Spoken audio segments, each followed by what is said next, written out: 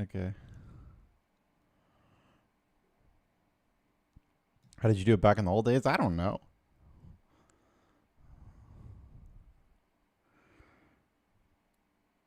I mean, I feel good other than the fact that I'm hungover.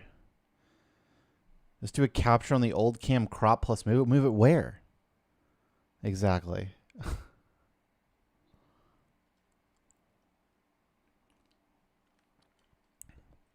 Yeah, well, ever since I started doing commentary on other people's runs, I was like, well, I kind of want the original camera too.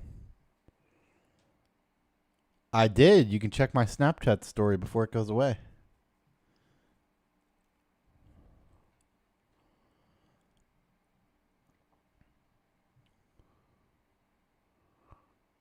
Oh, what do we think about this volume? However, a Rash La, Squirtle with 29 HP and 31 everything else. How's that? It's a little low. All right. What about exists on an early frame on one of the IDs. ID 5259. Actually, do I even want volume? I don't think I do. I don't think I want volume. If we... Well, yeah. Well, there's no game audio, but that's okay. Please align cam with layout.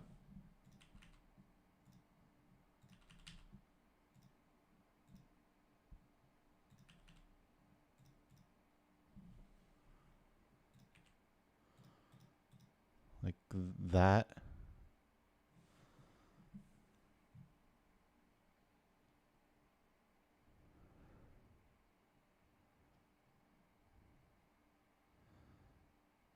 That's why local recording without live commentary.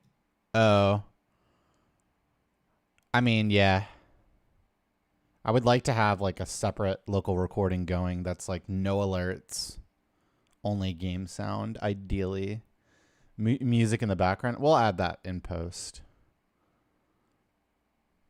I think we were over 3K between Twitch and YouTube combined.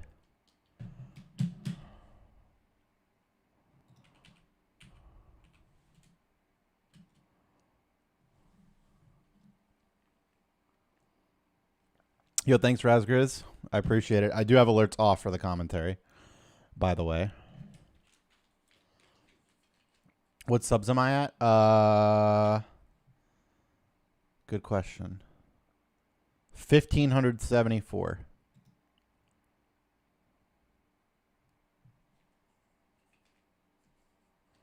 But obviously a ton of those are gifted. Yeah, the Arcadius likes to add like relevant music, so like, you know, Cerulean City for when we're in Cerulean City and Celadon music for when we're around Celadon. Put that really low on over the commentary and post. Will you add the percentage? Yeah, I'm going to try to talk as much as I can. That's all I could say.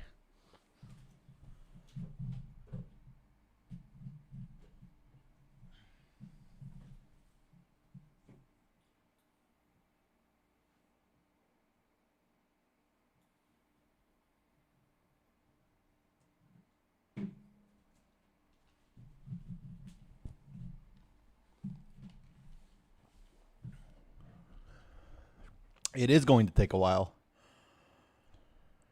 I did destroy them. Nope, this is my only record.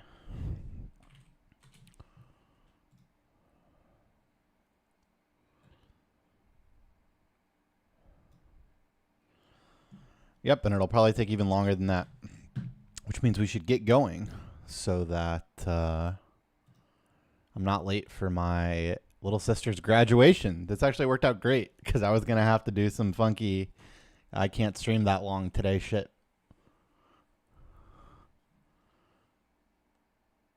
With the LSU sweatshirt, like I don't own 7.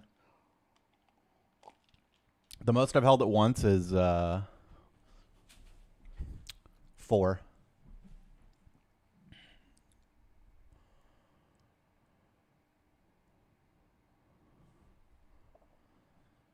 Darren, welcome back for 94 months. I'm not gonna be doing sub thanking and such while we do commentary. But yeah, I'll probably do Sapphire. We'll talk about plans after this. I don't know exactly what I'm gonna do yet. Like I'm moving next week. I know that, so I might take a little break. We'll see. 85 streak. All right. I should fill up this water and then we'll go.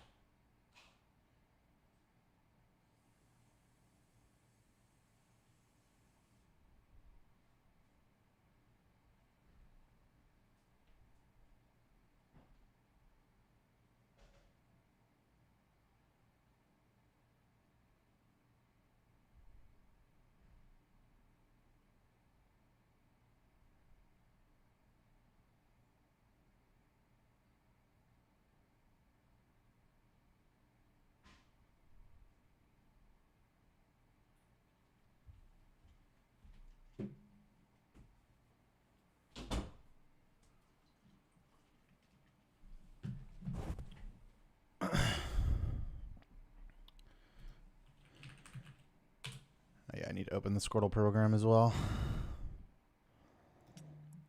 But just for the beginning. So we can talk about if there was a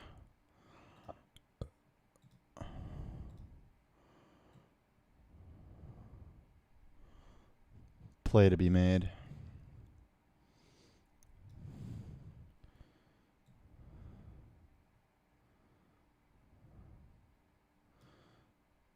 Submit the run before you start. I don't. Do I have a video of it? Though?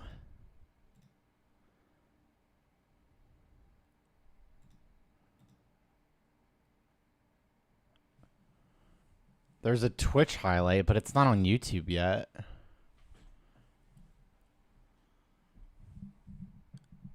I'll make a record submission version.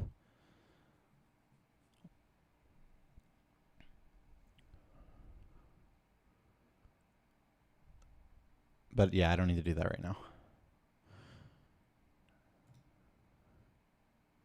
Okay.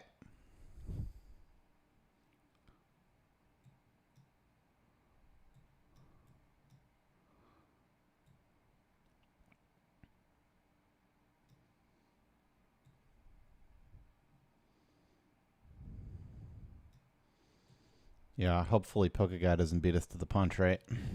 That surely would never happen.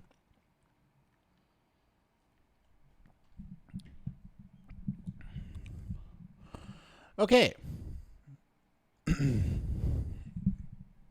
Make sure I'm in my box. That's right. Okay.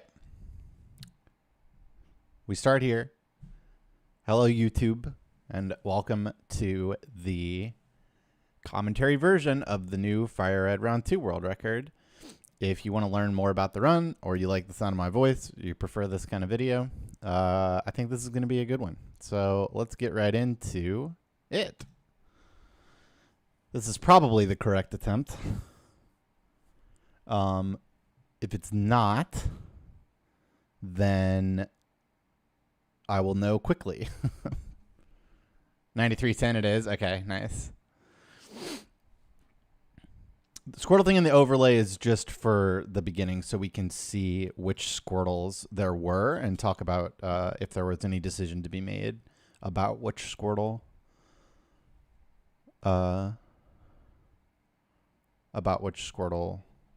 we chose. So right now I am going to check my trainer ID, and I'm actually going to do the same thing if I was on a run. I'm going to put this trainer ID in. So this was 3146. And this is what I see. This is the list of Squirtles.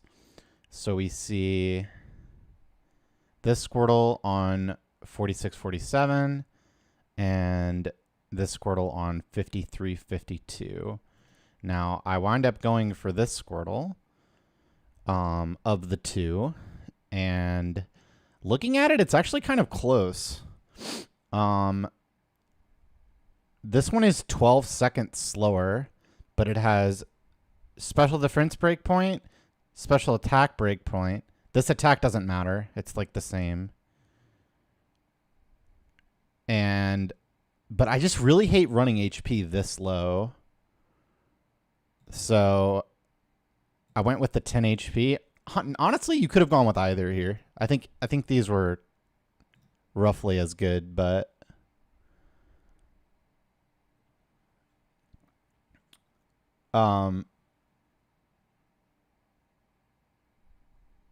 anyway, this is the one we went with in the end. It was definitely the earlier Squirtle for sure. So we don't need that anymore. Now we can see the stats.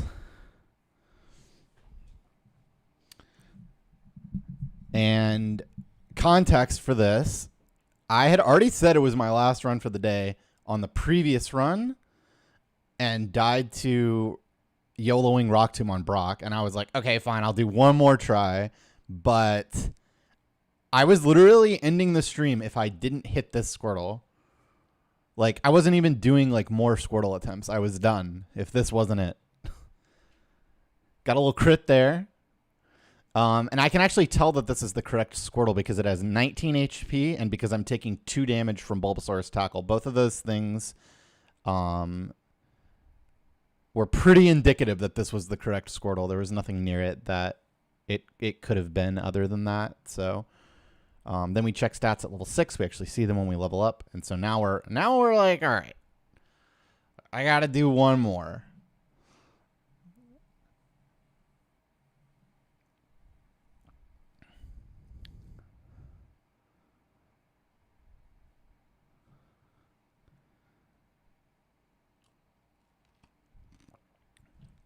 See level 2 rat.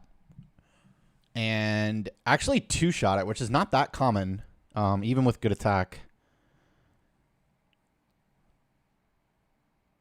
So we've actually already saved 2 turns. And this Squirtle was on a relatively early frame. So this time is currently amazing.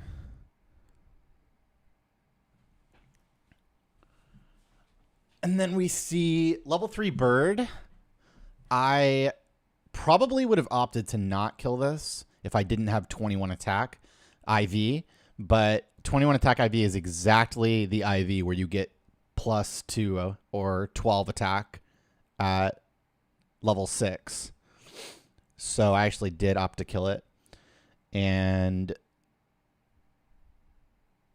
the reason you kill the first thing is so that you get Water Gun after Brock.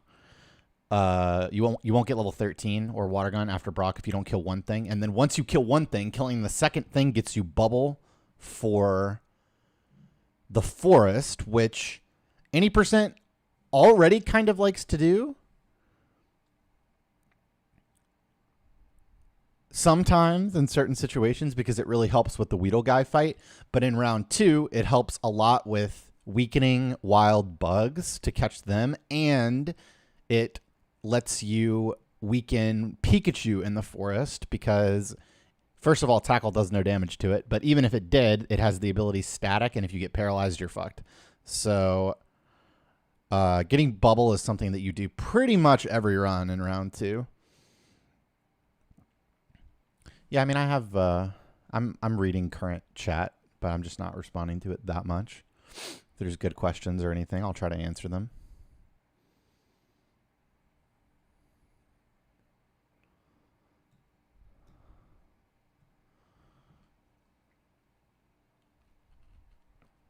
That's right, there's 2 of me.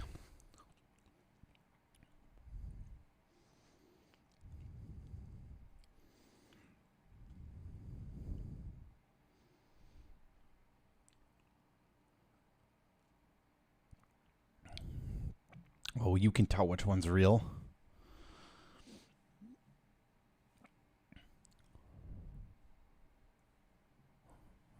I'm decently hungover. So now on the way up, we don't want any encounters other than level 2 Rattata is acceptable. We can actually catch that. I want to say that happens, right? Yeah. So this is the only encounter on Route 1 that is worth catching. And the reason for it is, you see we chunked them really hard there. You either hit them to... So basically, catch rates work in breakpoints. Once you bring it past a certain HP, it becomes dramatically more likely to catch. And this Rattata, this level 2 Rattata is always at least 78% to get in the ball. It hits that breakpoint where 78% is online. We actually get a breakout there, which is horrible. It's like the one argument to not do it is that now I only have 3 Pokeballs for the forest, and like, you know, in a perfect world, I'm catching 3 things in the forest, so any more breakouts and that would be very bad. But we make it to the end here. This is 709 with Rattata. This run is extremely good right now, actually, even with the breakout. The start is really good.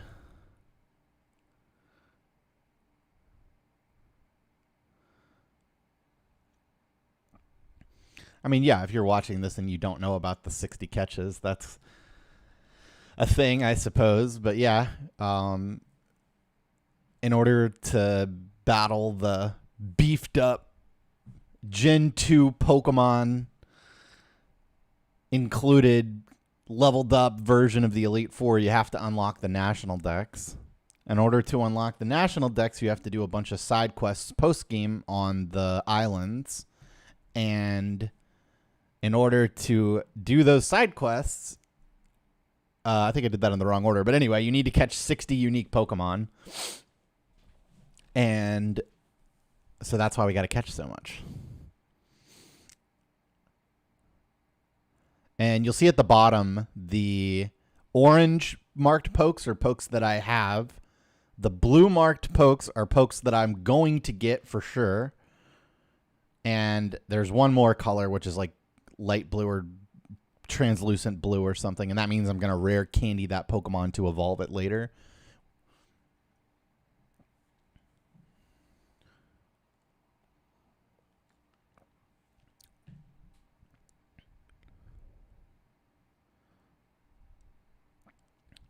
So Forest is both less and more painful than it is in any percent, because like in any percent, all the encounters are bad. But in this run, it's, you know, you have Caterpie, Weedle, Pikachu that are actually good. We don't get any of that. We get Kakuna. You can tell I actually look triggered because I'm pretty sure that was the next, like the run prior to that also had Kakuna first encounter. And we get the Caterpie, level 3, likely to be 78% after a hit. Yep. So that's enough. Basically, it needs to be, what is it? I think it's under 55% HP to get the 78% for Pokemon with really high catch rates like that. So that is solidly a gun flip. One ball it. And then we actually make it. So 2 encounter forest, one of them good, already pretty good. Sub 10 guy with 2 catches. Oh, dude, this I think something crazy is gonna happen. If I remember, yeah, this is definitely what happened. Okay, so Weedle Guy's scary. His crit does 7 and 9. Poison fucks you up. Okay, yeah. So I get Poison Sting here. I'm actually pausing. I get Poison Sting here. It doesn't poison. It wouldn't have killed me. But this is like a pretty key decision point in this run. Is like, this looks really bad because you're 50% to die to this Poison Sting.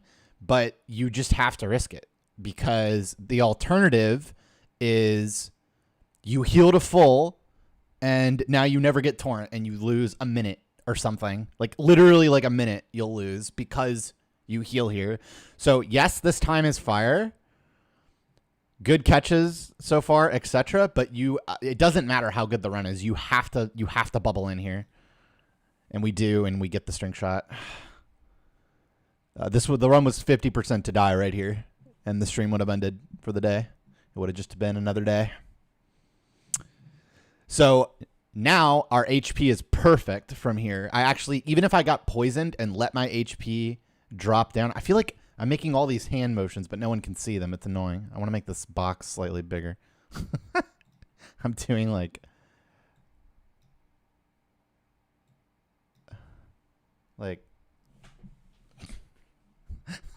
okay. I mean, yeah, so it's a YOLO, but not really a YOLO. You just have to do that, unfortunately.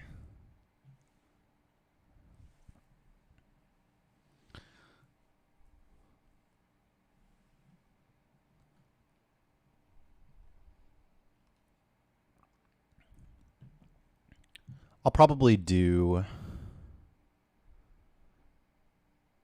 Sapphire next.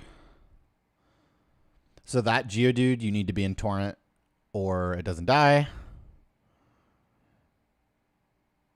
Just one reason you need to set up for Torrent for the gem. Then Sandshrew is, it's like 80%-ish to two-shot. We get a good roll there. 80%-ish with Torrent. Without, it's like a shitty 3-shot range. So we keep our good HP.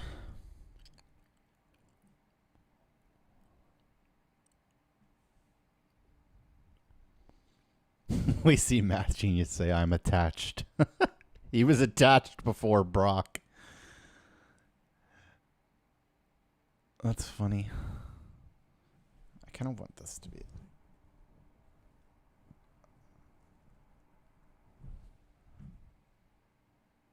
Sure. You called it. This is literally it. 0 chance of failure from here.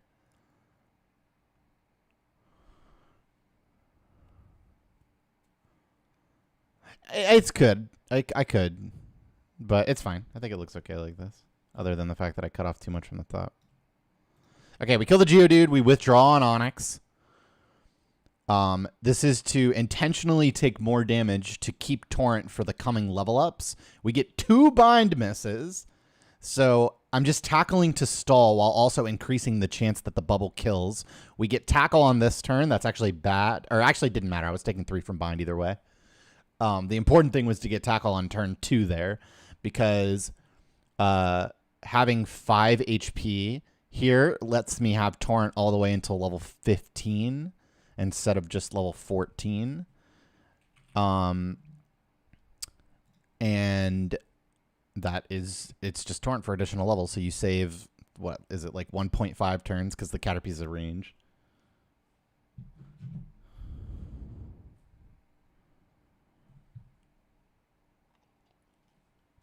So this winds up being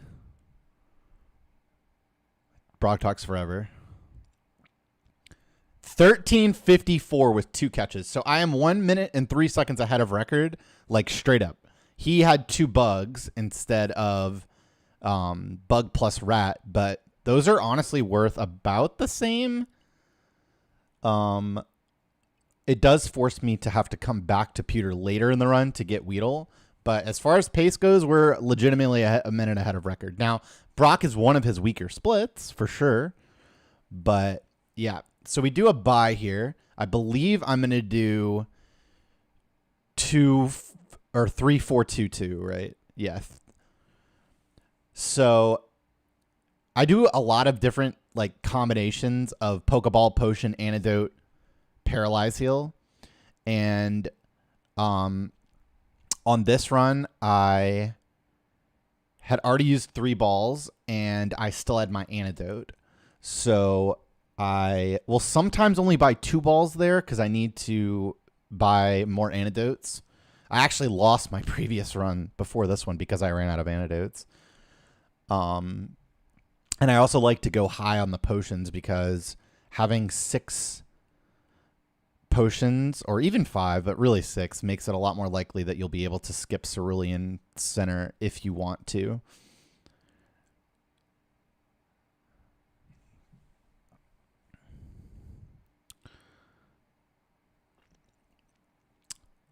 So we get to see the power of Torrent on Route 3. Every single thing on Route 3 is a 2-shot without Torrent and a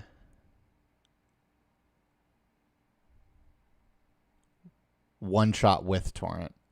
So every time one of these bugs dies, imagine it not dying and then string-shotting me. And then you lose 10 years.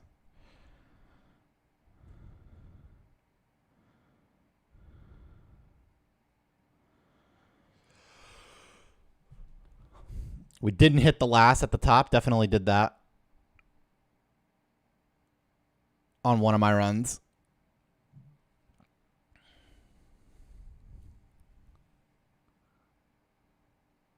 Somehow, I ran into her.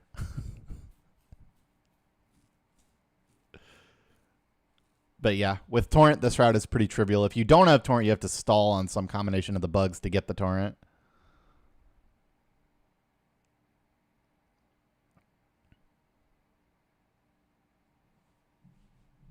Oh, it's Irish car bombs. You guys should know that.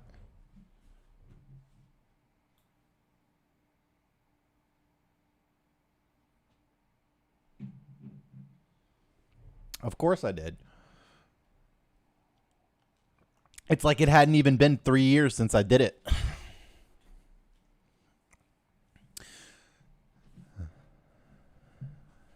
I didn't make breakfast and lunch choices yesterday. So this is level 15, where if Onyx had used Bind instead of Tackle, we wouldn't have had Torrent for this. This Caterpie is a damage range. And then this Metapod just doesn't die. It does make it a little bit easier to catch Jigglypuff if you're not in Torrent, especially the most common level 3 ones. But you'd still prefer to be in Torrent than not, because Jigglypuff sucks and is bait anyway. So we go for an encounter here, trying to find Spearow. That's ultimately the goal of Route 3 and Route 4, is to get Spearow. That's a guaranteed catch from there. He has 3 moves, and one of them is Peck, so 1 and 3 to take damage there. We don't take damage, so it's at this point in the run where I'm looking at a number of factors to decide which optional trainer in Mount Moon do I want to fight, and there's a lot of factors to consider. What your defense is, what your HP is, how many things you've caught, how many balls you have, etc. So this situation is actually pretty clear for me, at least. I have 4 catches that are not War Turtle, which means there's 1 open party space. And I have 13 HP with really good defense. So I am going to not catch Zubat here because I don't want to take the damage from it. And if I caught Zubat, it would fill up my party, forcing me to take Cerulean Center to then make more party space to get Abra in my party later. So I'm also going to pick up the Persim Berry here. This heals Confusion. And the reason that I'm doing this is because I think this is actually 50% for Water Pulse, is it not? Yeah, I had enough special defense to where this is, I'm 50% to get Swift and 50% to get Water Pulse. Starmie just chooses whatever move does more damage to you, or whatever move that it thinks does more damage to you. So if you have very high defense and very low special defense, it will generally Water Pulse. And the reverse is also true. So sometimes I'll pick up the Persim Berry when it's 50-50. Sometimes I won't. More often than not, no. But this run is really fucking good right now. So I opt to play on the safer side and pick up the Persian Berry. The Persian Berry does, it can save you from confusion on more than just Misty. So it's not like you're picking it up just for Misty. But, oh, this was kind of cute. Wait, I actually want to turn the volume on for this. Because this one's funny. So if this rocket or if this hiker walks up, then he threatens walking up again and seeing you.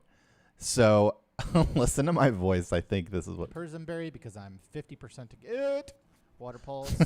like, Persian oh Berry shit. because I'm 50% to get. I had to react to that. Because if I didn't react on that exact Persian tile, Berry right? because I'm It's like 50%. yeah. So if I didn't react and go up on this tile, I was risking him hitting me. Now, it wouldn't have actually killed the run. I would have just not fought Rocket if I hit this guy. But yeah. To get. Water Pulse. He kind of snuck up on me there.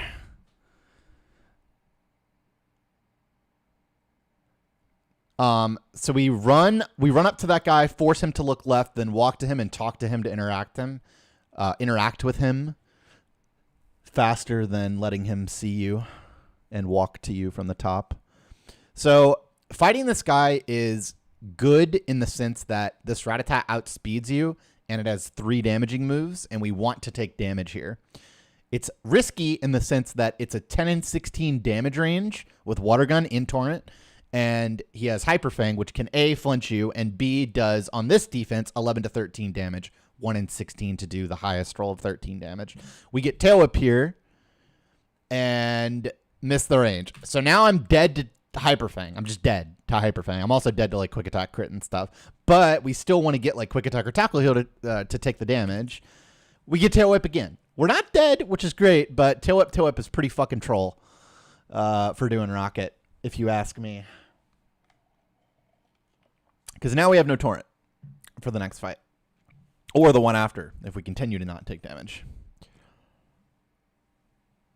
I have lost runs because I wasn't in Torrent for the next fight, and the Zubat doesn't die and no Supersonic.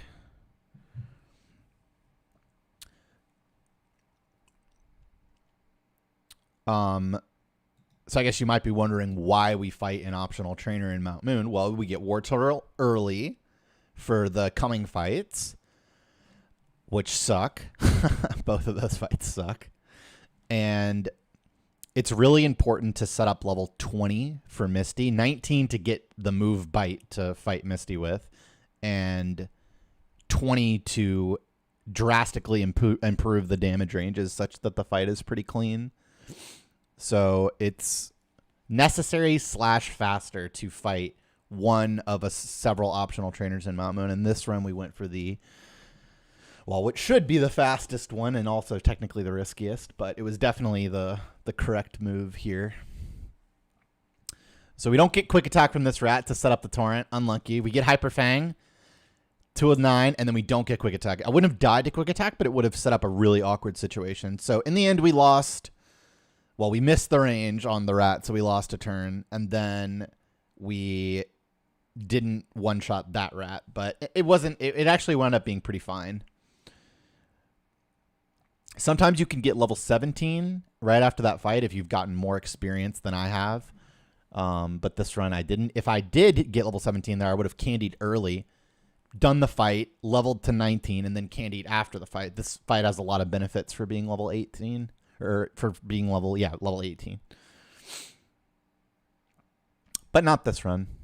Get hard in there. Pretty happy about it. Could have died to like pound crit high roll, or poison gas was horrible, or disable was horrible. We actually outspeed the Voltorb here because with exactly 31 speed, you outspeed. Speed tie otherwise. And get the 9 and 16 range. Pretty sick. And then this coughing is 14 and 16 to die. Have lost runs to missing that range too.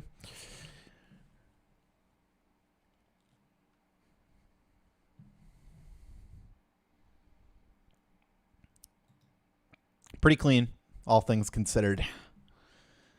Happy to not be dead.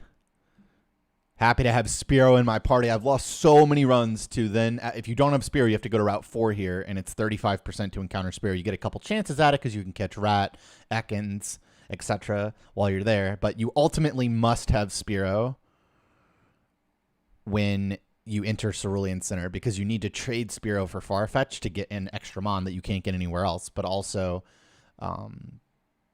Farfetch'd learns Cut and Fly in one party slot, which is really valuable for this run. Teach Mega Kick here. Gotta do it. Necessary evil. Only way to handle various grass threats in this run.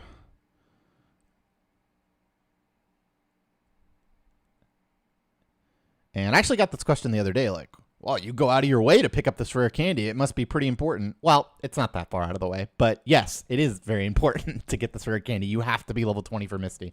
Like, the difference between level 19 Misty and level 20 Misty is astronomically bad. Like, you have to be 20.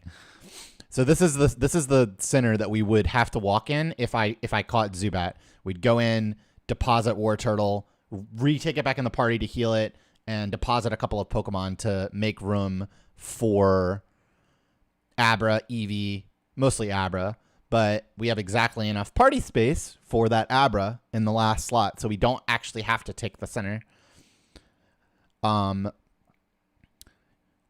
This can be difficult because it can be hard to have enough potions to do this, since you have to invest 2 into healing. But and then, like, compared to any percent, you're skipping the Mart in Vermilion. That's part of this, like, kind of new late surge era, is you skip that Mart in Vermilion. So you have to buy more repels in your first shop to cover your repel needs for a longer period of time. So you don't have as much money to spend on potions as you do in any percent. You actually also sell Rock Tomb to achieve that. So it's Misty time. We bite. It hardens. We're happy. It can Water Pulse there. Good range. It's 93% to 2-shot. If you miss the range, you Super Potions. It's really slow and sad. Standard Staryu. So now we're 50% Swift, 50% Water Pulse. We get a Swift. We're happy about it.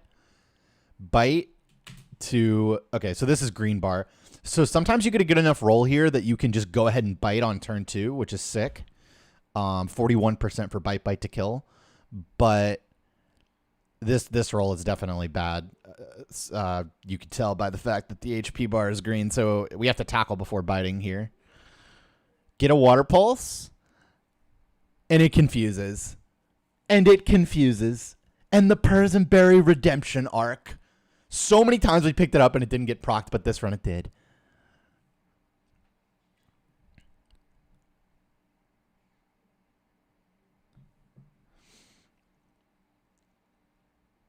Exciting. Okay, now, this is some bullshit.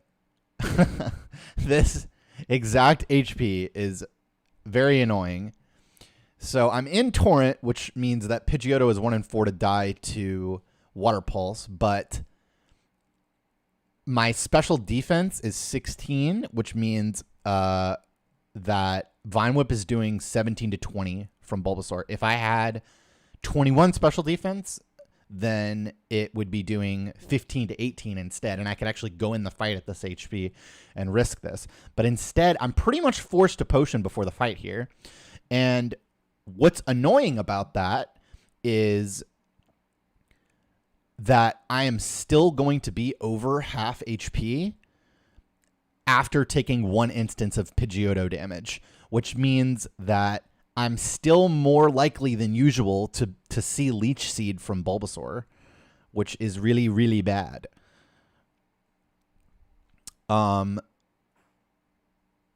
Teach Water Pulse and Potion in 2 separate menus here. It looks stupid, but the TM cases register to select, which just goes boom and then boom, and you're out, right?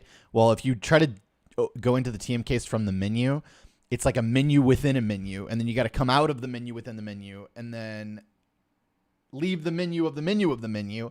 And it's just way slower than just having the TMK set to select and doing it in separate menus. Okay, this fight sucks. This fight kills you a lot. This fight's scary. We get quick attack on turn 1. We're so happy about that. That could have been sand attack.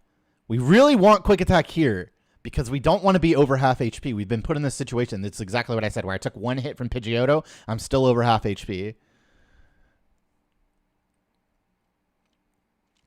So Mega Kick doesn't kill here, so we bite. Sleep Powder, pretty standard there. So now we're praying. We're praying that it doesn't Leech Seed. We're praying it doesn't Leech Seed. Just Vine with me, bro. He Leech Seeds. It hits.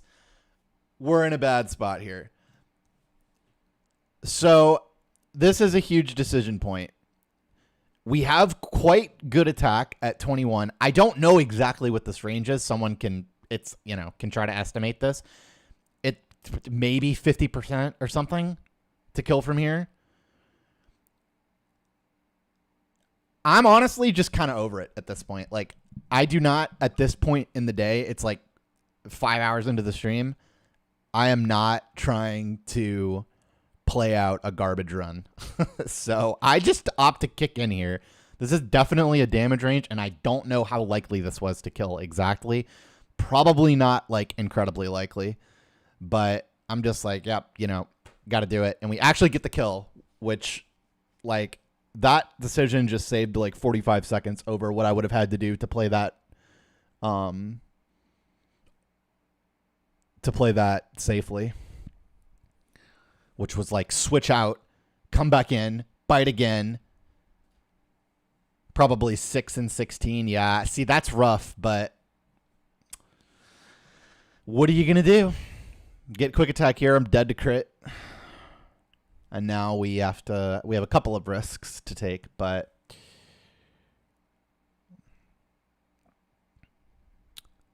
I mean, considering the pace of the run, I'm not going to sit here and say that it was correct to kick in there.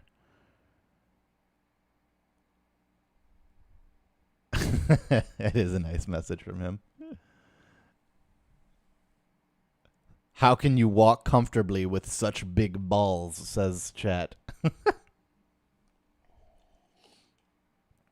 So that was the second kind of large, like, we could have died moment, I'm not going to sit here and say that it was correct to go for kick there, but I'm not going to say it's incorrect either. It's just a rough spot to be in, knowing that, you're like 50% or something to just kick and kill, or you lose 45 seconds to a minute, swapping out, killing the Leech Seed, potioning because you're dead to Vine Whip, coming back in, biting again, getting sleep powdered again. Now your awakenings are in trouble for the like. It's just not a good line. It's just shit. Anyway, that fight's free, but this is the only, like, was I not? I was at 20. Was I at 24 there? Oh yeah, I was at 24 because I hadn't taken the other tick yet. True. But yeah. So this is like the only dangerous thing pretty much left, is that I have to kick this. It doesn't die to anything else, and it's 50% to absorb if I miss the kick. So I'm 1 and 8 to die to this Oddish, but we just hit the kick. So thank goodness. That was like the last scary thing for a little while.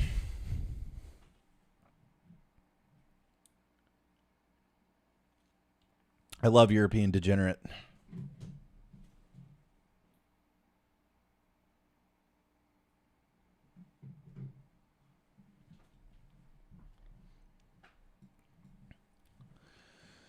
So yeah, rest of the bridge is free. Just basic stuff like the Sandshrew barely dies to bite at level 23. So you bite to avoid super effective text. Saves about 1 second over water gunning. And then this Ekans dies to water gun and torrent, but not out of torrent. Water gun is less letters than water pulse and 1 input closer, so faster to water gun if you know that it dies to torrent water gun. Just little stuff like that adds up, but no actual danger since everything just is outsped in one shot.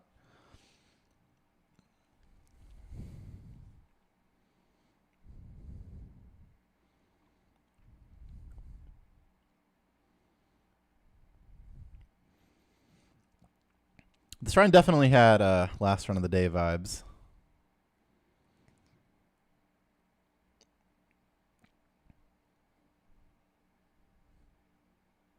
You can check my Snapchat story to see what I celebrated with.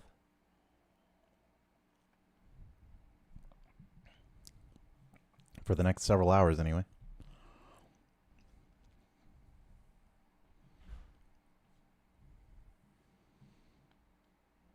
I think I forget that.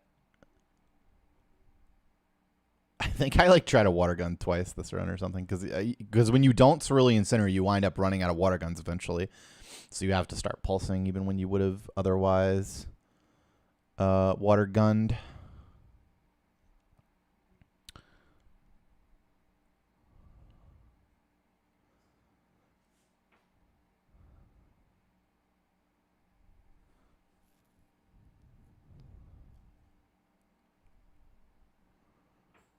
Doing all right. Doing only 3 hours of commentary to go. This is like the slowest part of it, though. I could even skip through this, but I like to just watch the whole run when we do commentary. Even though all of this is just press right button. You got to press the right button. You could still press the wrong button. I've done it before. So we have a decision point here. You can fight one of two hikers here. Technically both of these hikers right here on screen are optional, but you have to fight one of them to progress. So you choose whether to fight top or bottom hiker based on A, if you're going to be in Torrent for level 25, and B, if you have bad attack less than 15. If either of those are true, then you fight this guy because you need to get one extra Pokemon of experience between this or a similar situation in Rock Tunnel where you have to fight one of two trainers, and this guy's an extra Pokemon to get the experience with. We were in Torrent for level 25 for sure, and we had good attack, so yeah, it was still worth fighting top hiker here. So now we have to set up this spinner pass. And I'm going to actually watch this again. So I delay pickup here, and then we turn and then open them. Oh, that was really fast. Fuck. We turn and then open the menu to make sure he hasn't spun left here. Right? So this gives me time to react to it. And I've set up the pass such that if he hasn't turned left, he won't be able to turn left by the time that I pass. Then I'm going to walk right, because if I run right, he'll look at me. Run up, run right, forcing him to look up. Walk one down. Wait, why are we freaking out? Wait, he won slots on the commentary stream. Oh my God. Imagine this. I can't believe it. It's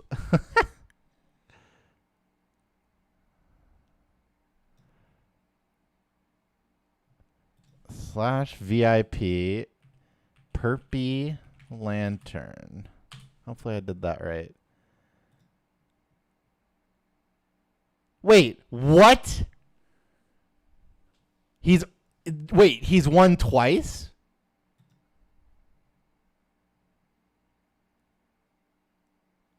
Does that make him mod? Okay, we'll come back to this later. That's crazy.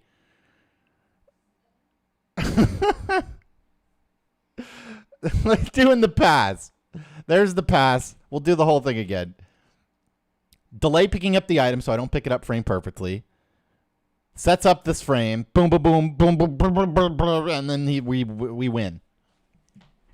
See? It's easy.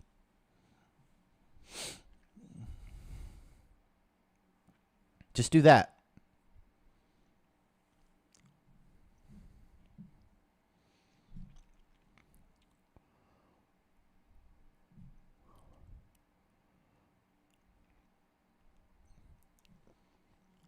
I can't believe the same person won slots twice on the commentary record.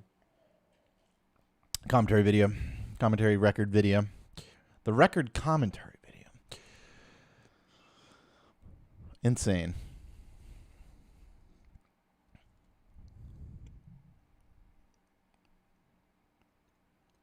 That's right. That's VIP world record. More killing stuff, though. We're really happy that Rattata didn't quick attack, because if he did, then this would have been a really annoying situation where I likely would have had to potion on, I guess, the second Oddish after pulsing the first one. Just too many things you can die to after you get quick attack there, right? Or no, I guess I was fine-ish.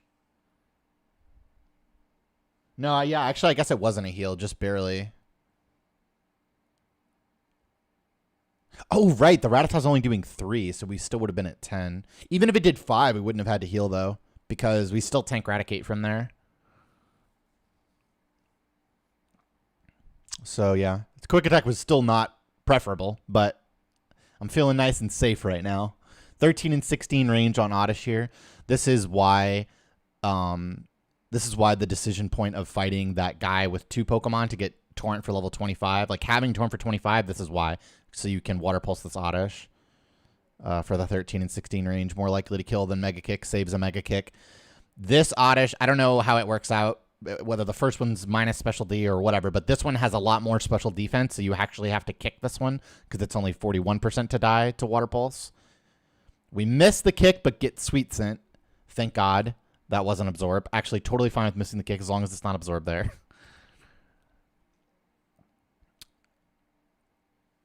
And then we do wind up getting Quick Attack from Pidgey for 3, but that's okay because we still tank Drowsy moves and Raticate Quick Attack. I think Absorb still does 6 to 8.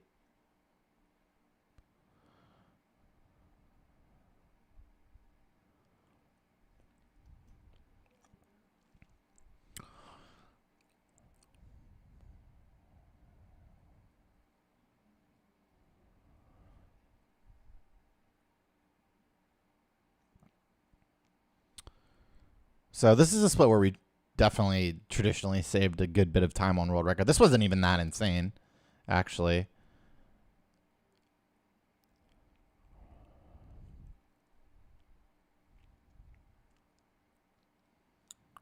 Saving 9 seconds, but we fought the slower trainer. World record fights the fast trainer there.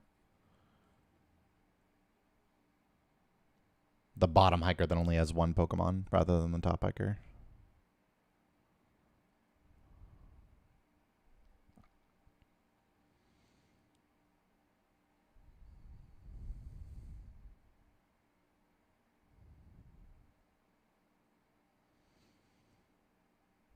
So I believe we have 1. Yeah, we have 1 kick left because we missed the one on Oddish.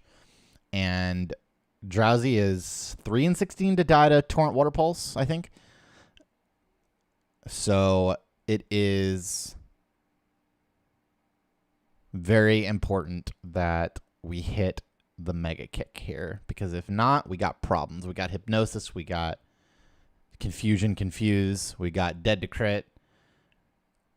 And then, so like, let's say I miss that and then he hits me with fucking Headbutt or whatever for 6. Well, now I don't have a move that kills him. So I have to potion. Now I'm not in Torn anymore. Then he puts me to sleep. Then I Awakening. It was very, very important to hit that kick. And sometimes you can actually have to pick up the extra ether by Bill's house because you aren't in Torrent and you already ran out of kicks because you missed so many already to kick the Drowsy, and then also this upcoming Raticate that only dies to Torrent Water Pulse or Mega Kick.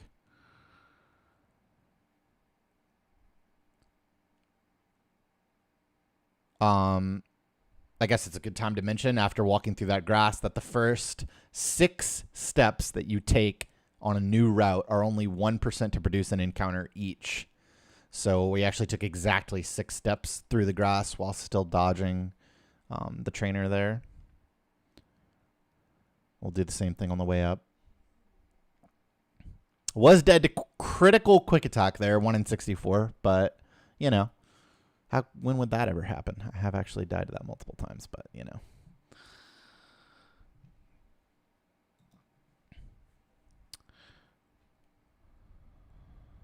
Take one guess what my Snapchat is.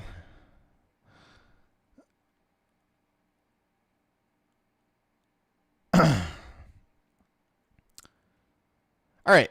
So this is where the run is a little bit different than it used to be. We are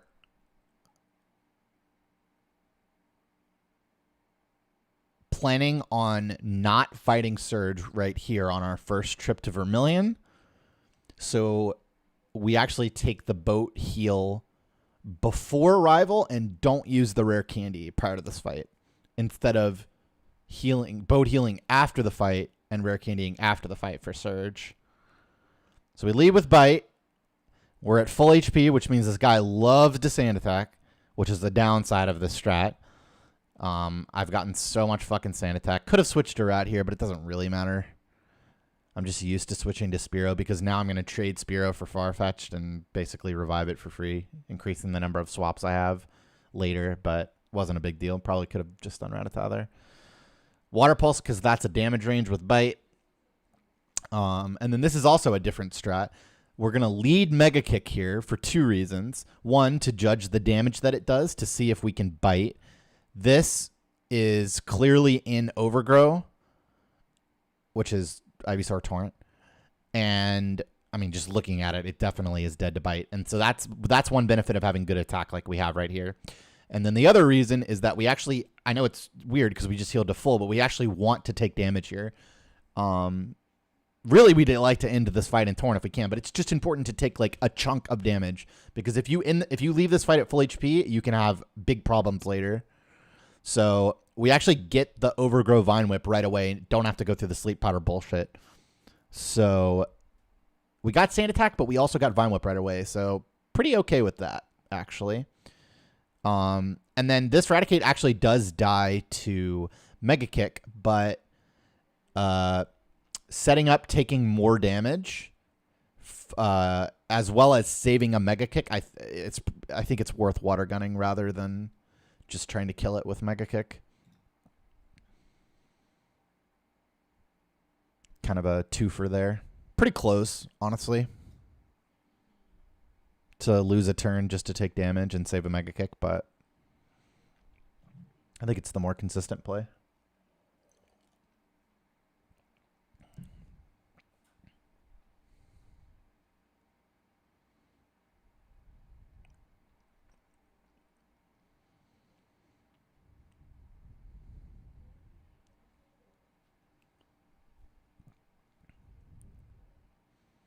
Give him a little rub and get out of here.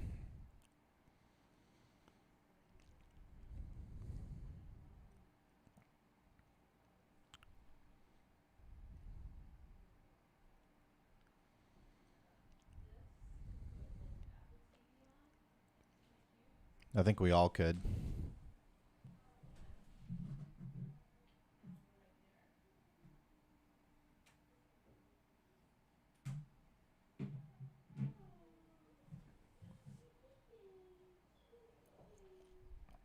All right, so old route would go and just fight Surge right now and die like 50% of the time because level 28 War Turtle versus Raichu with Shockwave and Double Team is not a good matchup, especially when it outspeeds you.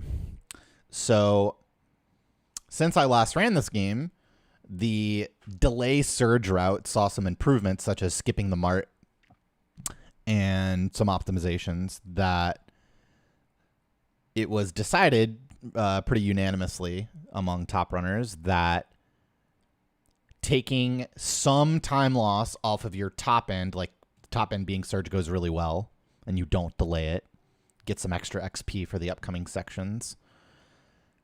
Delaying that so that you can come back later and get a guaranteed win on Surge is like worth it. Because it lets you get to the part of the game that actually matters. The part where you struggle to try to catch 60 Pokemon. You go to Safari Zone, 10 executes, run away. You go to Power Plant, takes 12 encounters to find Pikachu, etc. Getting to that part of the game more often is more valuable than, 30 to 45 seconds that you save from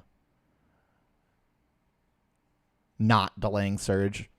And the thing is that even when you beat Surge, a lot of times it takes a lot of time to do it because you have to like do heal shenanigans and like you don't always get that time save for. It's not just like a risk that you take and then we get the time save. Like it doesn't always just go well. So this is the route we do now, where we got to come back for Surge later, but we're alive and we're happy about it.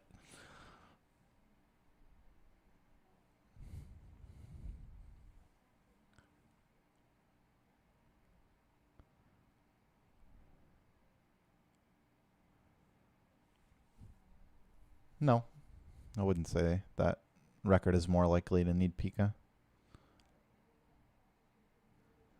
So we only lost 10 seconds to record split there. He has a really good split, and we got Sand Attack, so really happy with that, actually. Really happy with this run. Like, we're one mon behind record right now. Yeah? Yeah.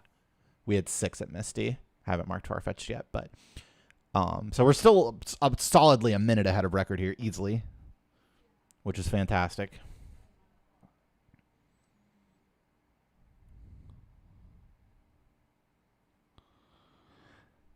This fight sucks.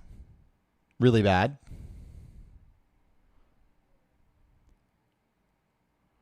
Yep, Puff is bait. Pika doesn't exist. So you have to kick, and now we have to bite this. I forget exactly what this range is. What is it? Maybe 10 and 16? But this is one of the ranges that's worse with 30 over 31 special. If you had 31 special IV, this is a 12 and 16 range. So you have to hit 2 kicks in a 10 and 16 range. If you're in Torrent, you can Water Pulse that and it dies. But this fight can actually, like, you could just lose a minute here. Miss kick, stun spore, heal the stun spore, come back in, miss kick. Oh shit, I'm out of kicks. I got to bite now. Oh, I missed the Bellsprout range on Poison Powder. But we just get the cleanest fight ever. And we're so happy. So now we're going to do a little spinner pass action. We're going to run down to the tile, the furthest tile we can that makes him look left. Get on the bike quickly and then just pass him. Probably, hopefully. Yeah, okay, yeah, so we did it right that time. I've actually been struggling with that one recently. But guaranteed way to get past the spinner. There's different ways to pass different spinners depending on the circumstances, but that's just a pretty easy one. Should have used bite here. Tiny mistake. I know that I'm biting Venonat since I'm not in Torrent and I don't have the attack to kick it. So should have used bite on the first Caterpie, but very, very small mistake.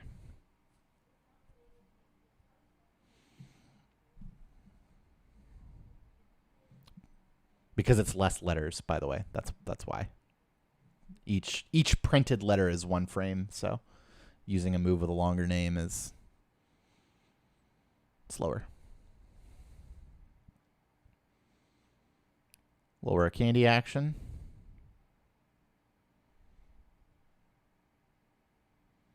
We walk inside this Pokemon Center because we need to be able to fly back here later to do Power Plant. Weird that I stepped left there. I never do that.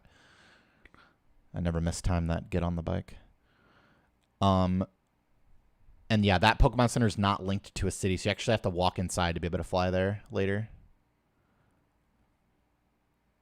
I delay my elixir. Sometimes you have to elixir in that menu, but I still have 2 kicks left since we got good luck up until this point, so actually delay the elixir.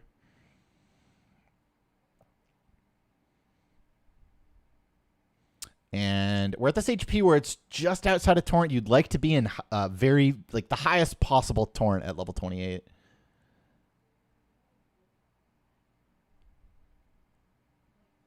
To make Oddish a bit better. Get a flinch on Slowpoke, which is great. Confusion Confuse can Ninja Run. Or Confusion Crit can put you in range to die to, like, Missing Kick on Bulbasaur or something. But we would actually have liked to take a little Love Tap there into High Torrent.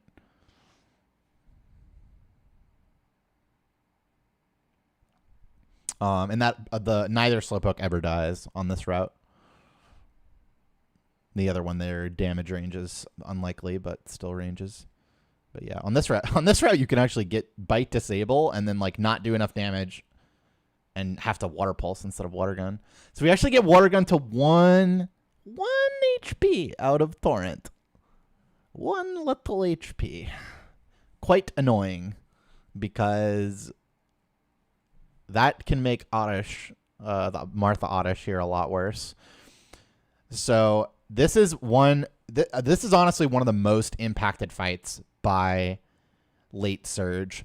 On the late surge route, you've used an extra rare candy by now, and you have the surge plus his minion XP. So you're a higher level for this Oddish, and you can just kick it with good attack, and it dies. But on this route, it doesn't die, or it doesn't die often enough. Even with really good attack. Pretty sure it just doesn't die. That you have to lead Bite. So we lead Bite, and then we have to judge based on how much damage this Bite did, which move we want to use here. If you're in Torrent, then Bite plus Water Pulse is quite likely to kill. You could even Water Pulse from like fucking here or some shit. Sometimes you have to Mega Kick on turn 2 if your Bite did like really low damage. Here we're not in Torrent, so our choices are Bite or Mega Kick. This Bite was quite a good damage roll. I'm confident that this is still a damage range, but that Bite was the better option. And we get the flinch. We're pogging. That was sick. And it dies. So we save the kick. Saving the kick there is also valuable because if I miss Bulbasaur and he hits me with, like, say, Poison Powder or Razor Leaf, and I don't have another Mega Kick to throw in, then I just have to Super Potion and then try to two-shot it somehow.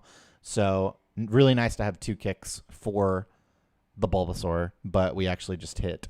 So really sick Martha. The crit was unnecessary. That was guaranteed with this attack, but epic Martha. I set up my repel. Boom, 1 away from the wall. I know that. Makes it easy for me.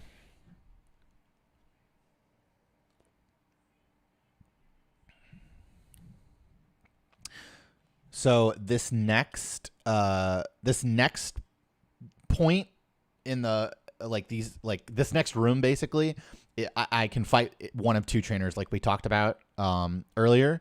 There's 2 trainers in this room. You have to fight one of them to progress.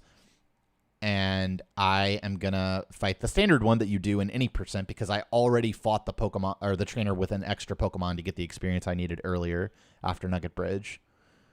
So this guy has 3 Pokemon. The other guy in the room has 4 Pokemon.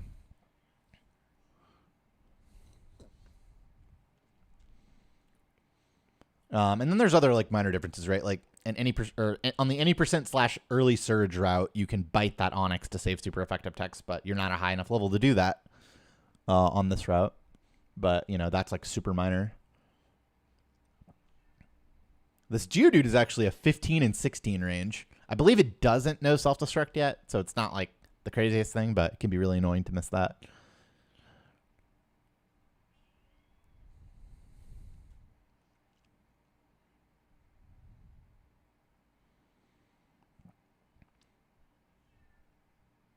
Now we use our elixir.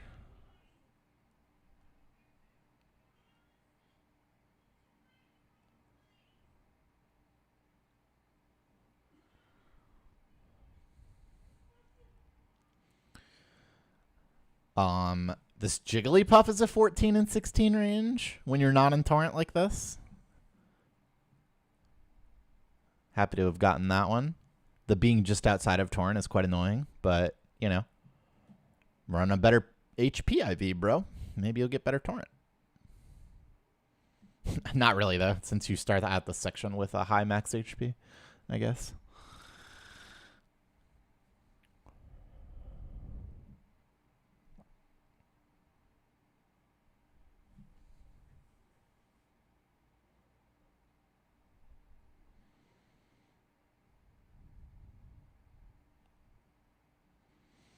I think. Oh yeah. So if I remember correctly, this spinner pass goes a little weird. So this is another situation where we need to run up to a certain tile, force the spinner to look in a certain direction, get on the bike quickly, and then pass him. But you have to do it in Rock Tunnel, so it's like scarier, right? Can't see anything. Actually, I want to look at the input viewer here. Bite those Geodudes to avoid super effective text again. But then, like, Graveler doesn't die to bite, so you have to Water Gun. So, we set this up. Okay. I don't know. This was so weird, actually. Okay. So we make it to the tile, the correct tile. I get on the bike, but I, like, my finger misses the up button, or, like, I'm not confident that I'm going to press up, and I just, like, freeze. I'm like, okay, let's take our time and make sure we don't fuck this up.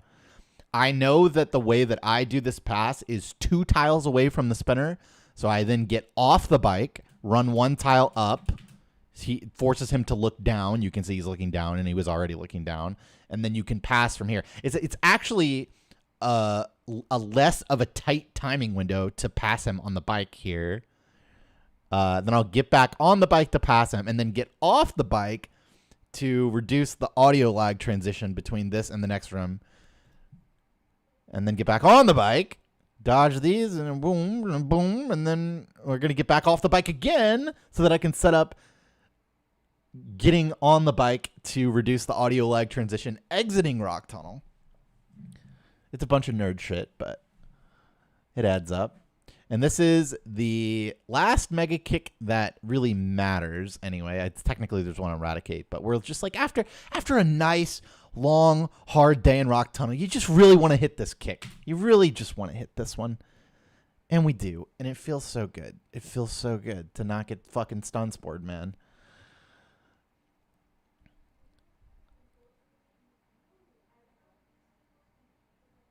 And then, as if that wasn't good enough, quick attack into Torrent.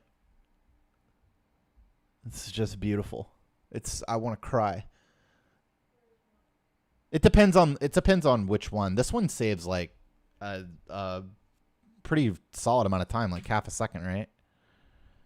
Get on, boom, boom. Just loads right away. So this guy you can hit. We actually did hit him once. It's faster to go here than it is to go all the way around. That's an Arcadius resub, not a trainer. That's right. So if this guy walks right, he threatens walking right again to see you. So as long as you react to him walking right and then go one right yourself, he can't hit you. But he didn't walk right here, so we just go straight down.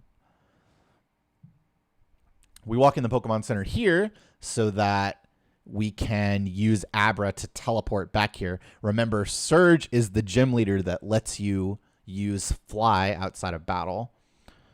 So yeah.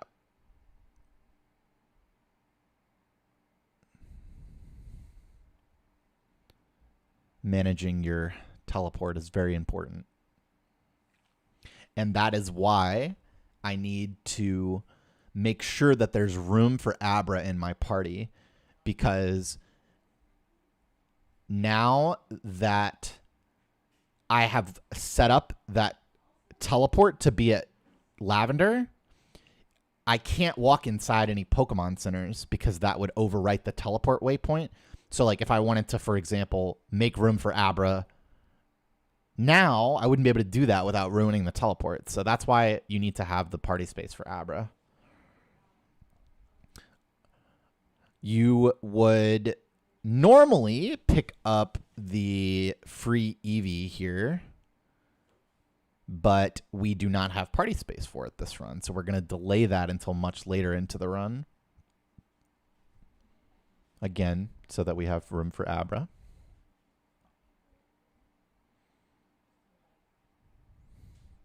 No, I'm not doing any runs of anything today. My hands are killing me.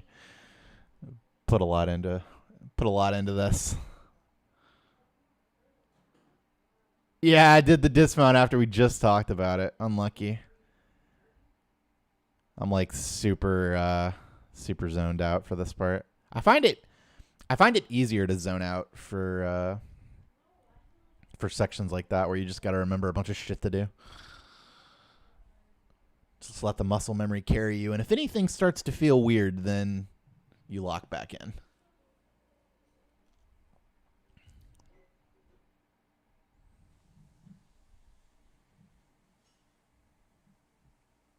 It was 1,163 days until we went without a world record. So we get to water pulse this because we got quick attack from the Pidgey. Dice to torrent pulse. Yo, 10,000 bits. Dulcet. Thank you. That's what's up. Sorry, no alerts right now. Not for the commentary, even though there's 10 million alerts on the, on the world record video.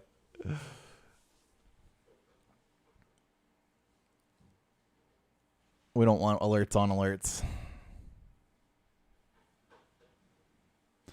So this PP up, I think the other PP up, we're about to pick up a nugget. There's a calcium we pick up. All of that is to sell for money. We need so much money in this run to buy X items for a fucking 3-hour run. Ultra balls to catch shit in. Max repels. Super potions. Evolution stones. It's this Leaf has expensive tastes. You have to buy so much shit. All of that is just selling for money. It's kind of funny how much you buy in this run, actually. Also, Eradicate quick attacked us there, which gave us Torrent for 32 as well. We only had Torrent for 31 there.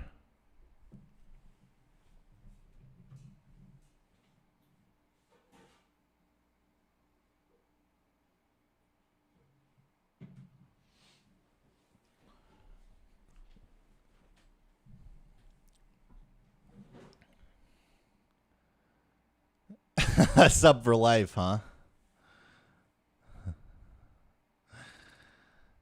That's right. You get to see what you said in world record. It's immortalized forever, both in the commentary video and the standard record video.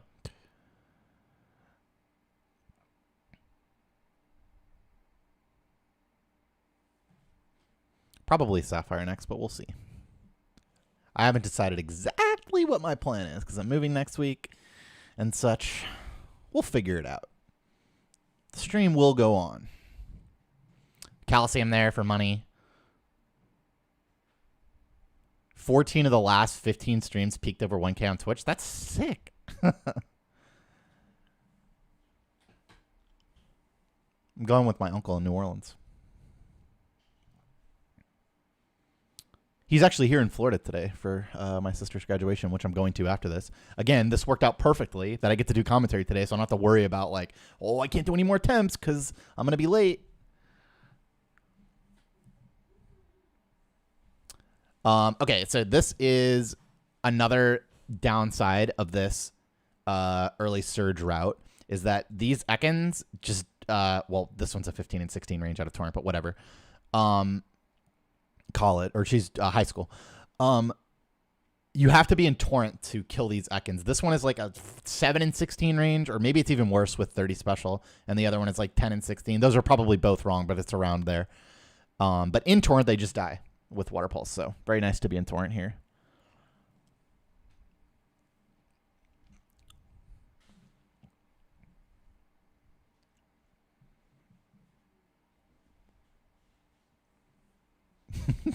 One-upping. I'm one-upping graduation.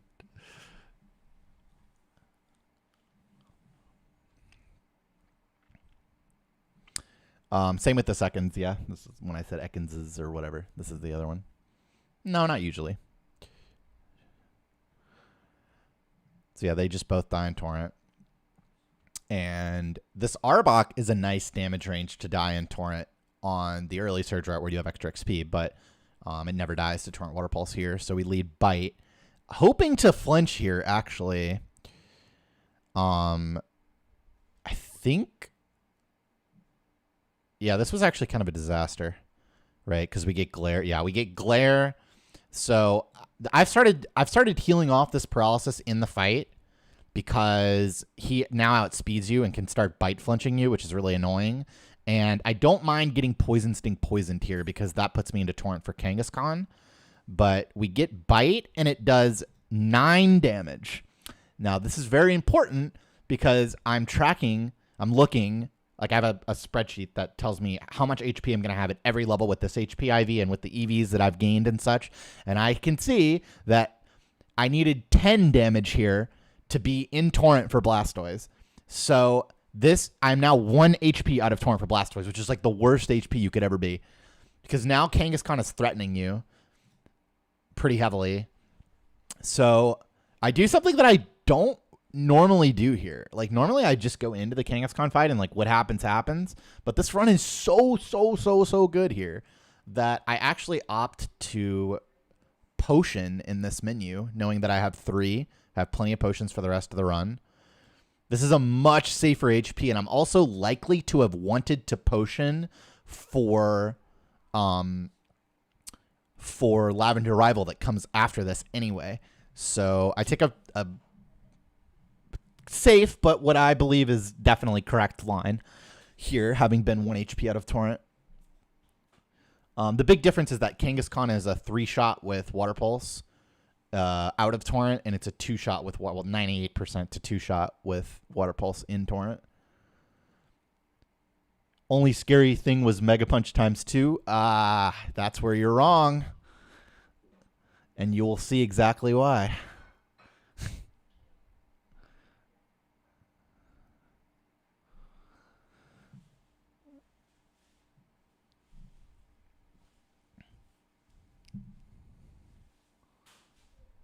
Not including crits. That's where you're wrong.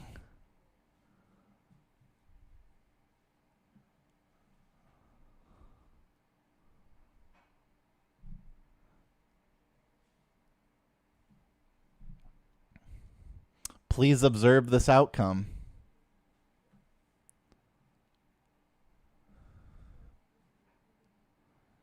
Where now we're 3-shotting with Water Pulse. Right? No fake out. We get Tail Whip. So now we have to Water Pulse again. He Mega Punches. We live on, what's that? The exact amount we healed for. Feels good, man. It feels so good. Fuck, man. If I died there, I would have lost it. But yeah, Mega Punch was also a threat there. Or even if we hadn't have healed, I believe Bite plus Mega Punch was a damage range to kill from 30. What was I at? 36? I believe that's a range to kill from where I was. Maybe unlikely to kill from there. Yeah, well, anyway. I like the play. Even double Mega Punch. Like, I just feel like there was not really a reason to not play around that there. Because by not potioning there, I also play around Fake Out plus Mega Punch also. And I'm just so likely to have wanted to potion anyway. That I felt so chill about potioning there. Now this is important. Normally, you want to buy Abra second, so it's at the bottom of your party, so it's faster to access its teleport, because you can go like, doop, doop, and then you're right at the Abra.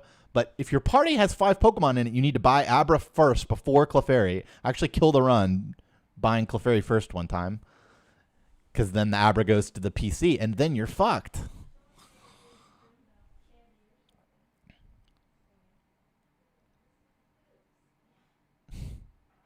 Yeah, that runs on YouTube, of course.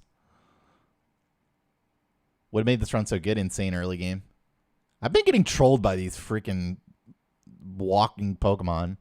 I actually think I should have gone down here on this first column. I think that was a better play than go all the way right, but let's not think about it too heavily.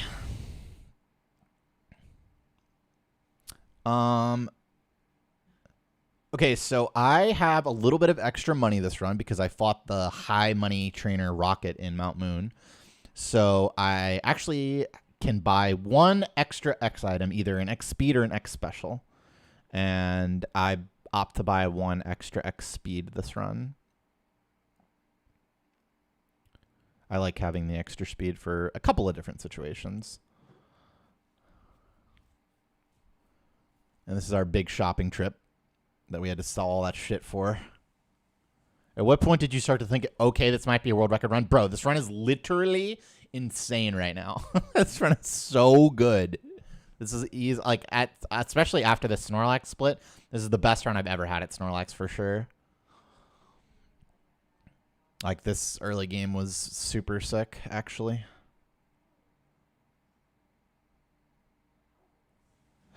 Yeah, get an extra special. I actually had I gotten Reflect from Alakazam on the final fight on the wrong turn, I would have actually been one X special short this run of doing the optimal strat.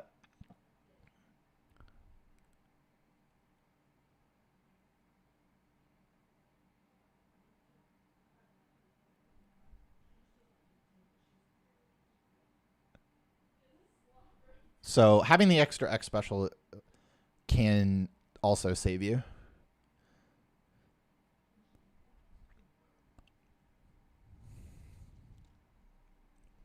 She goes up. Yeah, I remember that. I remember being like, yes, finally not a stupid direction.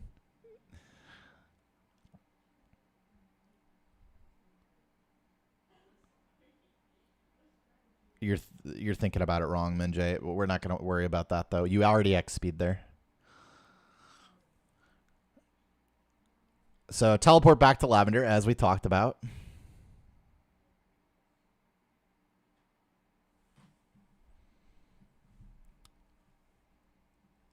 Single best play I made this run, YOLOing Weedle in Viridian Forest. But I don't know. That was just objectively correct. Potion for Kangaskhan I liked a lot too. Pivot for Lance 2 I liked a lot for sure. Two different strats we can use here. We're using the Guard Spec X attack strat. Hoping for Sand Attack on one of these turns because we were kind of lowish HP. Plays around a couple of things like getting crit. So really happy to see that Sand Attack. And then get Quick Attack on the last turn to kind of ruin it. But it's okay. We shall survive.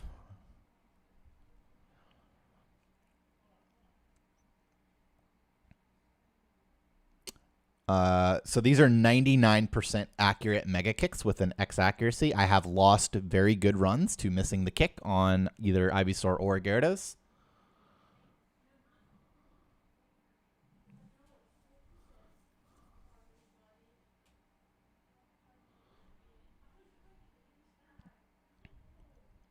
Well, I mean, we would have gotten the different outcome if we didn't potion, but yeah, I mean, given the same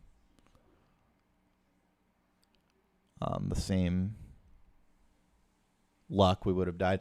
So I actually pussy out here. I still have a Mega Kick. And this run is so good that I actually switched to Water Pulse here because I don't want to miss. I'm actually confident that the Kadabra can't KO me from there, but I'm sure he's got some fucking kinesis bullshit. And I just didn't want to fuck with it. I was like, you know what? I'm really happy that I hit 3 1% kicks. I'm not going to do it this time. Yeah, I mean, he probably just disables. Probably. But you know what? Fuck him. I wasn't fucking with it. Yeah, he's got the same moveset as he does on Boat Rival. Okay. So we need to catch a Ghastly here. It's going to be, yeah, right there. On a bad run, I would just toss the Nest Ball here because this is a low-level Ghastly, level 13 and 14. If you just toss the Nest Ball, it's 78% to get in the ball. But this run is so good that I actually opt to just switch like a good boy and not risk the breakout into Curse, the breakout into Lick Para. And we actually get Curse for it, which lets us use the Great Ball instead. So we get super rewarded for being a little bitch, which feels great, not going to lie. Keep the Nest Ball for later endeavors. To be clear, the Nest Ball is a ball that lost 10 seconds for nothing, but I still have my Nest Ball. Oh, wait, I overscrolled here, technically. This was a mistake. So I'm like, okay, so this is what happened here. I am used to taking my TM case and swapping it up to where taking the berry pouch and swapping it up to where the TM case is here. But I picked up the Persian berry this run, which means that the berry pouch became active in my key item tag earlier. So it's already next to the TM case. So I open this menu and I haven't been picking up the Persian berry and making it this far. So I'm like, where the fuck am I? So I go down or right or no, wait, did I skip it or did I just pause? Oh, no, I'm just slow as fuck. Okay. I didn't overscroll anything. I was just really slow. That's acceptable. I was like, where am I? Where am I? Great Ball is 78% there as well. Nest Ball is guaranteed, though. This is another spinner setup. I intentionally let myself turn frame, which is turning a direction that you're not already facing, starting from a stationary position. You can see that, turn takes time. And then I actually pause here just ever so slightly to exit the state of moving to induce another turn frame, which now sets up this spin cycle so that when I press pause here, if she hasn't looked down yet, by the time I get the pause menu open, I can just walk past rather than having to actually go into the bag and freeze her. If you open your inventory or your Pokemon menu, then she's frozen for 32 frames no matter what timing cycle you were on. But just a little minor optimization to not have to do that. I was talking about the nest ball. So a lot of people always ask, oh, how the fuck did level 3 Weedle break out of Ultra Ball? Well, fun fact, level has nothing to do with catch rate at all, unless you're using a nest ball, a ball that works better on lower level Pokemon. So that's why Ghastly's level was important when thinking about which play I was going to make there, which ball I was going to use there.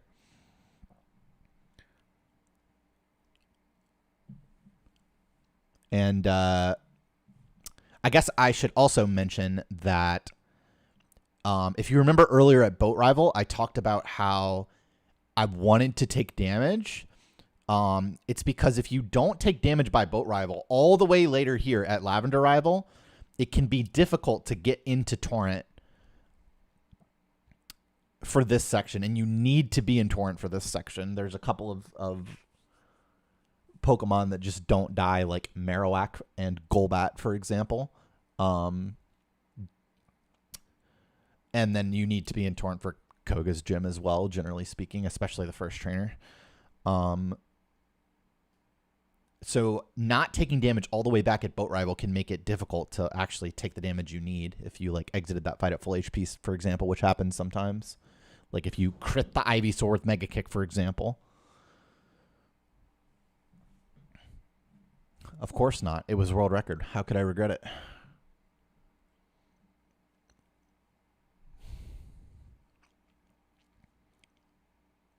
Yeah, so Marowak dies, Golbat dies.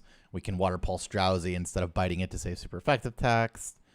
Need to be in Torrent for Surge's Gym as well, which is where we're going next.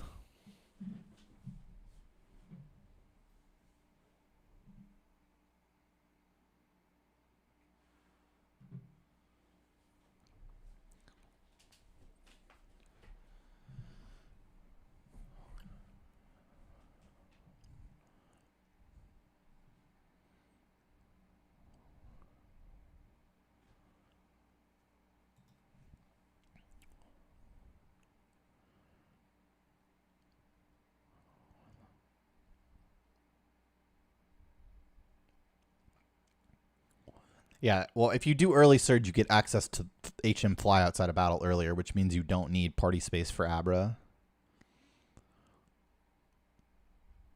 I'm not sure what I'm doing yet. If I'm going to do route learning over the weekend or just take a break. I really haven't decided yet. I got my little sister's graduation tonight, and I'm just we're gonna do that and then go to dinner, I think, and then just gonna enjoy it. I'm gonna think about it tomorrow. But yeah, as long as you have the proper torrent setup, all of this is good. However, I will note that I'm pretty sure that my HP is really bad right now. That's right.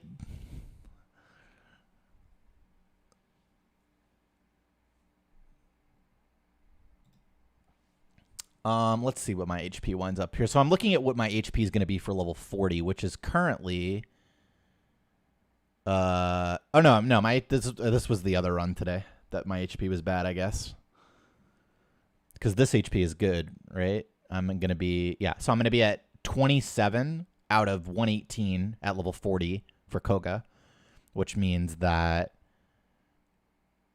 I can just Oran Berry, which I picked up earlier after Nugget Bridge. I can just Oran Berry to good HP. And good HP for Koga is in Torrent, but not dead to Sludge from Wheezing.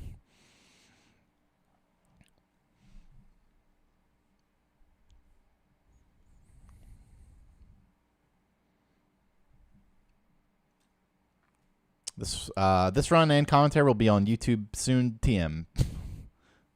In the next day or two, I guess, most likely.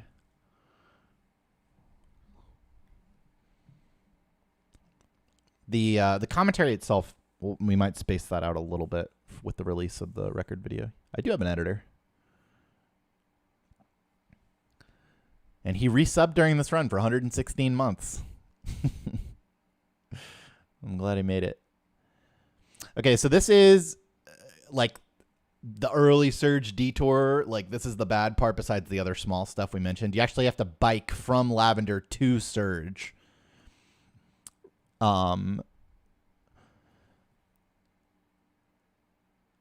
Like, this is a lot of the time loss over early surge is that you actually have to just come back here because you don't have fly yet. And that's okay. So this spinner cycle set itself up as long as you check these cans and don't do anything stupid. If he's not looking left here, you can just pass. He can't actually look on that cycle. But yeah, that's what makes Pikachu so strong, is that with early Pikachu, you don't need to go to Power Plant. You know that you already have Pikachu. So that means you can walk inside the Vermilion Center instead of the Rock Tunnel and Lavender Centers, teleport back here after getting the Fly HM, beat Surge, unlock Fly, and then fly back to Lavender rather than taking this bike detour. So that's one of the things that makes Pikachu super, super strong. All right, we get the trash can. We actually already got this trash can once today, which is funny. And now we save so that if the second trash can is wrong, we can reset and then choose a different second can. But we got the can first try, which is really exciting and means that this run is super, super sick right now. Like, this run at Snorlax was definitely my best pace ever, for sure. Like, this run is just so good right now. Like, I was consistently 45 a minute 30 behind record at Snorlax. I'm like okay with that to like continue. And this run is just like giga ahead. It's like 20 seconds to reset or some shit. You need to be in Torrent for this Raichu to die to Pulse. But this is assuming you're in Torrent, this is a 100% win rate fight. Nothing can go wrong. You outspeed everything and you one-shot everything. And that fight going really cleanly and quickly is part of the reason that this strat is viable.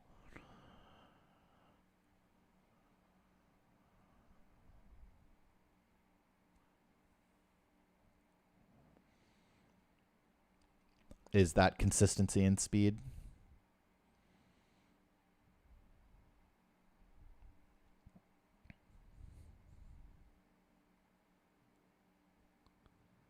So now we can fly because we beat Surge.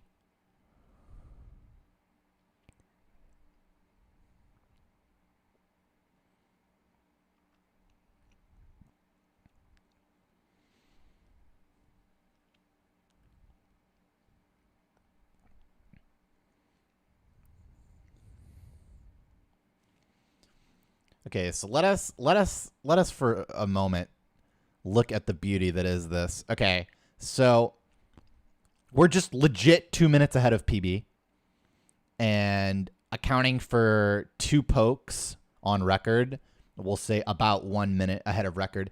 At Snorlax, record is really, really good. Record is good as fuck at Snorlax, and we're a minute ahead of that. So this run is absolute gigafire right now. This is more spinner pass cycle setup bullshit. So, oh shit. We go here, we delay by at least 1 frame and pause. This guy hasn't moved, so that means we can take this path. If he looked left or up, then we would take this path instead. Then we do it again, delaying. Sorry, then we do it again, delaying by at least, what is it, 7 frames? And then this guy looked left, so we can't pass, but we can pass above him, just not, obviously, down. However, now that he's facing left, all I have to do is react to him spinning, and I'll have enough time to pass. So I just wait here for him to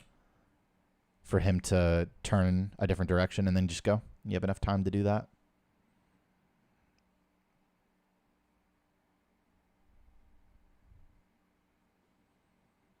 Yeah, I could have. Wait, could I have? Okay, yeah. So I could have done this, right? I could have gone here to pass here. Yeah. So this is something I never actually practiced, but Ananon is right in that with this particular lineup of bikers, once I'm on this cycle, I can actually go 2 left and then, or I guess 1, 2, 3 left and then down from here. I've never practiced that. I'm not confident in doing it. So I just go 2 left and wait for this guy to spin. But technically I could have gone boom and then straight down right away. But we wound up losing like less than 1 second or some shit for it. But I could have lost more if he took longer to spin.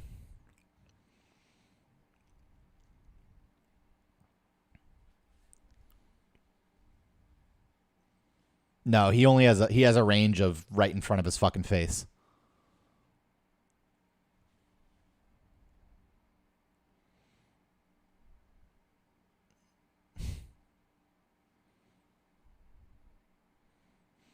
Okay, Safari time, and this one was a banger.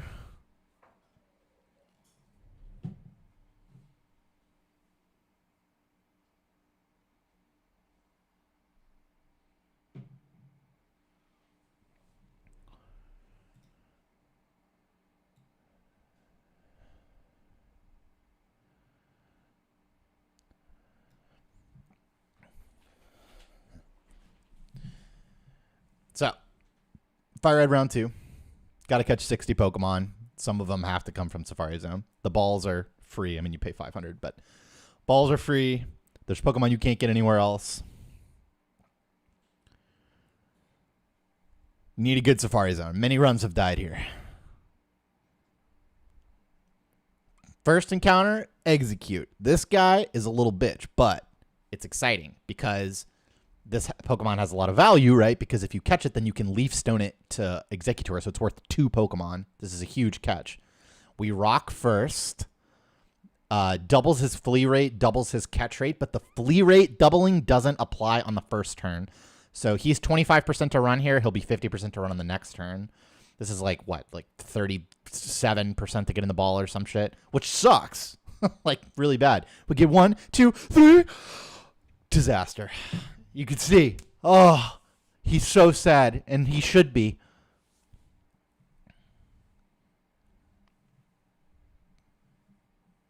Same with Rhyhorn.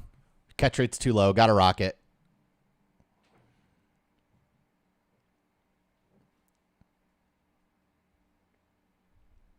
We actually do end up getting the Rhyhorn, though. So that was actually pretty good. Rhyhorn is a tough one to catch, and you can't get this anywhere else. Bait does the opposite. Reduces the catch rate, reduces the chance to flee. So a lot of times I like to rush all the way to area 3. I'll explain which area that is, but there's entrance and then area 1. This is area 1. A lot of times I like to rush straight to area 3, but I know that I already have Rhyhorn here, so that changes what I want a little bit, because the last area you camp in is normally area 2, which has Rhyhorn and Paris. This zone has Doduo and Paris, and area 3 has Venonat and Doduo. So I actually take a little bit more steps through the grass than I normally would here, because getting Paris here is a little bit extra good, because it means that I just can camp out everything in area 3 instead, knowing that my area 2 has become not great. Get execute again here. Already have Rhyhorn.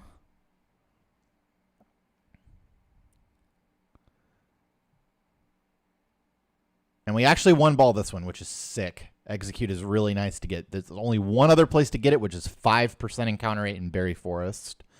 So super, super happy. Yeah. Over easy. Get Doduo here.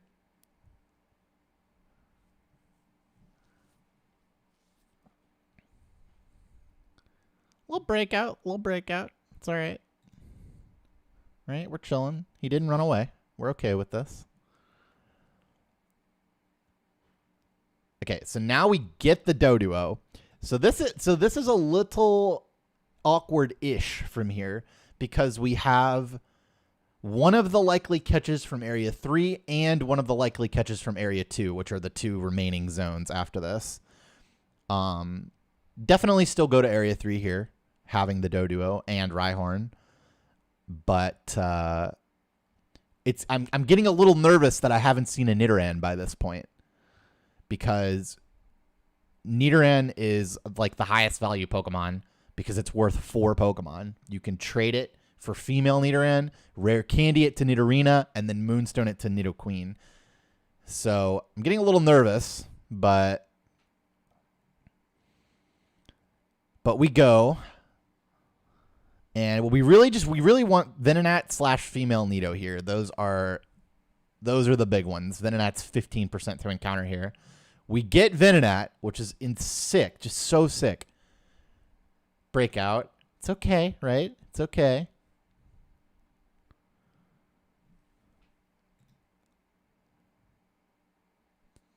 Breakout. Getting a little nervous, but it's okay. It's going to be okay, right? Third breakout, flee. This sucks. This is so sad that this happened, actually. Like, oh, we're just so sad.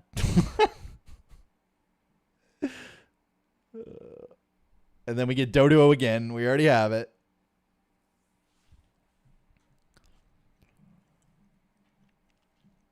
We get execute. We already have it. Oh, see, like this was just the problem. We were so happy. And then he fucked us. We get Doduo again. All of this is happening because the stupid Venonat fled and didn't get in 3 balls. 40% catch rate, by the way. But the saving grace, the female Nidoran, the savior. Female Nidoran is a 5% encounter rate and saves you a whole ass fucking trade in game. This thing is sick to get. Yes, Wave had female as well. So now we get Big Daddy.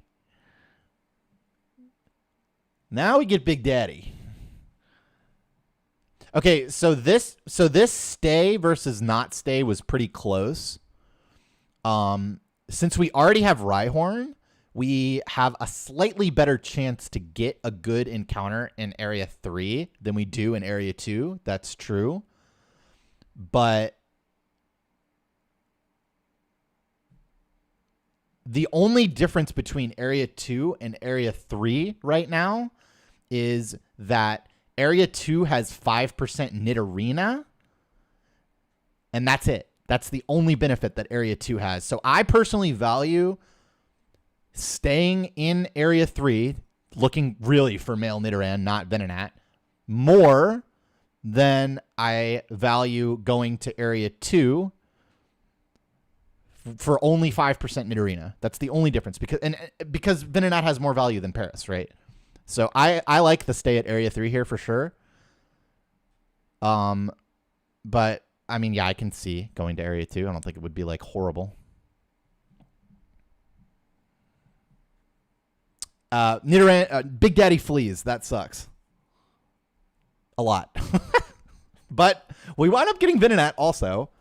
So we lost Venonat and Nidorino, but we got female and Venonat in the end. So this was a bit troll and definitely changed the texture of the run, but this wound up being okay, actually. The only thing now is that we need male Nidoran, okay? We either need male Nidoran or Nidorino, 30%. We have to get one of those. We're 3 Mons. Can't not have it. And finally, for once in our lives, you have no idea how many runs I've lost to not just getting the Nidoran when you need it. Like, so many runs died to not getting this right when I needed it. And God, it felt so good to just get it for once. So now I have everything I need. I'm not staying here for Paris/Nidorino. I did mark him before I caught it. So the only good encounters here are Nidorino, Paris, technically Venomoth. But you know what? I'll take 2 Nidorans if it means I get one. I will take that any day. Honestly, good safari. Good fucking safari. In the end. But, whew, that was a banger safari. That was like, it was just, oh man, so much excitement and fear, and it saves a candy and an evolution and lets you candy something else. It's effectively +1 Mon and saves an evolution. Nidorino is Pog.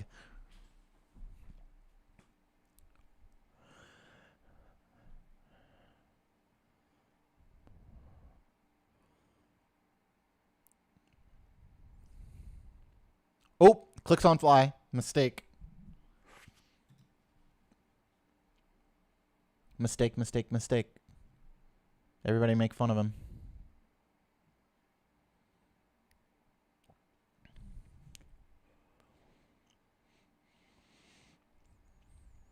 Wait, Oran Berry to Torrent, but still in Torrent, but tank Sludge from Weezing.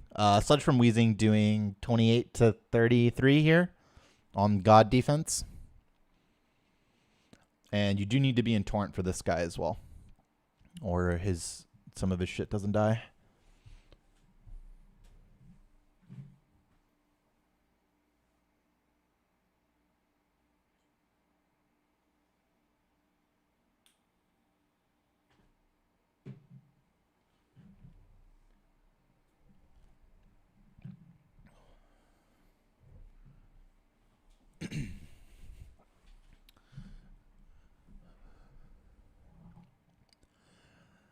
So this is where the low max HP from having 10 IV HP lowers the top end range of HP that's still Torrent, but my high defense reduces the damage that Sludge does. So it's better to run lower HP if you have good defense to back it up. This is another little pass. You just got to delay that pause slightly after doing the little doop doop. Set up the cycle. Pause to react to whether he's looked left or not, and then pass.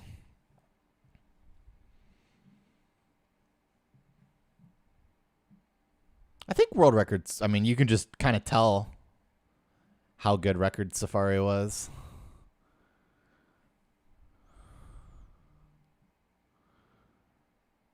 By comparing it after we split.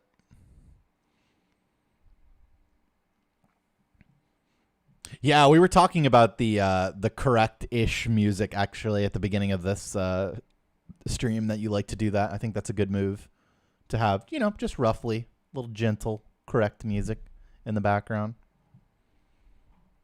The lighting wasn't as bad as the day I complained about, for sure, in my room. Okay, Koga time. We already killed the muck. My bad. So yeah, that muck minimizes if you miss surf, he sludges, and if it poisons, it kills you. So really happy that we didn't die there. Two schools of thought here. You can either go for surf, which is 41% to kill, 6 and 16 plus crit chance, and if you miss the range, then he heals to full, and then you bite surf to kill. Or you go for bite plus surf, hoping to flinch, and that kills as well. Now, it's faster on average to bite surf. However, it's faster top end, as in just surf killing is the fastest possible option, and also safer by a pretty insignificant amount to surf. If I tank sludge, I go for bite generally.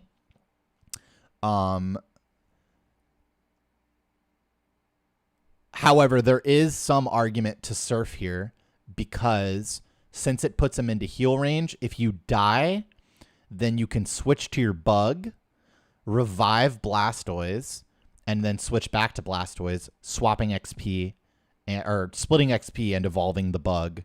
But I still prefer bite overall, I think. Going for the range is really cope. We get sludge, doesn't poison, thank God. And we go about our day.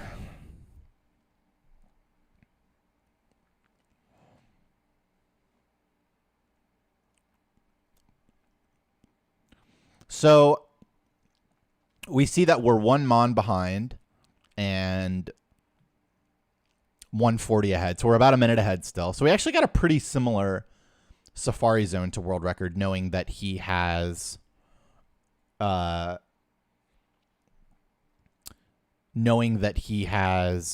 Nidoran as well. But I think our planned count is going to be better than his here, because we have Venonat and Execute, and his 18th Mon here is evolving the bug. So we actually have the same caught count. He just dies to Koga and then evolves the bug. But yeah, so Record Safari was probably of similar quality to the one that we got, just looking at the split.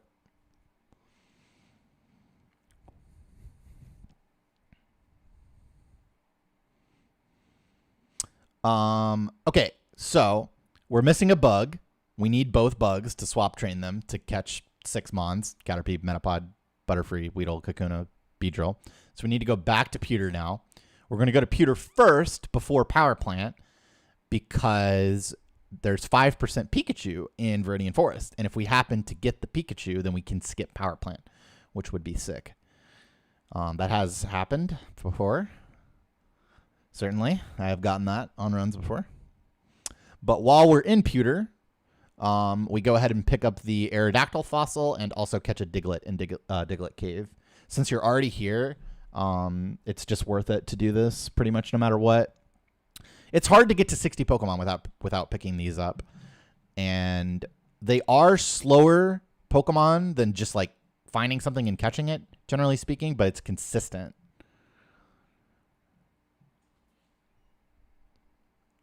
You don't stay in the forest. We don't get the Caterpie here.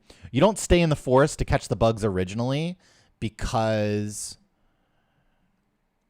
it would have ruined my HP for Brock's Gym to attempt to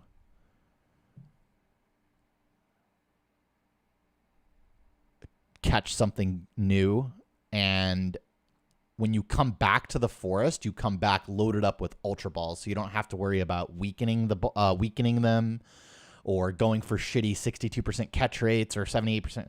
Like after weakening twice, you just get to chuck the Ultra Ball at it. So that combined with the pokes that you can get in Pewter and not wanting to ruin your perfect HP setup for Brock's Gym makes it better to delay. In addition to that, not having the Weedle in our party early allowed us to skip Cerulean Center because our party wasn't full. Remember? Because to leave the one space for Abra. That's another thing, is it makes it more likely to... Isn't it faster to catch Kakuna and evolve it? First of all, no.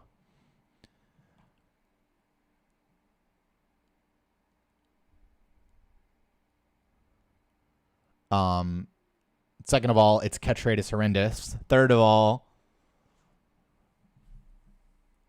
you still have to get Weedle. So, yeah.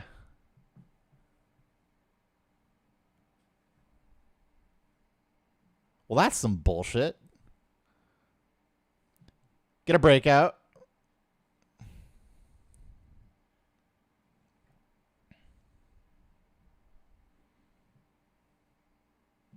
Oh, yeah, that's the other point to catching Kakuna bad, is that you still have to swap train it twice anyway. Would the 5% Pikachu not be better at Power Plant because higher catch rate? It's 25% Pikachu in Power Plant. Obviously, we don't camp for 5% Pikachu. That's why we left after getting Weedle. It's just a bonus that 5% Pikachu exists in Forest, because then you can skip this whole detour here. No. The YouTube stream was demonetized.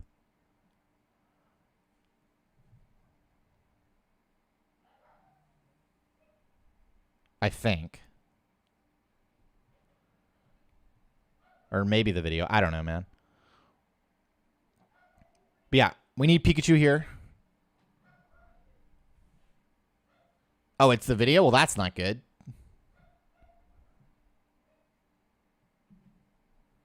But only the bonus content. So you're saying that it'll... Okay. I believe in you to fix it.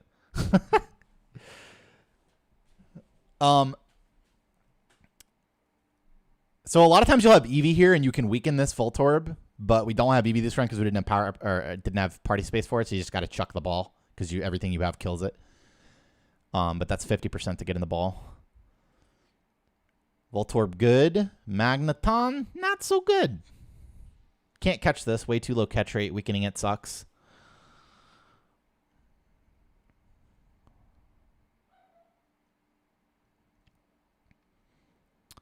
Magneton again. 15% chance. Pikachu's 25%. Also, there's Magnemite, I think, still. Unless I wasn't paying attention. Yeah. So, Blastoise is actually better than Eevee here, because you can just bite instead of Quick Attack doing nothing. This is 100% catch rate from here. And by the way, if I died here, I would have just revived. Not a big deal. But now we're scared, because now all we have left is 25% encounter rate for Pikachu. And unfortunately, you just have to camp it out, because Pikachu being worth 3 Mons is just too much. Thunderstone to Raichu, trade in game for Electrode. So you just kind of have to get it. One of the shittier parts of the run. And another reason that Viridian Forest early Pikachu is so valuable. Nice 5% Electabuzz. Going for 25% Pikachu. Really cool. We love that. Magnemite again. We're getting a bit fucked. I think that's 5 dry. Plus 3 dry for the bug is 8, right?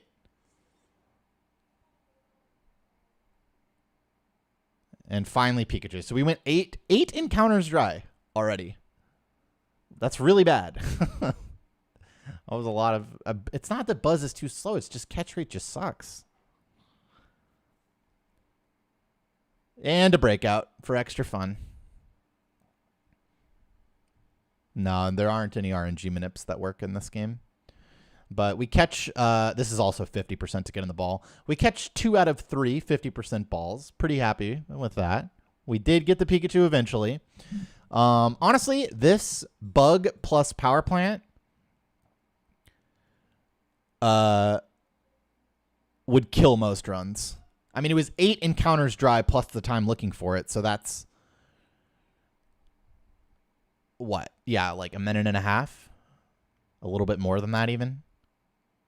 That we lost between Forest and Pikachu. Probably more like 140, 145 actually. But yeah. I mean, the run was already extremely good at this point. That's why it could handle that shitty little section there. Get the Tentacool early. We already have Rattata, so chillin'.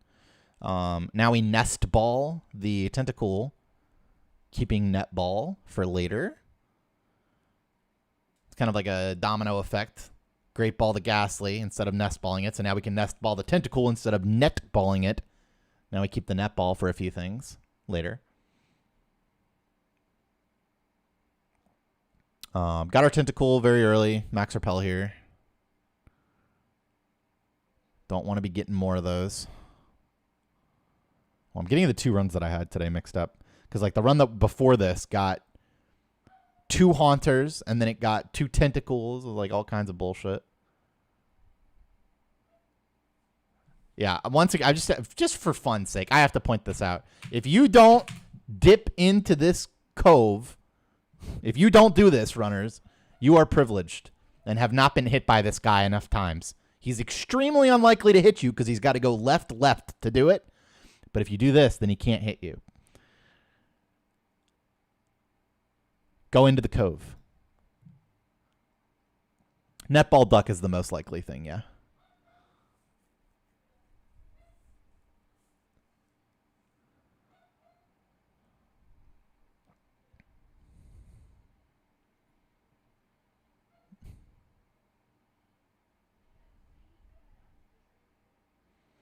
The bike dismount and mount changes the audio track in such a way that it reduces the lag between the transition between outside and inside Cinnabar Mansion.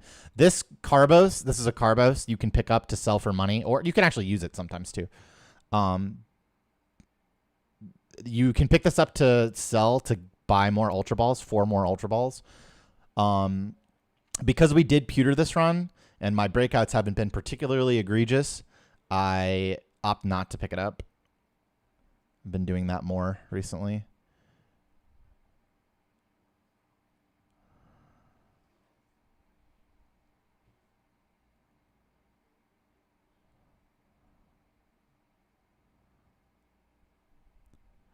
So this is actually a misplay, if I remember correctly. Yeah, I should have water pulsed this for sure. Little misplay here. I didn't have my notes scrolled to where they needed to be. I should just know, right? But over relied on the notes. Notes Andy. Used the wrong move. Lost a turn there. Yeah, was pretty bulky. A lot of times you can bite and then just toss the ball with no Oranberry. But it's fine. Would have tanked to serve. That would be crazy. And we get the homie. Again, Pokemon that stone or rare candy to evolutions are worth more.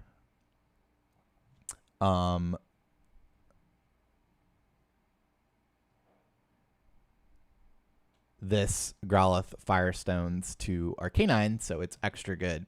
So this also is a pretty big decision point in the run right here. So my good encounters from this position are Coughing, Grimer, and Ditto for a combined chance of 45%. Now, you have to keep in mind that Coughing is not a free catch. Level 28s can die to bite, and any Coughing can self-destruct. So it's not quite as free as other encounters are, and 45% aren't great odds. If it was 45% with Raticate instead, I probably would have stayed and continued to look. But the catch count on this run is currently very, very good because we have all 3 doubles. We have Venonat, Execute, and now Growlithe. And we also did Pewter this run to get the Aerodactyl and Diglett. So I, on most runs, would probably stay here to look for more encounters with 45% odds to get a good one. But on this run, I decided that I have enough already. I don't need to go for this particular 45%. And so I just repel it down from here, which I still agree with looking back at it, actually. And this is my least favorite thing right here. When chat is like, this Duke Devil probably means one more in the sense that, like, let's stay for one more catch. But a lot of times chat will be like, just go for one more encounter, bro. Just see what happens. That's not how it works. It's either worth it to stay or it's not. There's no, just see what happens.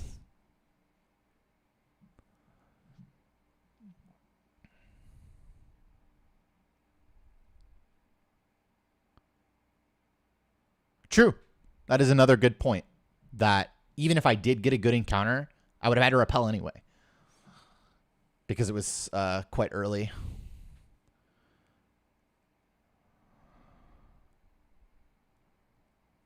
I'm like going past my stones here, and I'm like, do I need to evolve this or that? I'm like, nope, okay. I didn't have any. A lot of times you'll have either Pikachu or Eevee in your party here, and you evolve them there as you pass the stones. But we didn't have any of that. And yeah, I know there's some audio transition skip there. I don't know, but we've added a lot of them into our repertoire. No patronize.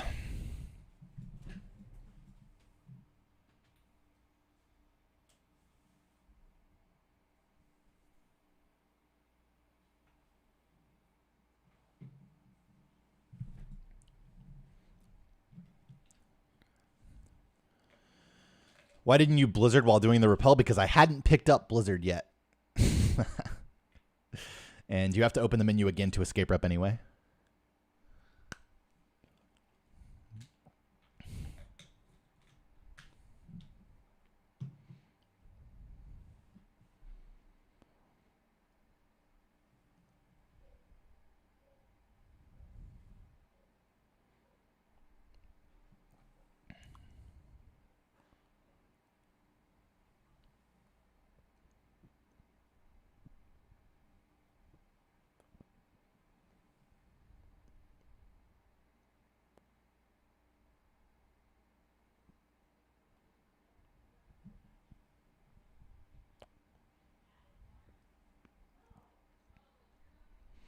Okay, so Blaine is pretty chill for the most part. We have enough speed to actually outspeed the Rapidash this time. So no worries there.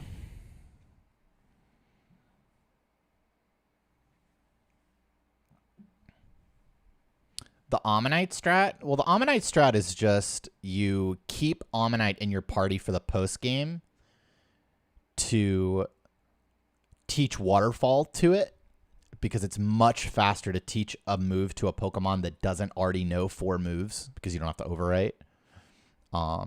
You lose a little bit of time at the end of the game to having an extra Pokemon for the Hall of Fame cutscene, but you save more than that in the time that it takes to teach Waterfall.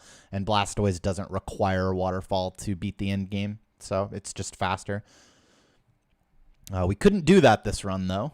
This Fire Blast Mist was good, by the way. That was a really good Fire Blast Mist because it let me do the good strat on the upcoming trainer without having to invest a heal for it.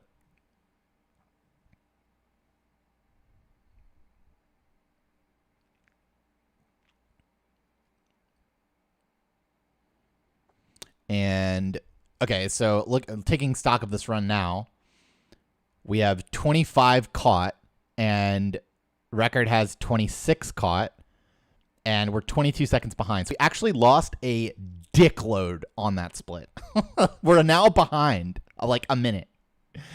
That's the nature of round 2, but that split was very, very, very bad. We also did pewter, which is consistent but slow-ish. But yeah, pretty crazy that the run flipped like that on the split.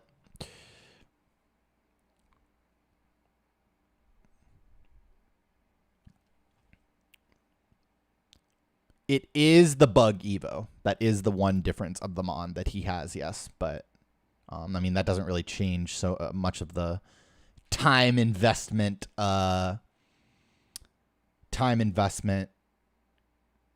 situation. However, I will say that my planned is way better than his at this point for sure.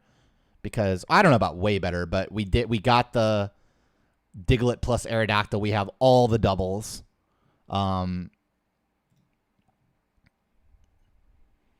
it'll be annoying to compete against those splits for sure.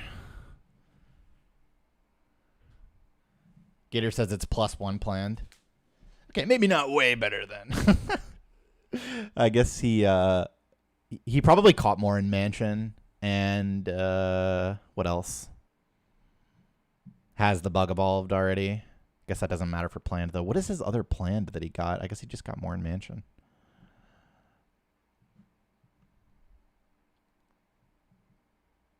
Waterfall is a special move, as this is Gen 3.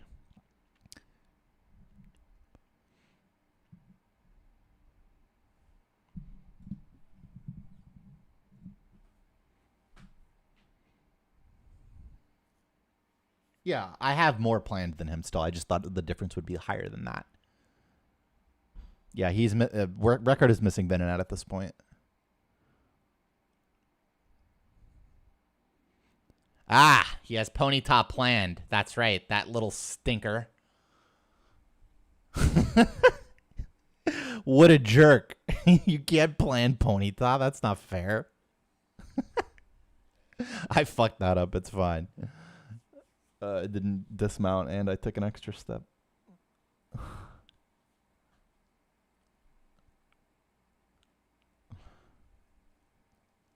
So yeah, my planned count is a lot better than him. Thank you, Leah Pleurodon, for clearing that up.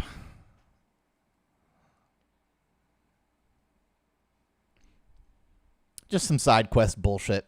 We have to do this.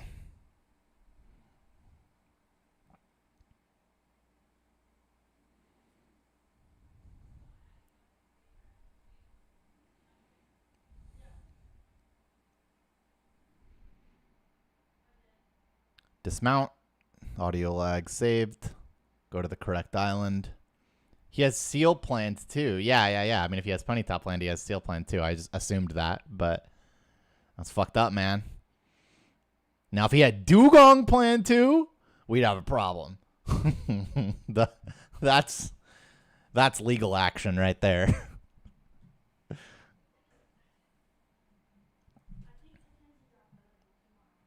And Psyduck. This guy's crazy. Yeah, our planned count was way higher, as I expected. I mean, no, to be clear, Psyduck should be a planned mon. It should be. Because you will always catch it. Tentacle should be planned as well. But considering that we don't plan it, I'm just comparing like our our actual planned counts. A Diglett and Aerodactyl shouldn't be planned. Gloom should be planned. Psyduck should be planned. Tentacle should be planned.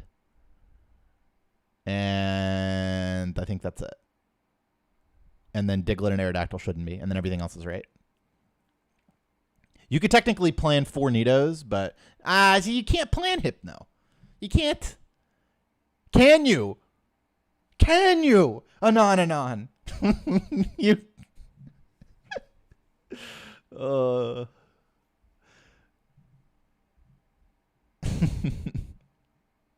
Okay, so I'm literally peeing for this, by the way. You notice I'm missing. I'm using this wave bird to go pee because you only have to mash A for this part. But I've recently updated my strategy for doing this. So now when I go to the bathroom, I blast the game volume so I can hear it from the bathroom, so I can mash and such optimally instead of just fucking the whole time. Leveled up on that. So, wait. So you'll actually hear this. I'm gonna turn this up.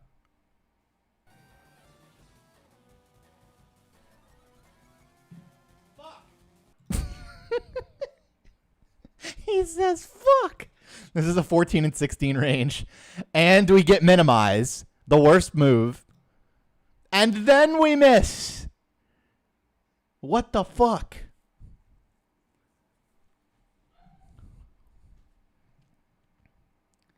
What the fuck? No, I didn't wash my hands. Why would I wash my hands? Do you assume that I touched something that would require such a thing? Or have you never lifted a toilet seat with your foot before? Okay, fun strat here. X special. Hope that he self-destructs. Now we're in torrent +1, and this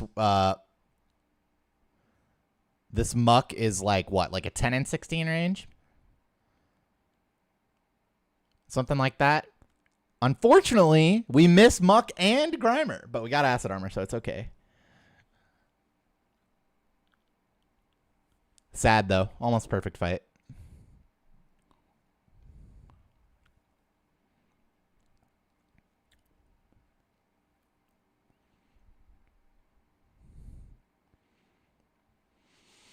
So we don't have our Prison Bear anymore. I do opt to buy... so this is 12 Ultra Balls. That's standard. And then I opt to buy the full heal instead of the Max Repel here. A lot of times I'll buy the Max Repel when I want the Max Repel. You need 6 escape ropes here. But on this run, I thought that it was likely enough that I would want to Max Repel at some point that I actually go and pick up the Max Repel. I'm pretty sure I do. Because I know that with both Venonat and Execute, which are encounters you can find in Berry Forest, and the fact that I already have Rattata means that if I get Psyduck on the islands, then I'll also want to Max Repel. And I decided that I wanted to pick it up this run. Nice bonk bonk. Bonk bonk into Persian. Now, I was not sure, 100% sure about this at the time, but I knew I only had one option here, which was Water Pulse. So I'm going to look this up in Anon's notes, which have this kind of thing. Mine don't. Persian was...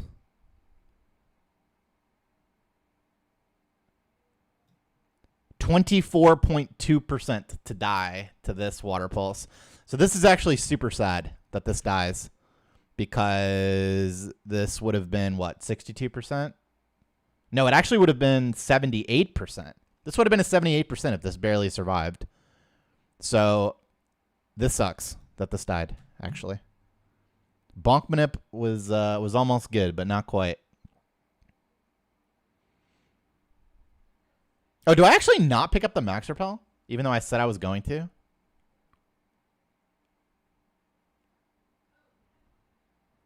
Slightly. Though getting the barely live Persian is really nice. Sometimes the Water Pulse damage, leaving it at 50%, can be really annoying. Do you get Pidgey, though? Candy Pidgey.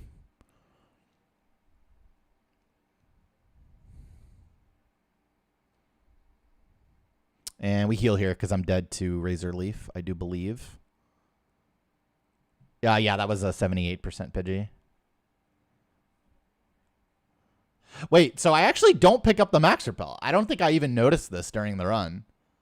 I forgot to pick up the Max Repel because of the Persian. He distracted me with his bullshit.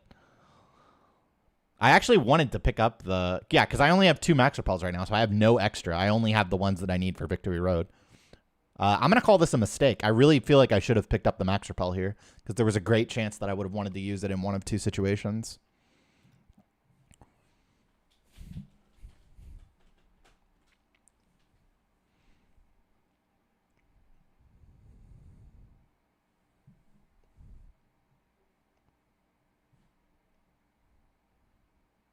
The Meowth camp Well, I mean, yes, but can't have known that at the time.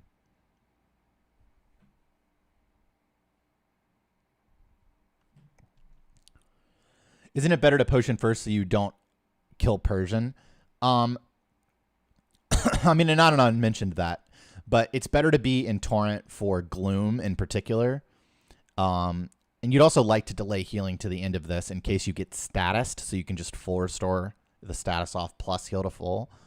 In addition, non-Torrent Water Pulse on Persian can leave it at an HP where it's only 50% to get in the ball, while it fucking lays into you with Screech and Fury Swipes and bullshit.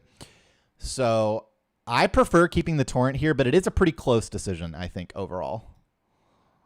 Knowing that you are going to heal for Violet.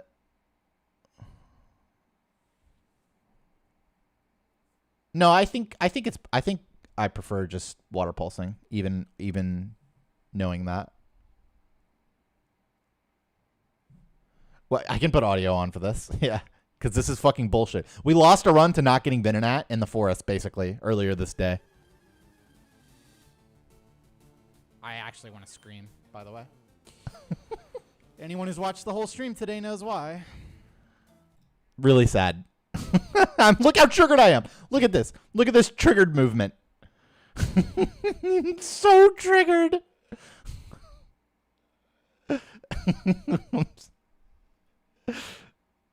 Oh, man, I'm so triggered. But wait, it's Gloom.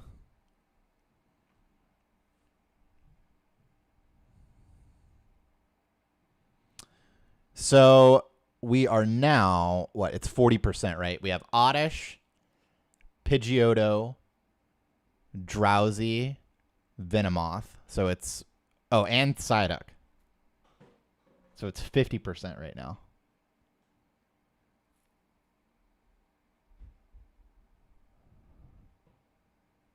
Yes? Wait, Oddish, Pidgeotto.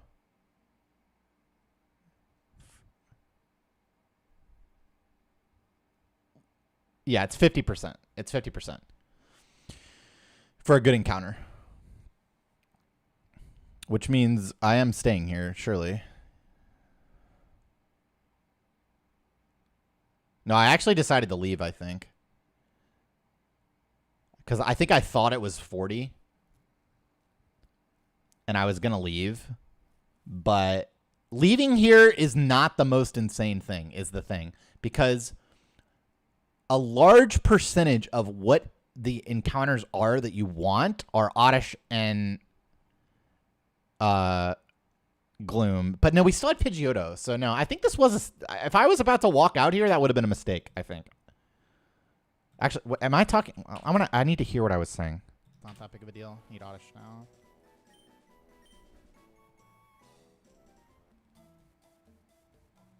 I probably talked about it earlier than this. One.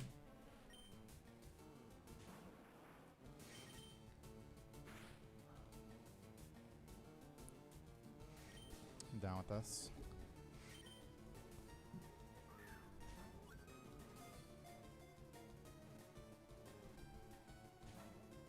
Yeah.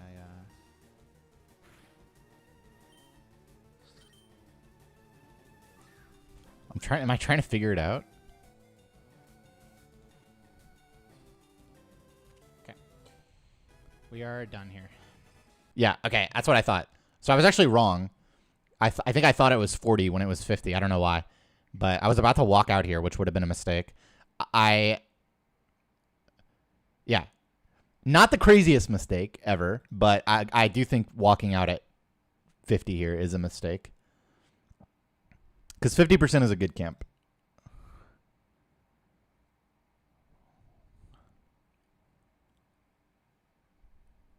So I was about to fuck it up, but then I got another encounter on the way out, and it bailed me out. I'll camp 45% if one of them is worth 2, like Venonat or Execute. And it also depends on how much you need to catch still.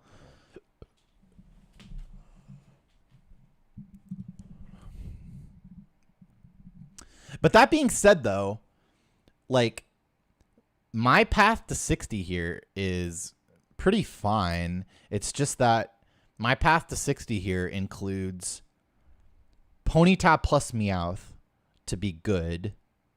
Or actually, no, it actually only requires Ponyta from here, right? Because of what's about to happen. Well, yeah, but Wave Warrior skipped Pewter and knew that he needed it. So skipping the 50% camp here isn't actually insane, right?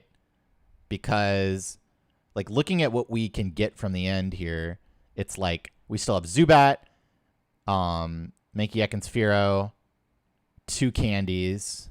Or, no, wait, we actually, yeah, 2 candies from here. Yeah, all these doubles helped a lot. I actually don't hate leaving on the 50%. I don't think I would have done it.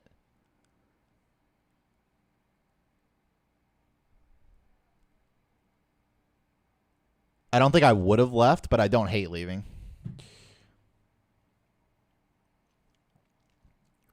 With this catch/planned.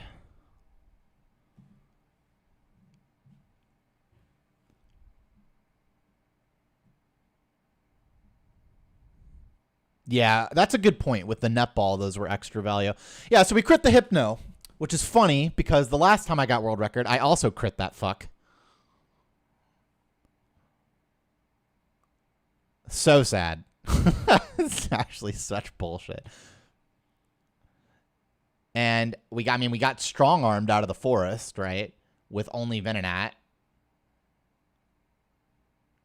Or with only Oddish. And Gloom. Like, I couldn't have camped more at 40% there. That would have been a mistake for sure. But no encounter there was nice. I didn't want an encounter since I already had Oddish. The run would be faster if I didn't crit Hypno, yeah. But I only went 1 drive for Meowth, which I wouldn't have... That would have been the difference, right? Is that we... Or actually, maybe I would have still gone for Meowth, right? Because we wound up needing 3 in Victory Road. Ultimately, it was okay, but critting that is really sad. I went a couple drive for it in the end, I think. So, this is the last catch section of the islands, and you really want Ponyta. Because Ponyta trades for Seal in a location that we're already going to, that we're about to go to. If it's level 34, then you can candy the traded Seal to Dugong. So that would have been nice here. Just the way it wound up, it would have been nice to have this. But we actually wound up getting candyable Psyduck later, which is super rare. To kind of cover for this not being 34. I think Psyduck being candyable is like really uncommon. Like 4 or 3% or something.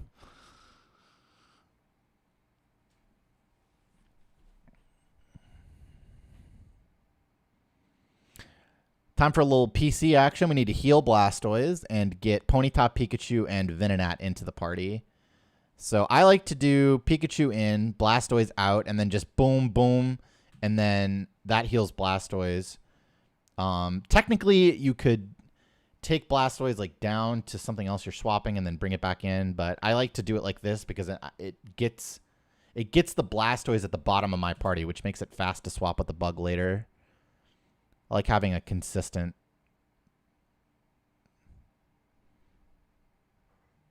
Okay, so I'm like really slow here because I'm toying around with the idea of moving this Farfetch'd into slot 2 because I'm fucking tired of it being in slot 4. But I ultimately am like, I'm going to fuck something up if I try to do this, so I just put the Ponyta over the Rattata and call it a day. But yeah.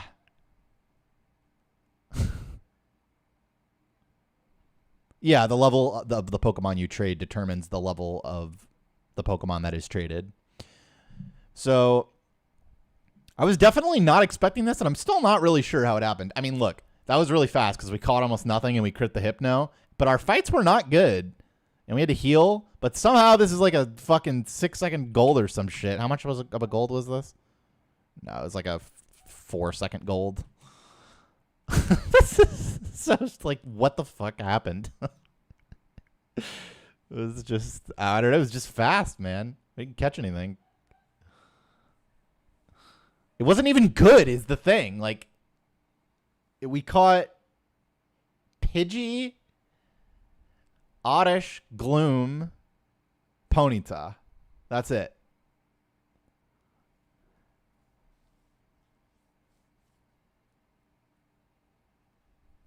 So yeah, I mean that's like that was pretty much the lowest possible catches we could have gotten. Right? Because we were always going for Bird or Meowth, and then we were always going for Oddish. We were always going for Ponyta. I guess we could have not gotten the Gloom and done 3 catches, but then it would have been Pidgeotto instead, or Drowsy or something. So yeah, I mean that was like the lowest things I could have caught, including the Crit the Hypno. Right, so here I have 6 less caught Pokemon than record. And assuming that those are worth 30 seconds each, which is on the low end, then that's 3 minutes. Assuming it's more like 40, then, you know. But you could say that we're between 30 seconds to a minute behind record here. And you see me actually going through and like clicking on the Pokemon that I think that are like reasonably viable to catch. So I can kind of plan out like what my 60 is going to look like for the rest of the run. And I quickly notice that it's going to be a little difficult from here. Like I need to go for 40% Meowth, first of all.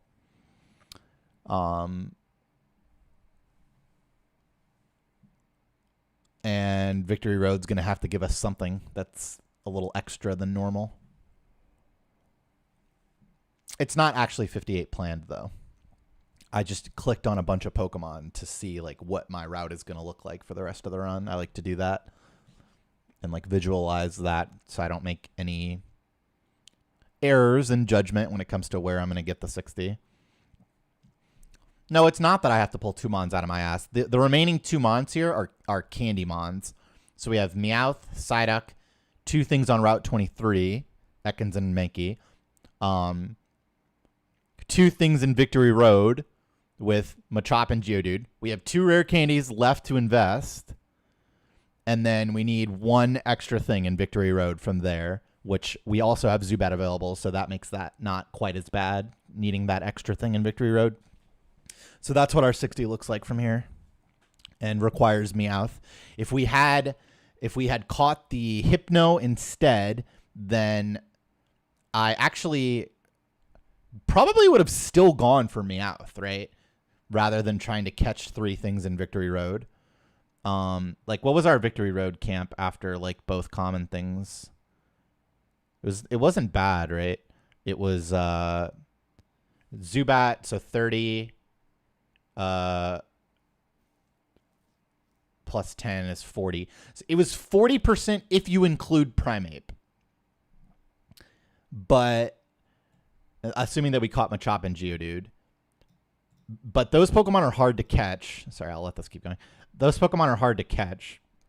And you can't necessarily rely on Primeape as a catch because it's pretty likely that you'll want to Candy Mankey on this texture. And because the Ponyta was level 31, like we're mostly going to be candying Mankey in this spot. So Victory Road is actually like a 30% camp after catching Machop and Geodude, which is the most likely things to catch. So if we had Hypno here, then I would have still gone for Meowth, I think.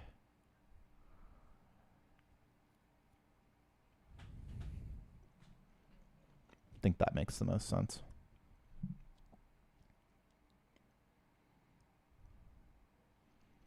Now, if we had Persian and Hypno, then I would not have gone for Meowth for sure. Yeah, Machop and Geodude are 20% each. Zubat is 10% in Victory Road.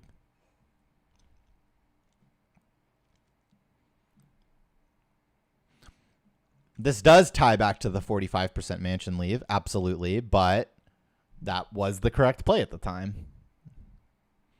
Just, you know, gotta do what you gotta do. And we got a bit fucked by killing Persian and critting Hypno and getting strong-armed out of the forest with exactly Gloom plus Oddish catches.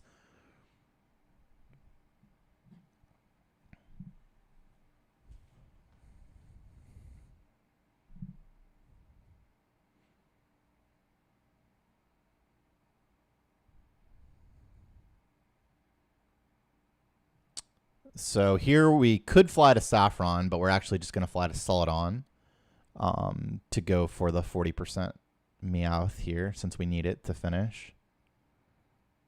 We're 3 months because Crobat. Yeah, just happiness, bro. We get Pidgey. It's sad.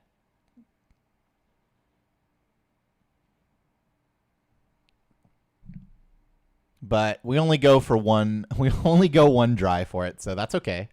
Not the end of the world. Still faster than a Pewtermon.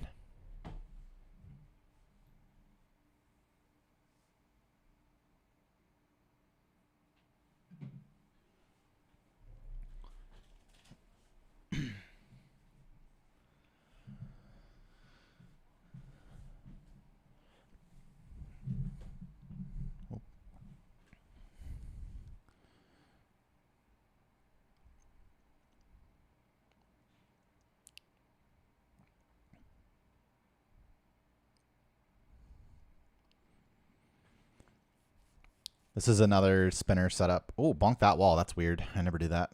Pretty sure I must have said something about that. You just pause here, and if the guy hasn't started moving down, then you're good to pass. This guy, you actually have to bag manip, freezing him for 32 frames to walk past. Switch Caterpie to the front while I'm in the menu. To swap train it. Same thing here. Bag manip. Freeze. Go. I'm going to do a quick turn into pause here. If he turns, then I can pass. He didn't, so we wait and then bag manip him again. Safe pass. He looks up there because you run on that tile. He'll always look up like that. It wasn't like close or anything.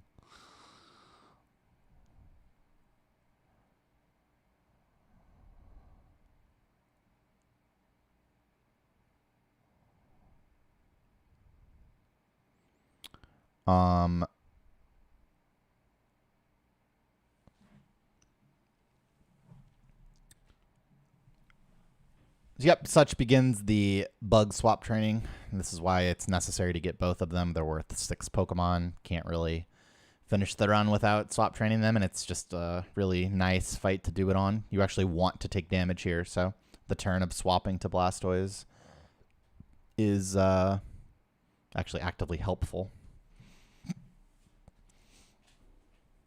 That's all the setup you need. 1 spec, 1 AC, and X accuracy makes Blizzard 93% accurate, which can be pretty scary because there's several Venusaurs that you need to hit in this run. This one isn't quite so bad. I don't literally die if I miss this one, but I have died before to missing this one.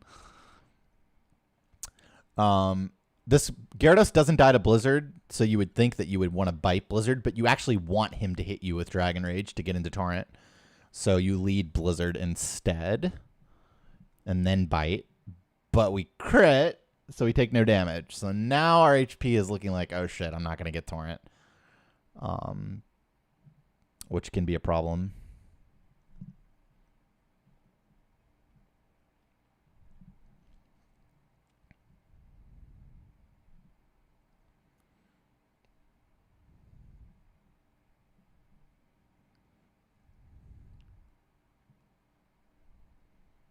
But other than that, freebie.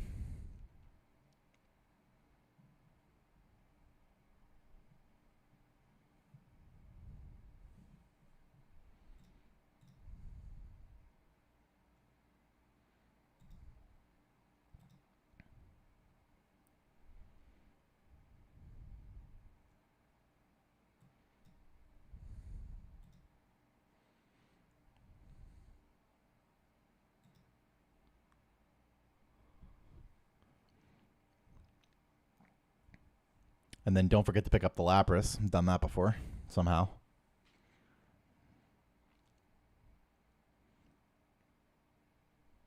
My favorite split of this run? I don't know. Lorelei too, I guess.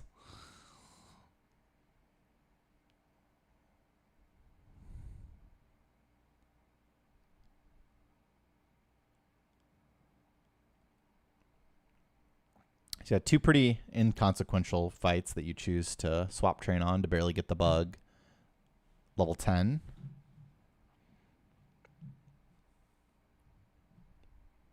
This Cubone can hit you with Rage or Bone Meringue, which is what we wanted here, but he focus energies like a little bitch. And now it's looking like we're really not getting Torrent, which is quite bad, actually. There's a couple ways that if you're a little bit lower but not quite Torrent, you can set up Torrent. For example, swap training your bug on Sabrina to bait a Psybeam onto Blastoise. But we're just too high HP for any of that. It's the Torrent is really, it's for Erica. It's a little bit for Sabrina too. And it can, if you're in Torrent already, then you can skip setting up X Special for Giovanni 2. We have to set up X Special here.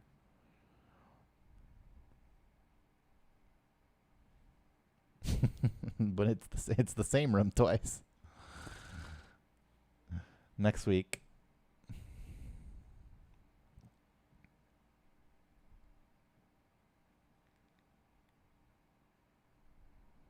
I'm so glad they didn't. Swap Blastoise back to the front. It's not the end of the world if you forget. You just have to let the Butterfree die. But I have forgotten to do that before.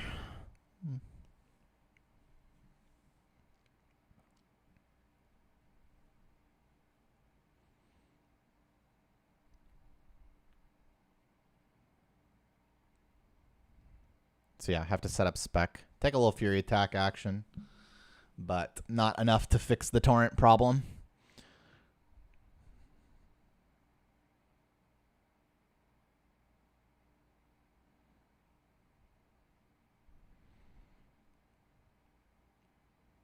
And then this Kangaskhan is what, 10 and 16, I think, on this route.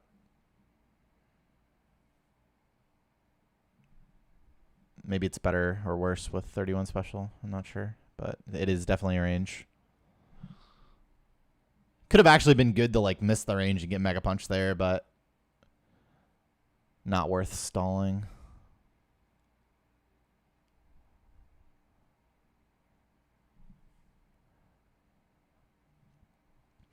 I think this is the run where I do the PC a little weird. I finally had enough of Farfetch'd being in slot 4, and I think I do a deposit into withdraw here instead of using the move option to finally get the stupid Farfetch'd in slot 2. I think I do. Yeah, I do. And now I withdraw. I'm like, wait a second. It's not move. So Nido, Clefairy, and then I put the bug at the bottom. So Blastoise swaps easily with that.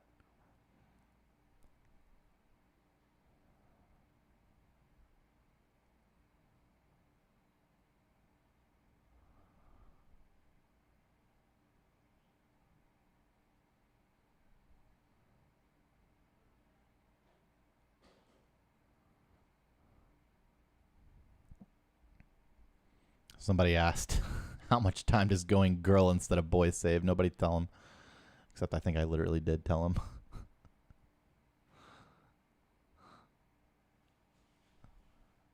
Thank God. Girl has world record again. We've done something amazing.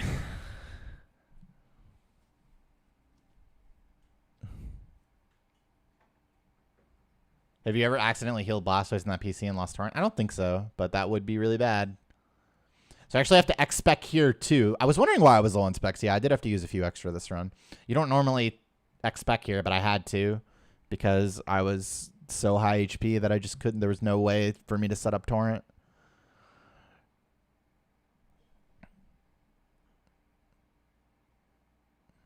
And then I actually didn't even consider this at the time, but yeah, I guess, well, am I over 70% HP? What's 88 divided by 136? Probably is.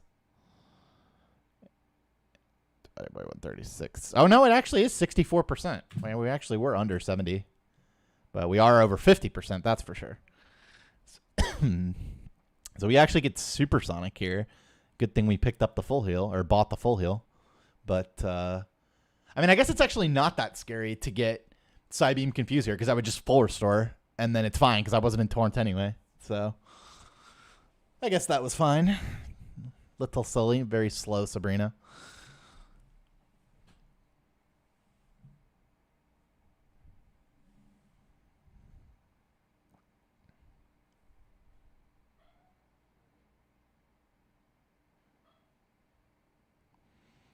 So normally you would exit by escape roping here, and then you would go left and then up through the guard gate, and then right there is the tunnel that goes from Cerulean to Vermilion, and inside of that is where you trade male Nito for female Nito. On most runs you have to do that, but on this run we already have the female Nito, so we just get to fly straight to Celadon instead of doing that trade. That saves actually quite a lot of time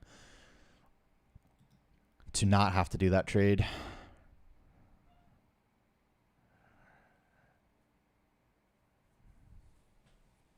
And now we pick up Eevee.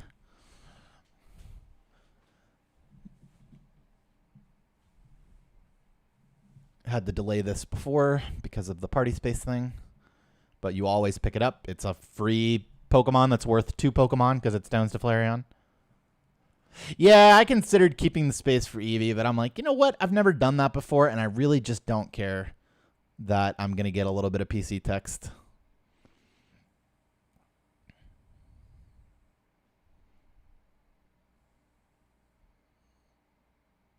Yeah, I just was not trying to mess with what I know works with the PCs and poke layout and everything just to skip the fucking sent to PC text. It's fine. Yep, this commentary will be on YouTube. It's also being streamed on YouTube right now, so you can also watch it immediately, but it'll be its own YouTube video as well.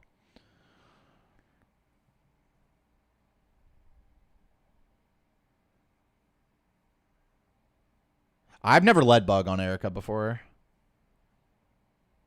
I didn't know how much damage that would do or what, but or like what trainers I could swap with for Erica if like Machoke plus Erica works.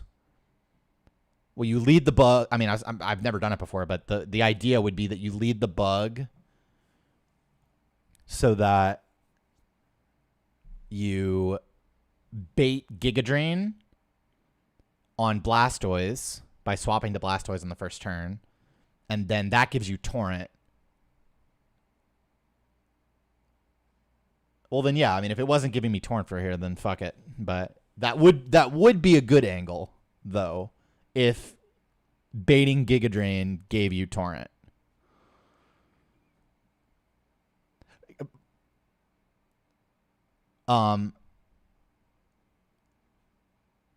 Acid would be sad, and I would be like slightly scared that the level 5 Weedle would like tank Giga Drain or something.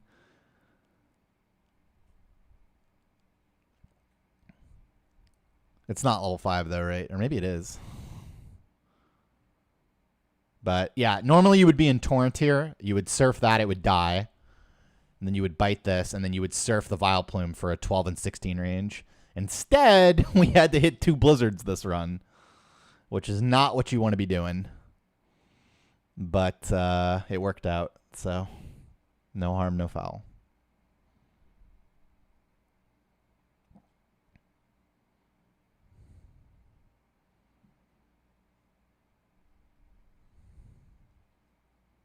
Yeah, 2 raw doggies. You don't have an exact for that unless you saved it on the Bulbasaur trainer because you were in Torrent. Yeah, so I have to elixir early here no matter what, which is ultimately what leads me to healing here. Looking back at this, I'm actually not so sure that I like the heal. I think I should have elixired but not healed. Maybe, but it wound up being fine because I took low damage and didn't have to heal again. But it was fairly likely that by potioning in this menu, I was forcing myself to then heal again for rival. I wound up not having to because Machoke doesn't do damage to me, but I think I like delay the heal better at that HP. It also had a chance to remove the 14 and 16 Machoke ranges by taking damage and being put into Torrent from there. So could have done that a little better.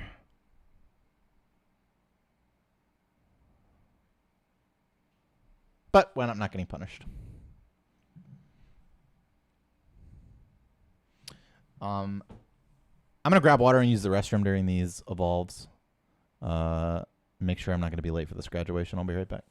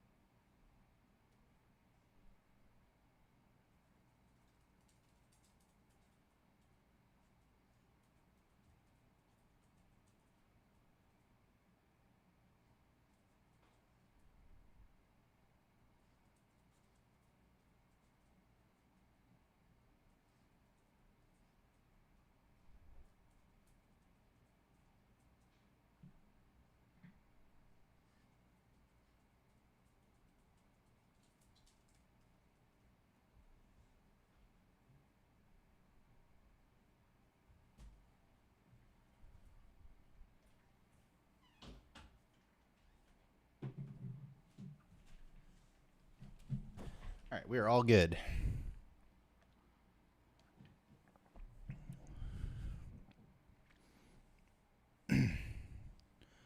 Should have unmuted. Yeah, I guess so. Oh well. Missed opportunity. By the way, Erica is the gym leader that lets you use strength outside of battle. That's why you don't do this when you're here the first time.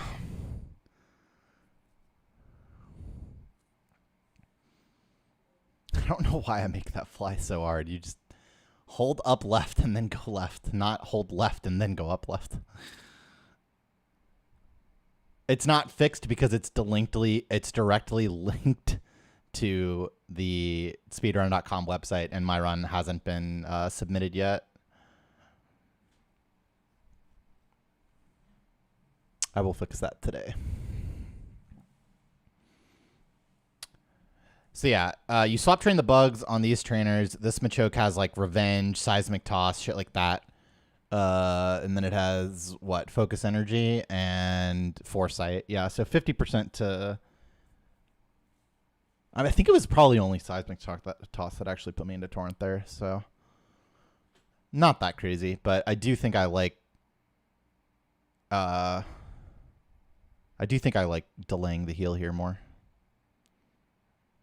From that exact HP. I mean, I could have delayed the elixir and the... I was going to have to elixir no matter what because of the blizzards that I had used. Normally, if you get Torrent in the stim, you can actually skip using the elixir altogether and then not pick up the one in Cerulean Cave. But Because I used so many blizzards, I actually had to elixir no matter what. But yeah, I could have delayed the elixir and the heal together instead.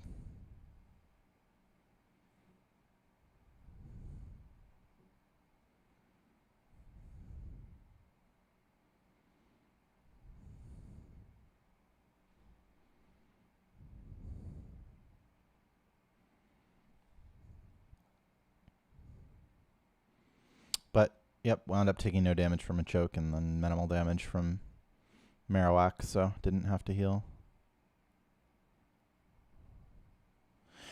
Yeah, you can. Runs get retimed down to the frame, so you know exactly what the time is, and you could either lose or gain a second, depending on how bad your your splitting was. But this was literally exactly a 0.50 when I split at the end, like the hundredths of the second. So it's very, very, very unlikely that the second will change when it gets retimed.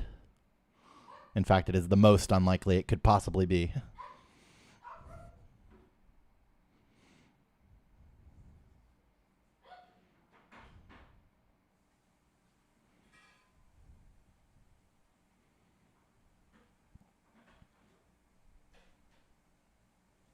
It was 3:27:38 was the final time.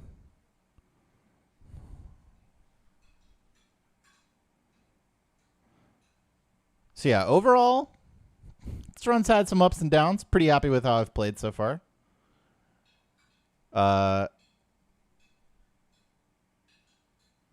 Definitely a lot happier with this than my previous round 2 world record. How does it feel knowing you have a world record again? Feels amazing, man. We did it. Yeah, this happened yesterday. I mean, yeah, I beat it by 14 seconds. What of it? 1,163 days without a world record, but no more. No, I did not water pulse the NATO Queen again. Of course not.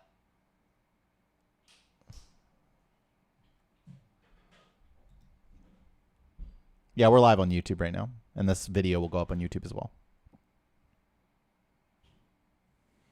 Nope, we'll leave that job to someone else if they dare.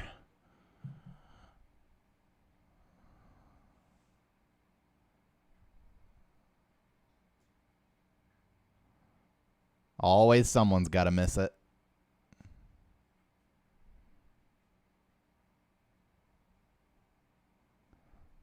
Nah, I'm just going to let it be. I'm just going to let it happen. Ah, you left on the last run of the day, but those are always the good ones. What are you talking about? What a mistake.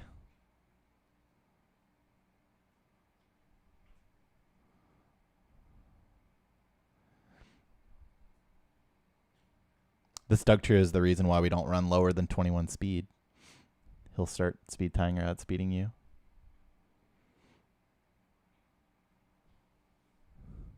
See? Be like Leo. Believe.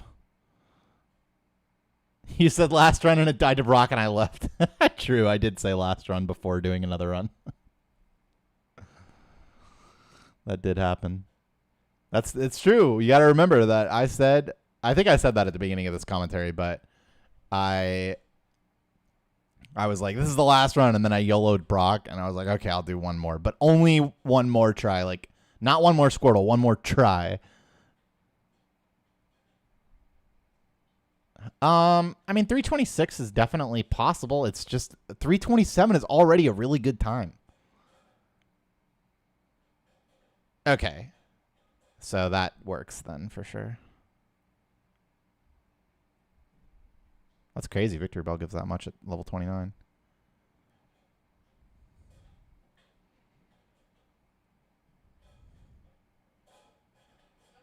Yeah, meanwhile, on the other side, this guy's like, oh, I only watch one run a month, and I saw the world record.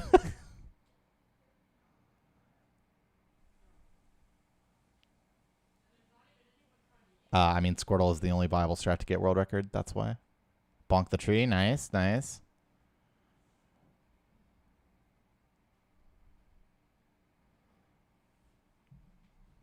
That's true. Not a bad strat if it lines up, but it's probably pretty unlikely to line up to where you get torrent from doing that. But not a bad strat if you can do it, I guess. I mean, it would be kind of annoying to swap into acid, but I mean, I guess that's no worse, right? It's not like it's bad to have swapped on Erica if you get acid there and aren't in torrent. So now this is a blizzard you cannot miss. This is a 7% chance to miss, and if you miss this blizzard, you are dead, dead, dead. Revive cannot save you. Like, literally the strat if you miss this blizzard is you come back in and you have to blizzard and freeze it so you can set up again. And if you don't, you lose. So you cannot miss this blizzard. I have lost many runs to missing that blizzard, actually. More than it should be possible in any percent more than round 2, but yeah.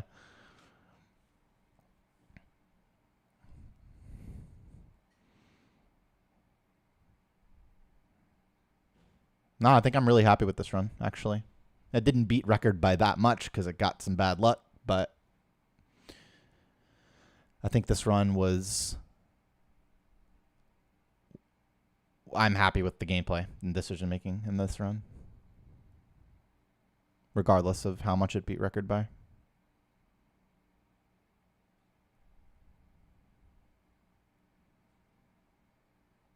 I absolutely doubted whether this run would make it. I was doubting this run at fucking Rocket Warehouse, man.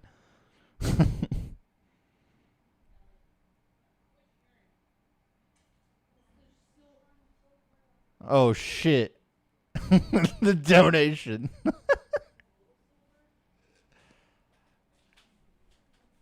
Yeah, that...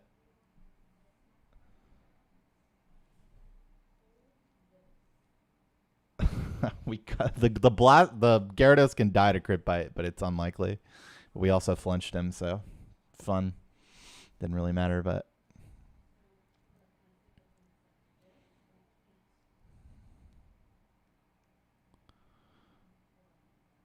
it was a nice victory lap.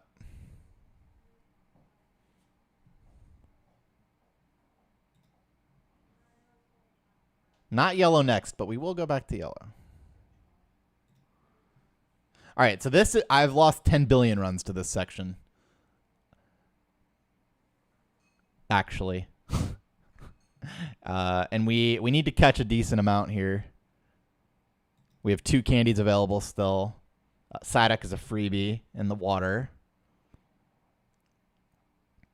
And this actually changed my play here. I get a rare candyable Psyduck, so I'm no longer as reliant on Candy Mankey.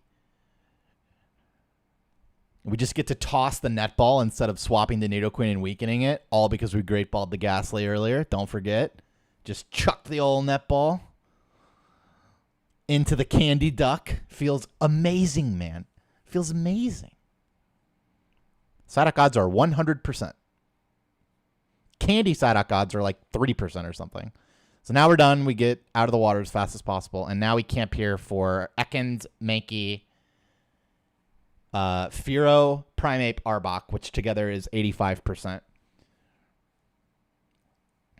You do not always have a netball there.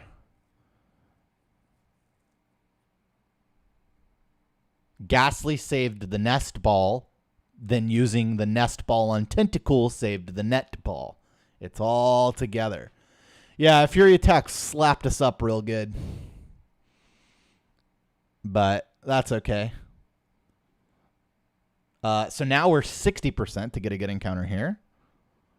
The best one is definitely Ekans for sure. Just toss the ball and leaves Primeape available for sure.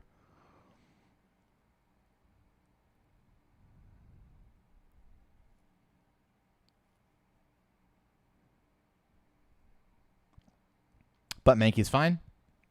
Bite and then guaranteed catch. Believe we get cross-chopped in the face. Yeah. We got smacked.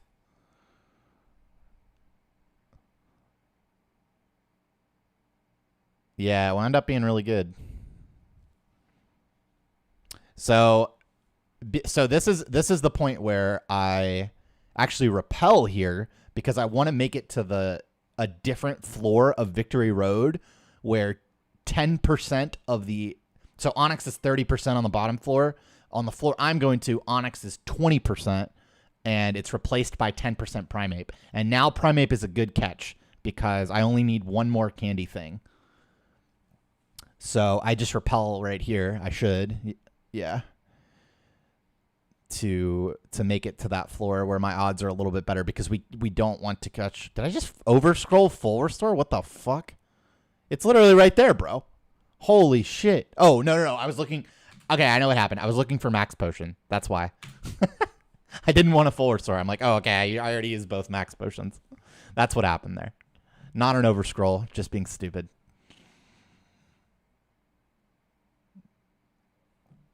But yeah, we can't catch Onyx because its catch rate is so fucking bad. Though I might have caught Onyx if it was the 60th Pokemon and it was like level 40 or 43 or something.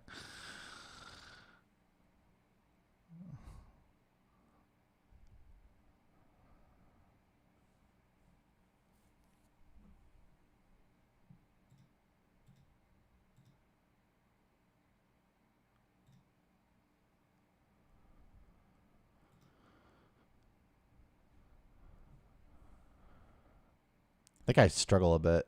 Start bonking a little bit. I'm definitely nervous at this part. Yeah, I took that boulder safe. I think I don't do the other boulder safe, though, which makes no sense. Am I not struggling? I thought I bonked more.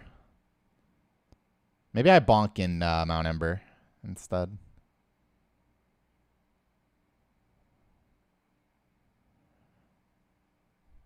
All right, encounter time. And it's Machop. That's a good one. Our candy Pokemon are now fully sorted, and Primeape is locked in as a good encounter. Which leads to me actually camping this out. Yeah, EVs do play a role in speedruns for sure. You keep track of them, mostly speed, defense, HP. Since the EVs that you gain are a bit variable in this run sometimes. It's a minor difference most of the time, but you do need to keep track of it. That was a fast encounter. And it's Onyx, the exact encounter we were trying to avoid. And it's really high level, so we're just not fucking with that. It was definitely correct to run there, for sure. We have decent odds. It's the homie late Zubat. We appreciate that. And now we would be done right here if it wasn't for the crit Hypno. I think everything would have played out the same, except we'd be done right now. So, and then with the Persian, we would have not gone for Meowth. So that was one encounter.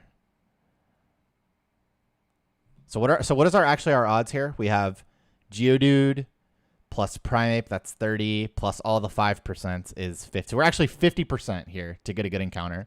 So, yeah. This wound up being a better camp than Cinnabar Mansion. I'd like to point that out.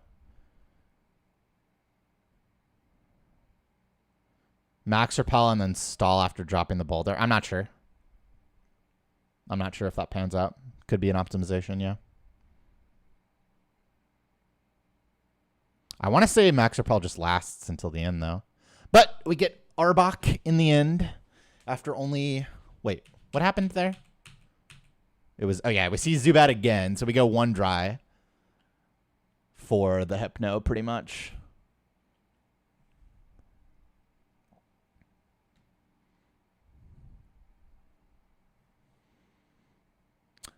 What chat actually saved me from doing was filling my party up and leaving no space for Mewtwo. That wouldn't have killed the run, but it would have been close.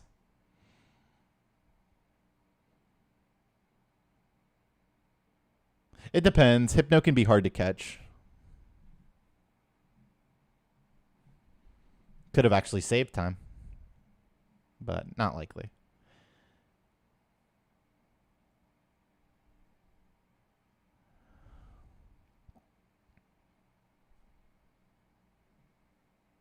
Without chat, you wouldn't have been thinking about Ammonite in the first place. True. I would have taken Tentacle, though. We already knew that Tentacle worked. I don't know when you get full EVs. No idea.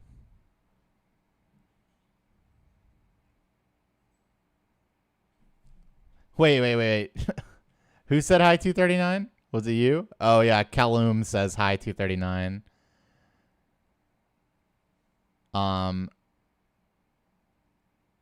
What did I say in response to that? Let's see what I'm thinking. I'm going to delay one of the evolves.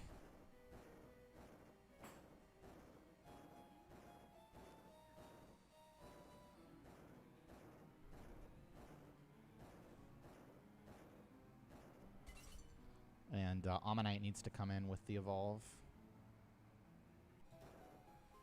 Oh, that was way too much. Being a level. Don't you 4, 5, 6, 7 evolves. Get all of our candies. Did I just not talk about pace at all? I'm curious as to what I thought.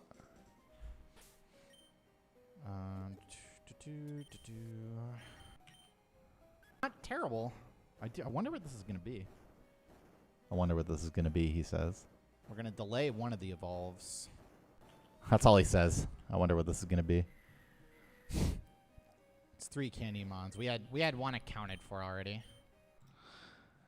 Anyway, I can tell you that I did not think this was going to be a 238. I'm accounting for the fact that I didn't evolve EV. It was still a 238, even with evolve EV.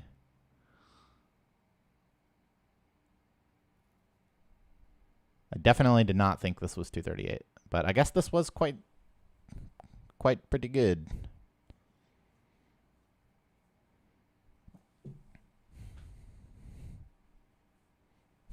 There's 2 bad encounters. Well, 7 evolutions is just what happens when Oddish isn't a Candymon and you picked up EV late. Yeah, E4 is misleading, even though EV wasn't evolved, but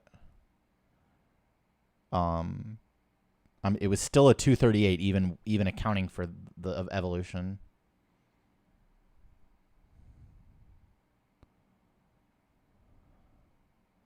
Look at me getting my fucking Candymons in a line, Leaf Stones in a line, Firestone off to the side. Does this guy have OCD or something? Why did I take Zubat? Because Zubat evolves into the Pokemon Golbat with the use of a rare candy.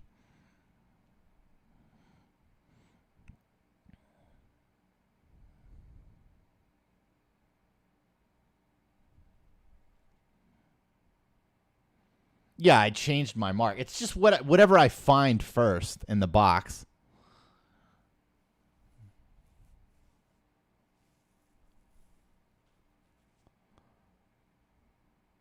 Who's the chatter that mentions full party? I'm pretty sure it's you.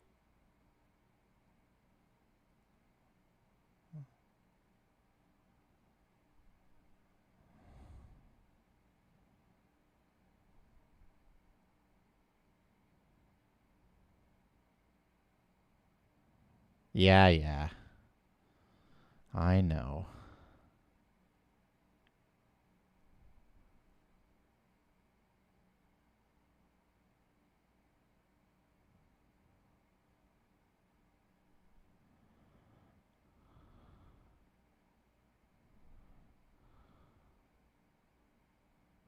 It was Head Bob. Head Bob the goat.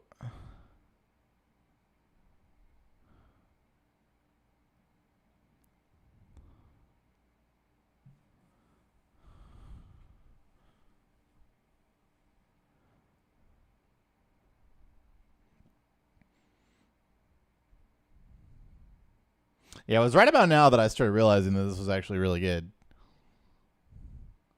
I have had that idea before, to have a simulated box program as a tool to like be able to see what your box looks like while you're not in there. It wouldn't be hard to make something like that either, I don't think. But yeah, I have had that idea before. So you can know what your box looks like before ever opening it.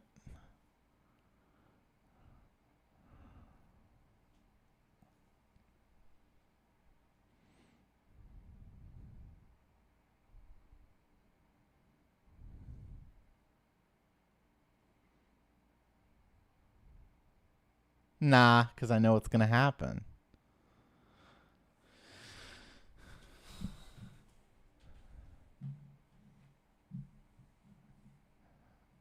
I'm not shaving my head.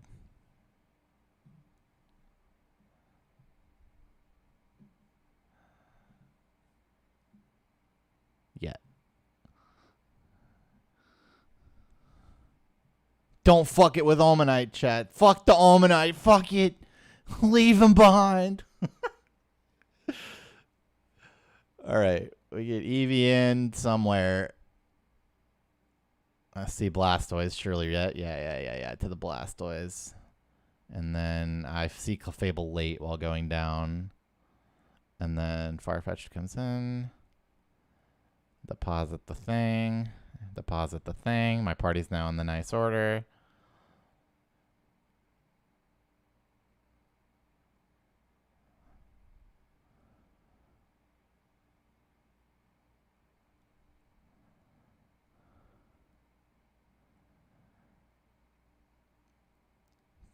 Pokemon Gold now has 2-frame Totodile manip instead of just 1 frame, but it needs no encounter manips that coincide with that new 2-frame Toto manip. How much time will it take? Usually it would take me 3 or 4 days of practicing a lot, but I can't practice as much as I used to. But yeah, so this was like a 238-31. With the Eevee Evolve, maybe 32 or whatever. And we get frozen turn 1. Lovely. You hate to see it.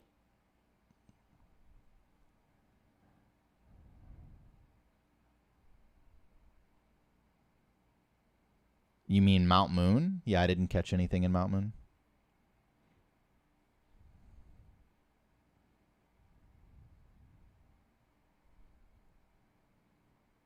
If you had, it would release after Waterfall actually be played to have Mewtwo like chatter suggested. I'm so sorry. I don't know what that means. But if you have party space for Almanite, then it's worth it. Yes. And then we crit the Dugong, which is cool. Though I'm now scared that I'm going to get confused raid by the Lapras because my HP is so high. Weird fight. Protect. Fuck you. Get Protect every time. Protect again with Hail on the table on double Protect. It works. I'm so triggered that happened twice in a row. Yes, Water Pulse is such that you don't need Waterfall.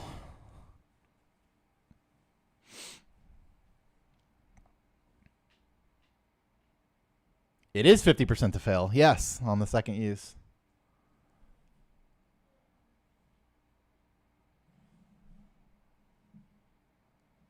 You have to go to a PC to release it. You can't just fucking throw them away anywhere.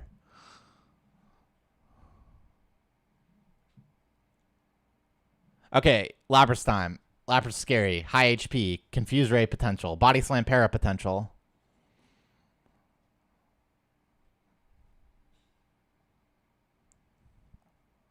He doesn't even press select. I have not lost that much time to misplays, honestly. Biting Raticate.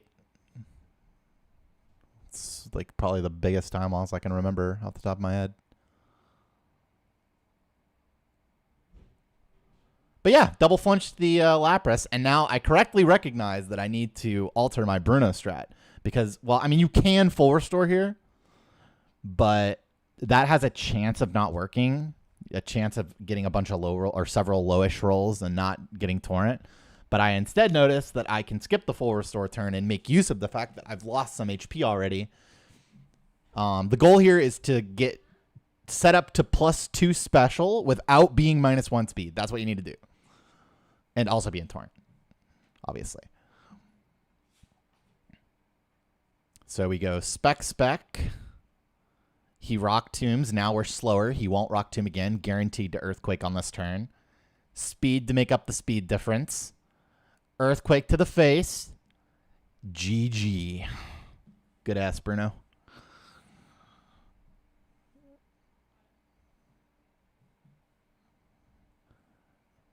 Good ass, Bruno. Look at that heart rate.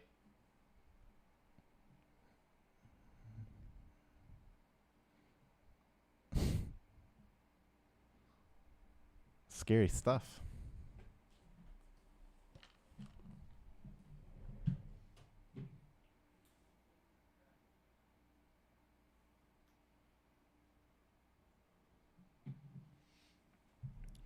At what point did I realize this was world record? I mean, I definitely realized at this point that it had a good chance.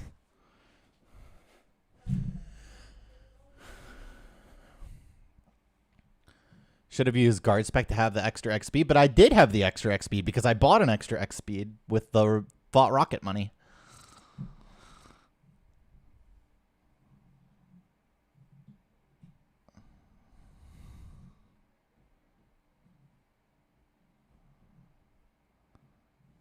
And also, yes, the Rock Tomb happened second, so I needed the speed.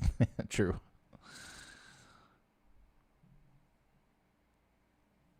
Yeah, we're gonna have to talk about this this Lance gameplay, because I am definitely not confident that I love what I did, but we're gonna talk through it. But I do love what I did here, which is use X speed and then X special, and then click the surf button, hitting through 2 double teams for a 60% chance. Oh no, wait, we gotta play that one. Come on, baby. Come on, baby. Yes. Woo! Fuck that motherfucker. Yeah.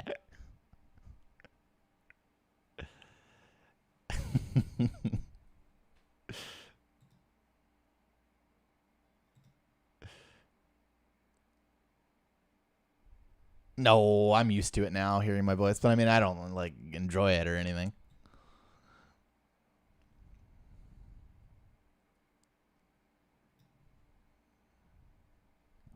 But yeah, you just win. Torrent OP. X items OP.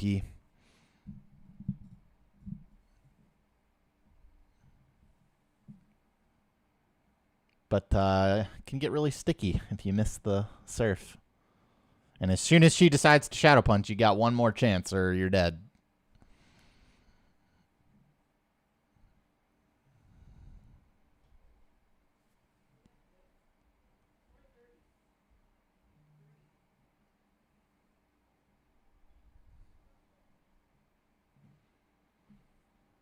Evolve the Eevee. World record is not free from here, for sure. If I had 60, if I wasn't evolving Eevee, I would say that it is actually was pretty free from here. Like if this was actually a 238.01 entry, that's pretty free record.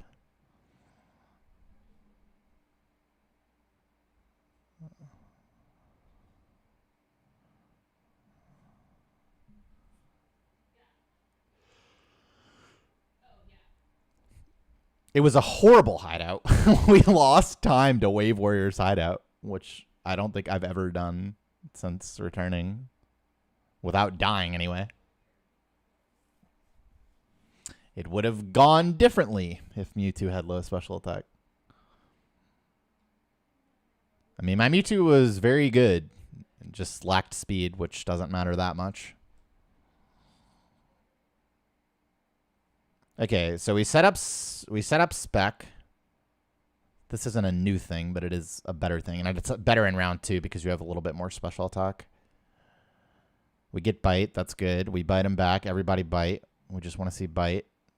He Dragon Rages. That's okay. We're still out of range of Hyper Beam. We bite again. We're praying for bite on this turn. Or flinch. Now we're really praying for bite. And now here's where the decision point occurs.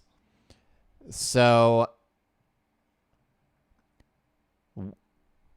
I was dead to Aerodactyl here. Or at least it was a range. So just going was not an option. So my choices here are... I see 67 max, but my numbers could be wrong. Do you get 55 for Aerodactyl here? Is that what happens? Oh, you actually do get 55 for Aerodactyl. Okay. So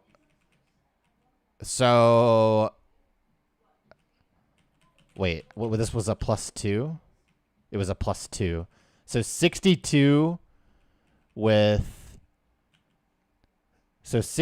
with 64 max, right? Yeah. I mean, I don't know, man. I think I'm fine with this line. But I didn't even know I didn't even think about the fact that I was getting 55, and I don't even have damage ranges for 55 in my notes. But you could argue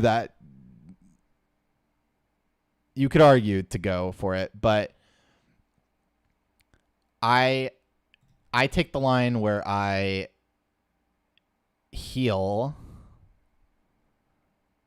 and then he hyper beams, and then I X speed on the hyper beam turn. But this is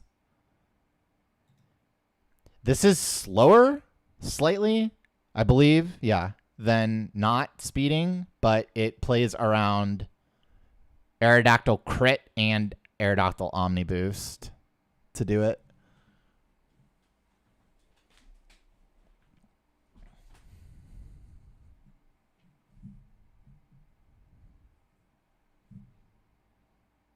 So whatever. It's like one. No, it's not very much slower. It's like 1 or 2 seconds or some shit slower.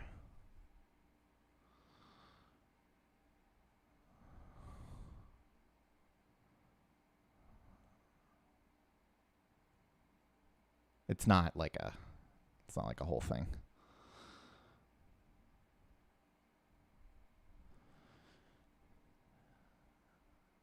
Well, gold runs are coming. It just might not be next. We'll see.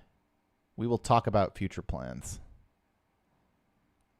But yeah, these are all 93% blizzards. Again, missing can be really bad, but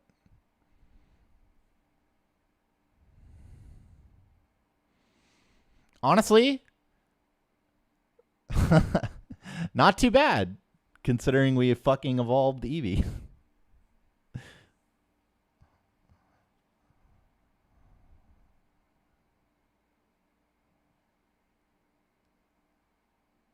Lost a shitload to PB though.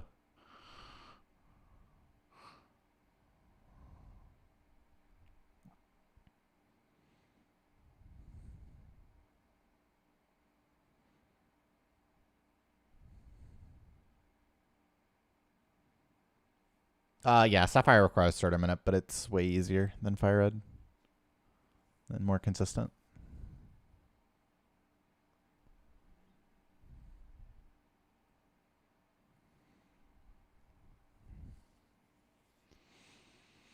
Okay, this is the fight that we died on fucking way better pace than this. Sucks, but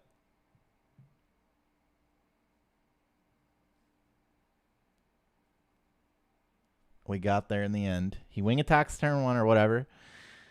That must have been a pretty high wing attack roll, huh? I feel like that was a lot of damage. Do I not have wing attack in my notes? I guess I don't. I feel like that was a lot. But he starts sand attacking. We also got a feather dance. We're pogging. He hits us again, but we have really good defense, so we actually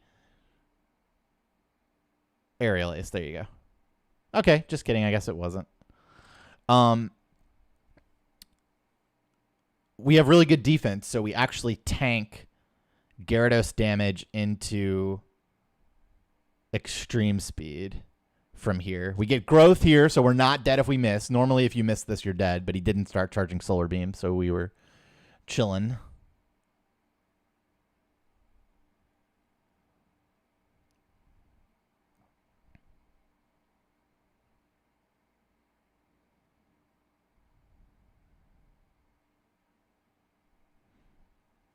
Oh, yeah. I mean, it's Solar Beam. You're Omega dead.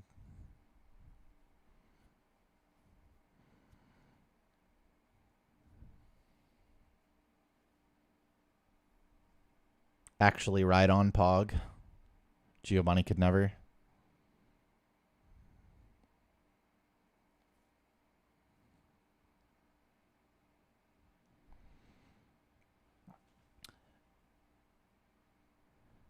Now it's just bite. Nice little flinch, but we don't even need the flinch because our defense is fucking good. E-Speed is doing, what, 44 here? Yeah, 44 max. And it doesn't even use it.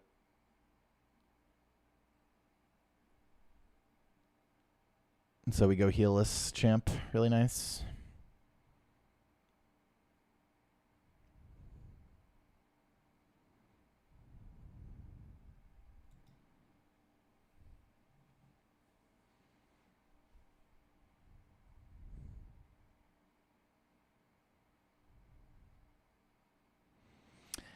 And it's a run. It's certainly possible to make up 12 seconds on record post game for sure.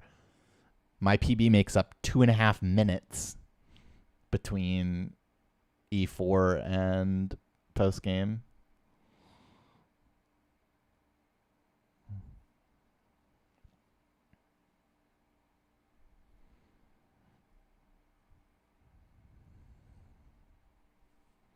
Glad you got to see it live too.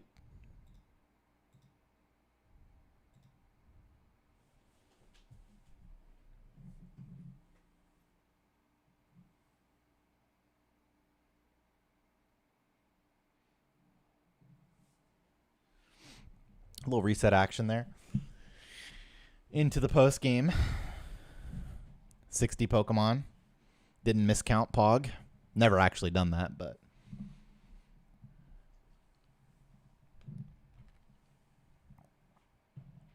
So now the nerves are kicking in for sure. My heart rate is 120 talking to Professor Oak. I am nervous because I know that the next route is a little tricky, requires a couple of maneuvers. I've practiced it a lot. I've practiced post game more than anything, so I'm like fairly confident in it. But you know, it's different when you're on the run.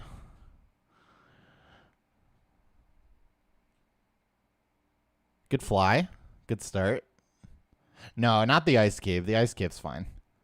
It's the route to Mount Ember that can get tricky.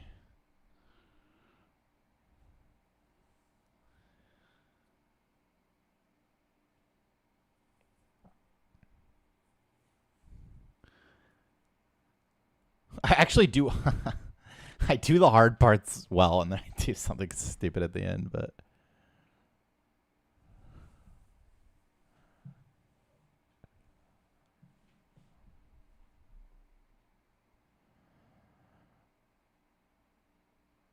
well, you can decide that for yourself.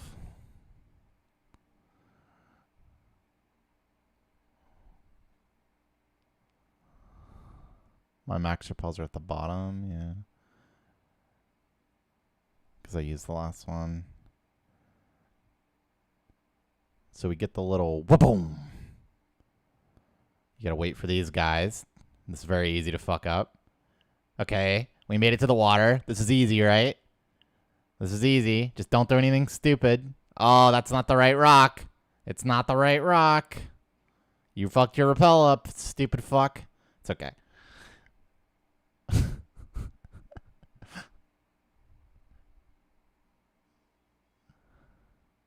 No, you can't get an encounter when you press surf. Otherwise, you would just repel before going in the water.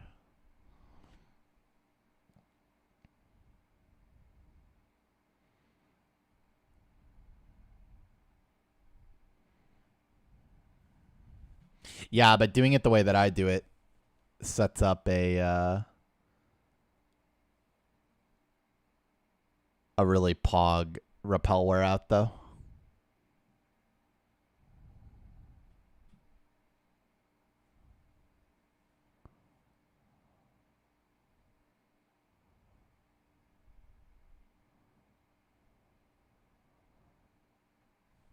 Yeah, heart rate chilling at a smooth 110.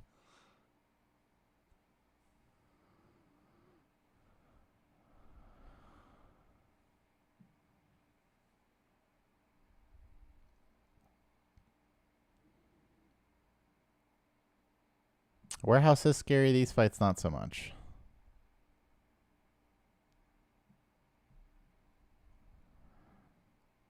You just get triggered if you see quick attack. That's all.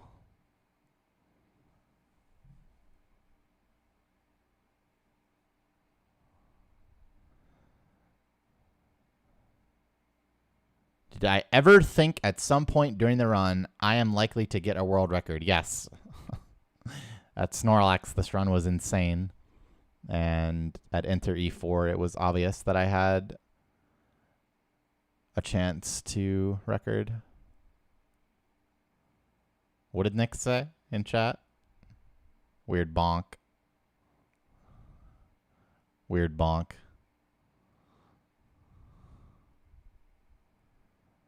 Yeah, you teach Mewtwo Earthquake and Fire Blast.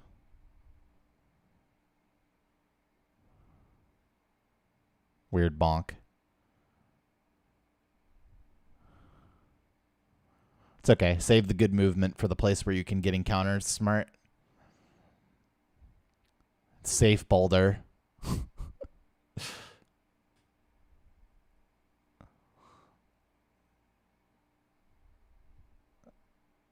I think Mewtwo nickname costs more than 14 seconds, so no. Mewtwo is not manipulable, and even if it was, it wouldn't be worth it. So no. Black Glass is off. Abra on. Risky Boulder is just holding left and reacting to the left movement. Safe Boulder is distinctively pressing left up, left down.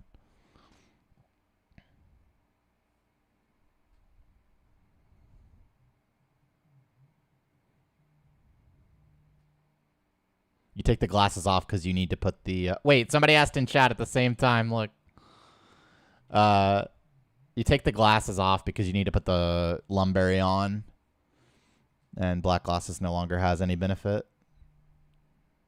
It's faster to take it off and then put it on than it is to overwrite the item with one that's already held.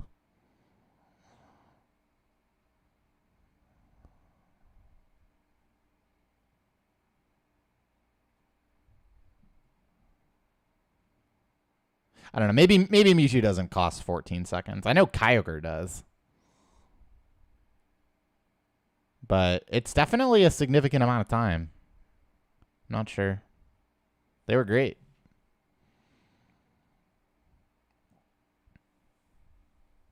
More audio lag transition skip shit on and off the bike. Off the bike to go here, except we do something really weird. This is actually so funny.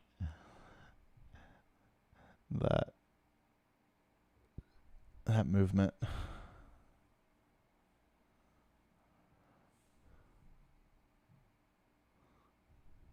Repel wears out. Don't open the Pokemon menu. Nice. No Almanite, Sag. See how much time this takes to teach over all this shit? Almanite just goes boom. Waterfall.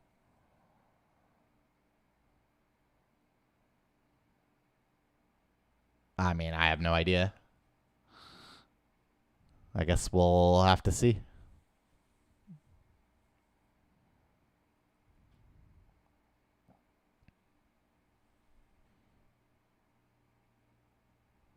Yeah, that's the idea. Ammonite doesn't know 4 moves, so even though you have an extra Hall of Fame cutscene with him, it's still faster to bring him. But we had no party space for it this time because we needed to evolve 7 things. So Eevee just came with us. Got that nice Flareon Hall of Fame entry and world record.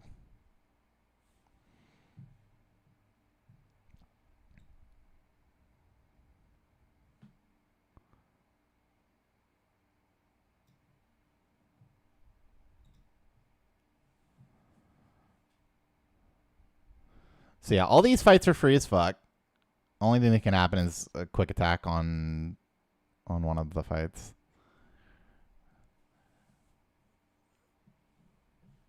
But then they ramp up the difficulty on you out of nowhere.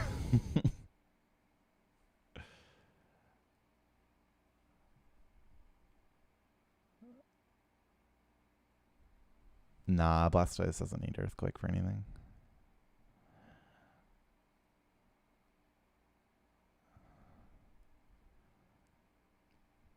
We're so close to green on record.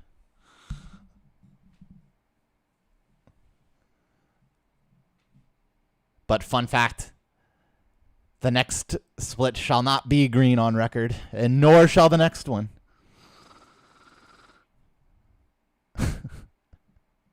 If you told me that neither Rocket Warehouse nor Lorelei 2 would be green, I would not have believed you.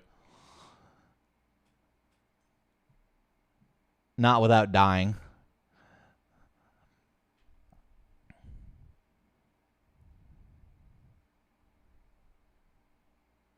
Zero, but I haven't been outside much. You can react to this guy spinning and then go. That was slightly slow, but surely good enough. The reaction. So this is the repel wear out that I decide to not fuck with because I don't know exactly where it's going to wear out. I just do it the old way and wait for the guy. And of course I get punished. But he moves pretty quickly. Wait, did I unpause while he was facing the right way? You stupid fuck. I did. I don't think he could have spun again, but stupid fuck. Maybe he could have.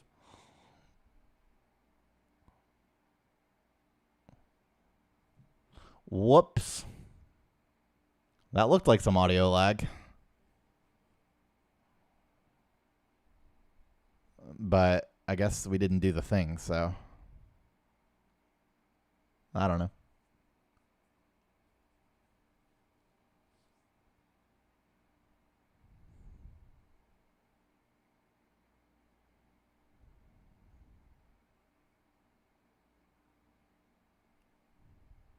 Yeah, that's what I'm saying.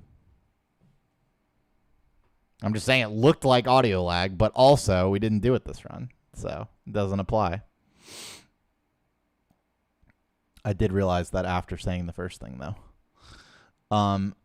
You get off the bike to, again, reduce the audio lag between screen transitions.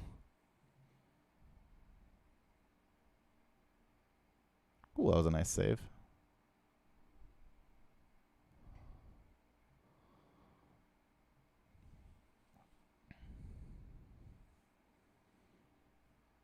All right. And we do the little run the bike. We do it right. She moves, and I say, fuck that. Fuck that. No, thank you.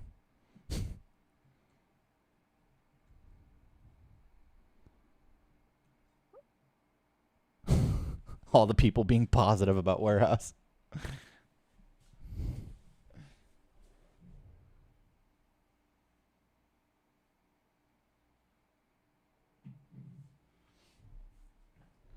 Squeezing is like a coin flip to die or some shit. We get it. Spirits are high. This is it.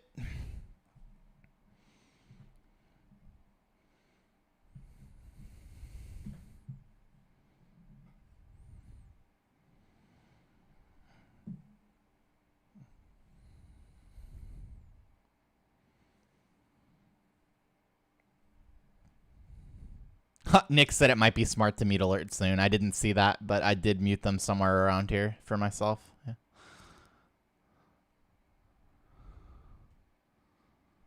Smart Nicks.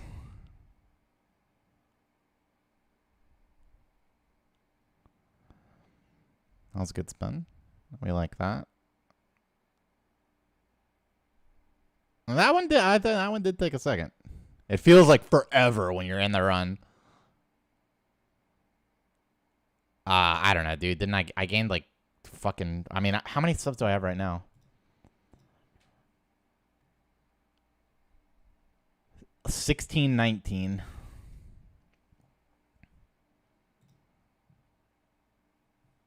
Yeah, there's a run counter on the timer. 9310. All right, we flinch these, right? Wrong. You'd be wrong. But that means we crit on turn 2. And then we flinch this one, right? Surely? We can flinch one of the Hypnos that are extremely dangerous. Oh, just kidding. Goodbye, Lumberry. That is very bad to have occurred. And it's very unfortunate. But Lumberry good. That is for sure. I mean, look, if a speedrunner's picking up a fucking Lumberry, you know there's going to be some shit. Like, there's got to be a good fucking reason for that.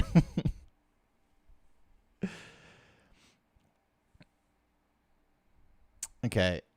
So we surf this, we crit, but we miss the range. This is already a disaster. It's not a great range, to be fair. You just don't want to crit. I have crit and got in the range, too, which is also awkward, but not a disaster. This is a disaster. He minimizes. Disaster.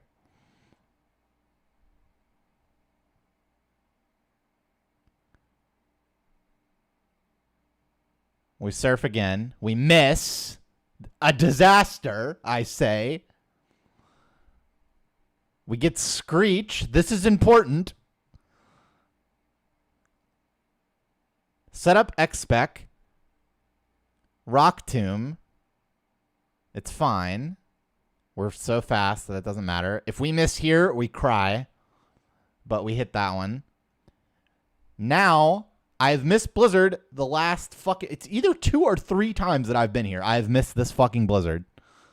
Now, you could be like, oh, but you hit the ones on Erica, bro. Yeah, well, I wish I could fucking trade it. We get Stun Spore. We're sad.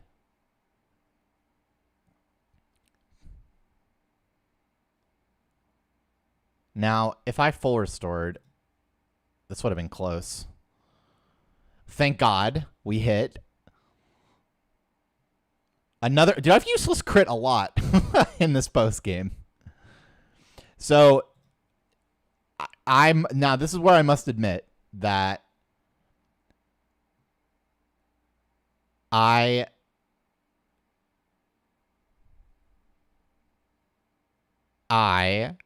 did not realize the danger that I was in. You see, I'm Screeched right now, which means that the damage that I think this Sludge Bomb is going to do to me is way higher than I think. And if chat didn't say anything, I would have inted to this Sludge Bomb. You see that? I'm like, oh, fuck, you're right. And I make the only play I can think of, which is heal to full and pray that this does less than half. If it does 85, it did 80, it did 77. So I actually should have full restored the paralysis rather than paraheal, because it would have saved me the heal here, but I wouldn't have known for sure. It would have been scary. Switching out loses the X-Spec, and then this doesn't die. So, yeah.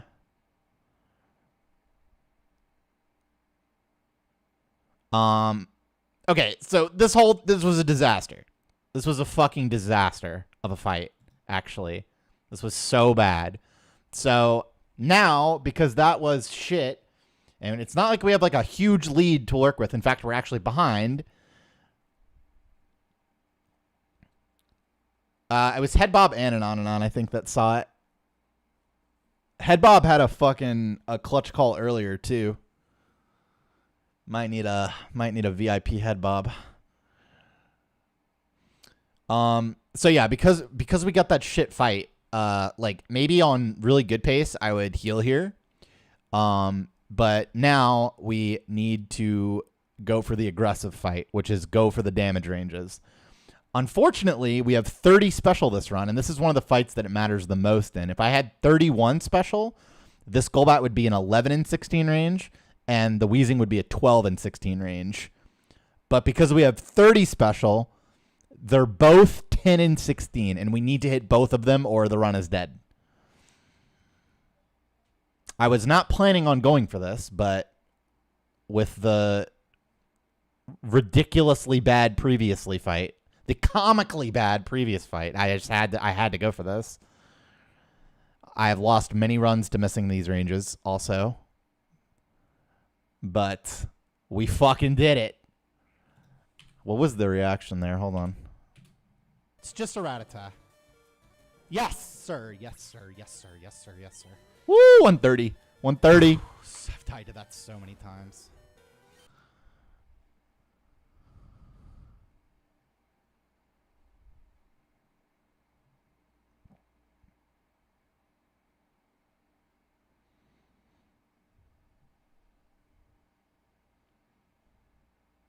That's right. I missed the Rattata range on Rocket. Deserved. 6 and 16.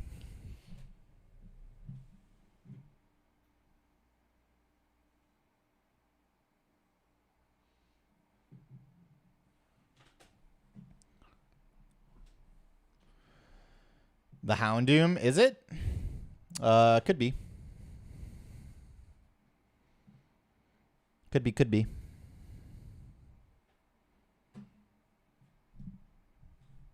This Electrode can outspeed you if you have 21 speed or 22 without speed EVs. Headbob noticed that I was fucking dead to Sludge Bomb because I was Screech. Duh. I have uselessly critic. Dude, I lost non-negligible time to these useless crits. There were quite a few of them. Yeah, I've noted a couple of things that I would have done differently, but nothing too major. Delaying the heal for Giovanni's gem was probably the biggest decision that I would have changed, but I actually wound up not losing time for that, so. You just use Water Pulse more and earlier. Okay, so we lost time to Wave Warriors Warehouse. We lost a minute to PB. And that's with the getting the ranges on Wheezing and Fast Executive. That fucking that fight was so bad. The one in between the Hypnos and the good fight was so bad. Like, it's actually crazy that we got the Wheezing range and the Golbat range and the Wheezing range and still got a 10-minute split. That was so garbage, man.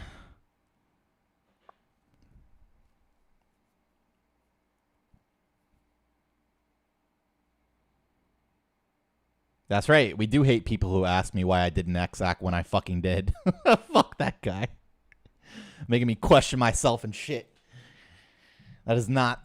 Like, why would you say that? I felt like world record chances were not great at this point, actually. And in fact, they were not. They were not great. Because unfortunately, Cerulean Cave is yet another example of high variance because you can get 0 encounters or you can get fucking 5 encounters. Because you aren't high enough level to repel off all the encounters, or even like most of them. Like there's a decent number of the encounters that are high enough level to encounter you anyway. One encounter was fine depending on what it was. If it was an Electrode that like I couldn't run from, then that would have killed it. But if it was just a normal encounter, I would have still gotten record with 1.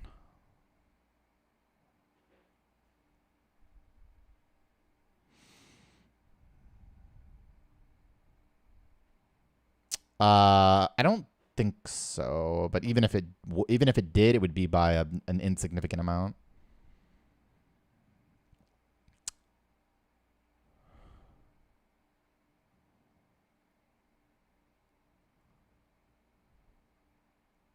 It's more like 12. Yeah, look at that, dude. Fucking perfect movement, no encounters. So deserved. So deserved.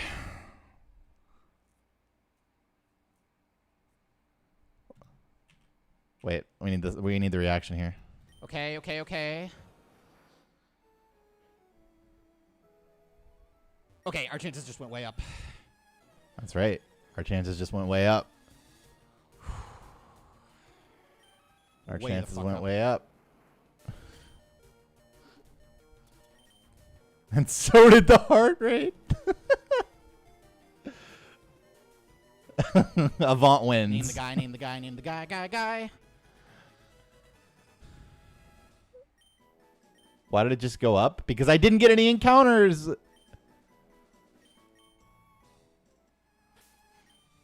Because I didn't get any encounters. Someone said, why up?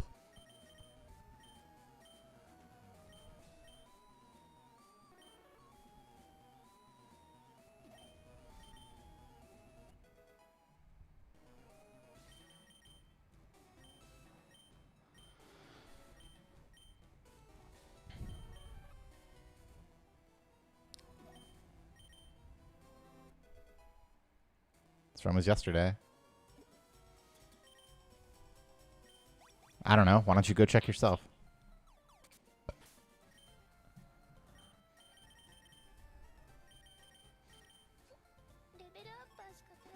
Chances went way up because you can get encounters in Cerulean Cave, and we got none. Looks like level 60 only 85 help us on serve at the Fire end. Blast. Gotta Let's hit see. 4 of them. Bad menu? No, it wasn't. It was fine. I know I can do the swap, the Mewtwo swap better, but it was fine. Sure. Or, I mean, I don't know. It's fine. I don't need it. What are the encounters? You can get fucking Kadabra, Electrode, Wobbuffet.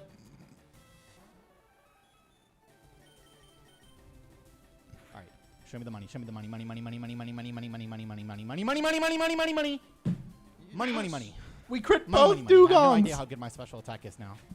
But We will crit take both that. Dugongs. I love it. Somebody has to. Mother, Yes, could it be you have to gold of Photoshop bullets? Mr. Krabs. Turned into Mr. Krabs there for a second.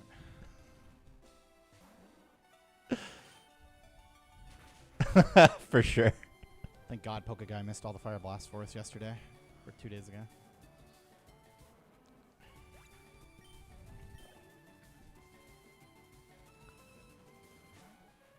Using Fire Blast feels bad, man. Good. Nah, Psychic Good, doesn't good, kill. Good, good.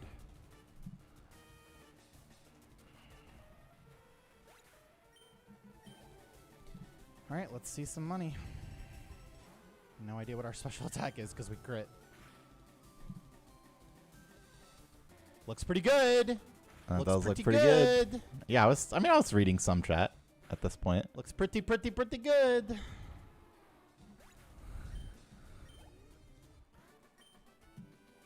That's a gold. That is a gold. Wait, Oh, how big of a gold was that? Not that big. That's a gold. My goal that was is a pretty good gold. there. Oh, Mother. baby. Look Oh, at mother. that. No green, only gold. Oh, fuck.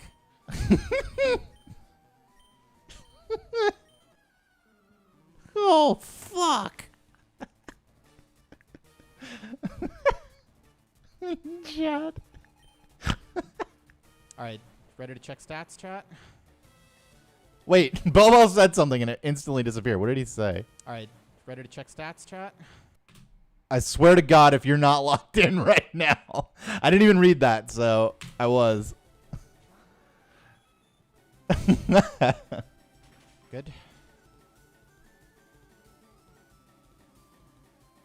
Okay. Drop the IVs. 241 attack, chat. I knew, I was like, what the fuck, chat? We already know that 201 Nice, is all the fire max. blasts. Very nice. Oh, then Bobel's the real hero.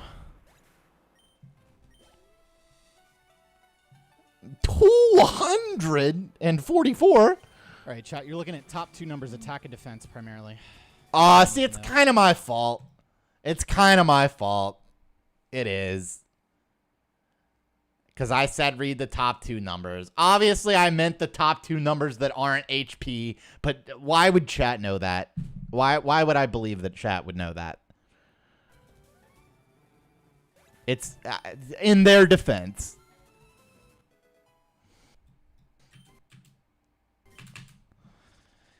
Whoo! That's a pretty Mewtwo. That's a pretty Mewtwo. We're fine with this. We're fine with the fucking 178 speed. This. Why does it say max HP? I'm not gonna lie, I've never seen that before. Why does it say max? Period. Max period HP.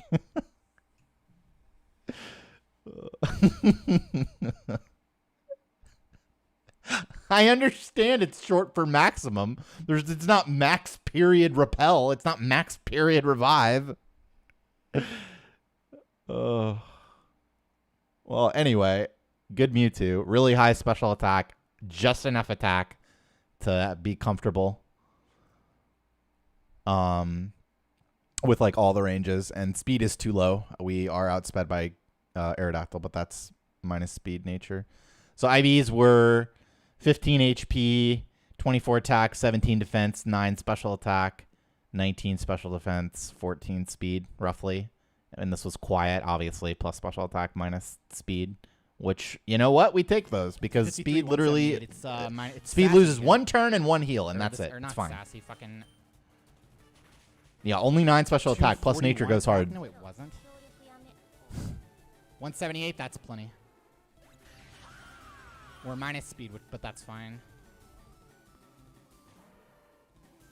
145. Chat's like, but you said the top two. Died a shuttle ball crit. Not says 241 is HP, you idiots. 241 is HP, you morons. 9 special attack is not ideal, but it's fine as long as it's not minus nature. You'll still be pretty much fine.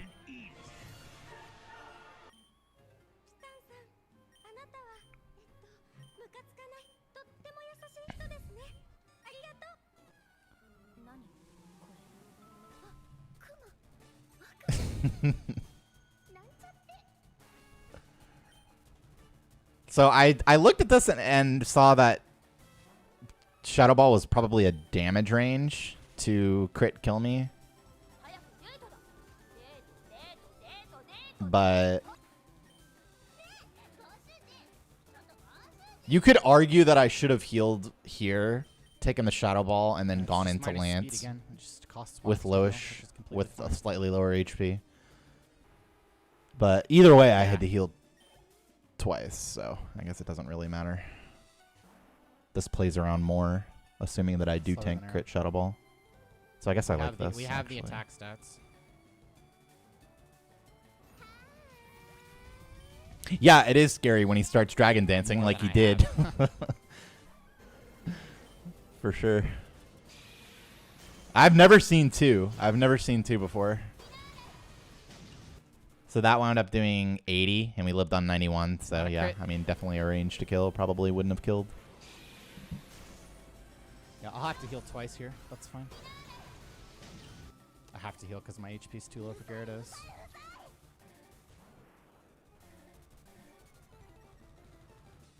Well, I'm pretty sure he did Dragon Dance a 3rd time, no? Or no, that wouldn't be possible because Safeguard, X-Spec, X... No, yeah, no, he would have had a 3rd one because he was faster. I'm pretty sure he did do the 3rd one, actually. Which means you're about to get blasted. is what that means.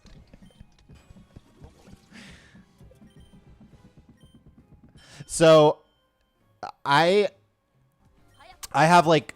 What is it? Like a 13, maybe 14 and 16 range on Dragonite here at +2. And it's my plan to go to +3 here to avoid that range. Especially because I was taking Aerodactyl damage, and I don't know how fucking much. There it is. I don't know if like Aerodactyl plus Dragonite can kill me. I doubt it. No, but I'm not doing +2 here. That's not necessary at all. You see, I'm saying like I'm not doing +2. It's not necessary, and I was right. It wasn't necessary. I didn't need that time save. Safeguard, Thunderwave, that's what's supposed to happen. He's supposed to just fucking Thunderwave every turn. But we get Dragon Dance. And I have. I'm like, okay. Dragon Dance, sure, fine. X-Spec again, that's +2. Dragon Dances again. And you see, I'm already saying it. If he Dragon Dances again, I think we do it now, right? we pivot. I'm And then he Dragon Dances again. Yeah, we were yeah, so yeah, dead. yeah. If I clicked X-Spec again there, we were dead as fuck.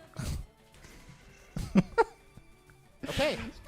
Good thing we had good special We attack. pivoted because he started fucking flipping the fuck out. We've got like a 13 and 16 range on Dragonite or some shit. It could have been 257. hedge.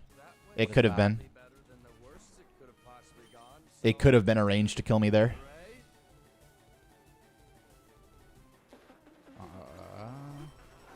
He has subbed before, I think. He just had been gifted a sub. It's guaranteed I don't at know. 258. Are you shitting me? Yeah, this is wrong. I'm like freaking out about special attack. It wasn't as close as I We have thought, but 257. it becomes 12 and 16 at Oh, at 248 71. at 71, and we had what 253. So yeah, this was That's what I thought. at least 13 and 16, probably 14. Okay. Well, no, that's not necessarily how it works, Doomcurl. It could have been 15 and 16 for him to kill me with Hyper Beam, and he could still not choose to use it because his pseudo roll told him no, it doesn't kill on the 1 in 16. I mean, somebody can calc it if they really want to, what +2 Hyper Beam does get to the this wrong Mewtwo. thing. But All right, eyes on the prize. Very good special I attack. have no You've got idea. this. We've hit worse. it's probably pretty close. You've got this. You've got this. I know you do. I already know you do. Good. Very, very fucking good. And we got him. We got the range. My homie. Crazy how this went down. It truly was a Pika fun run. 13 and 16. Okay. Scary. That's fucking scary. Fucking Arcanine was 14 and 16, Whoops. One over scroll. I believe. True. Pika was the least fun part of this run. Whole run without it. Well, it was guaranteed with the second Sandstorm, but not the first one, right? All right. Or was it actually Guaranteed just guaranteed Heracross. flat?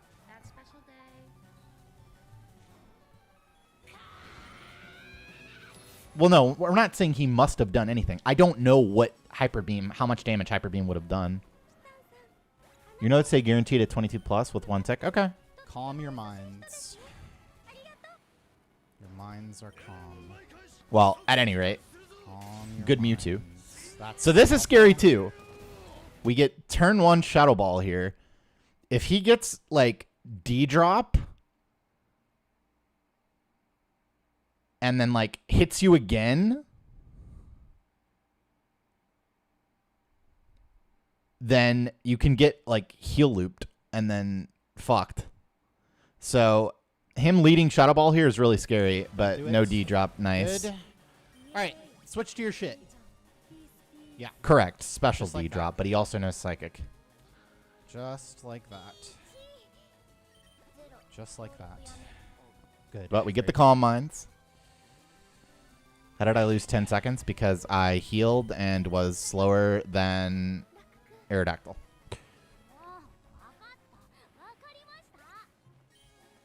No, it wouldn't have been. I mean, it would still have solidly been.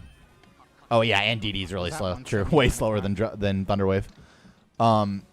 It would still have been world record with the time loss from third X-Spec for sure. That's true. I lost half a turn to extra DD. Yeah, I'm actually surprised I didn't lose more.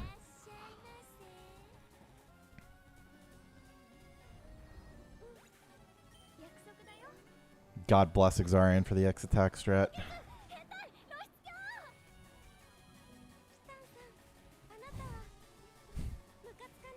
No, Earthquake Giga kills that at +3.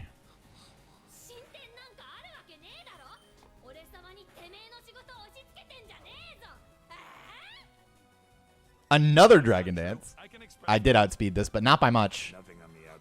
Like couple of speed points I outsped this guy by. Surely. If I'm not, it's a problem. Okay, yeah, I thought so. I mean, you have to be so slow to be slower, but I should have checked. So if I had a lower speed IV, we could have been fucked there. So Yeah, Tyranitar comes out every time. This is 14 and 16 to kill. With like immediately. Without the Sandstorm hit. It's guaranteed to kill with the second one. Weakest part of the round was Power Plant for sure. Power Plant plus getting bug. And then... Sand does help you kill Arcanine. Yes, that should be it. That should be it. That should be it. And This is also guaranteed to Venusaur, kill. actually. Special attack. Though I didn't need it Sandstorm this hit. run. My special attack was so good. But... yeah, it always dies with the special attack. Especially with the Sandstorm hit.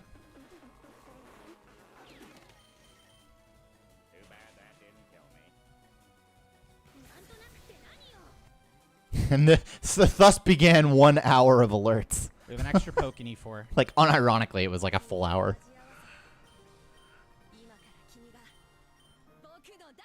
Yeah, I plan to do... boys. I plan Yes, to do boys. Fire Red Leaf Green Exclamation glitchless point last again world record. one day. Perhaps even I soon, wanna depending know, on how what many days? our plan How is. many fucking days? How many days? I will thank everyone who donated and subbed after. How many days? It was 1163. 0 days. 1163 days. 0 fucking days. But now it's 0.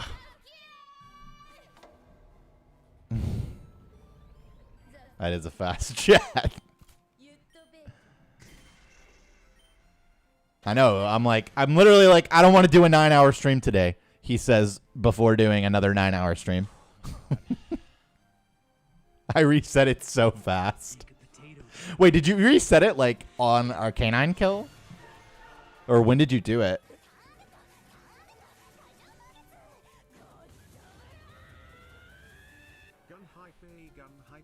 Epic. Flareon the homie. Made it.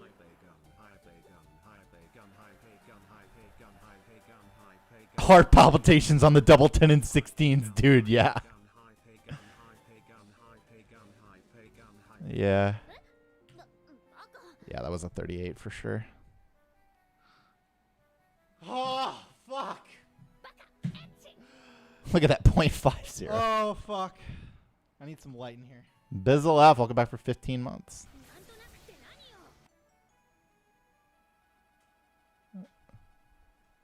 Ooh, little butt crack. Just a little bit.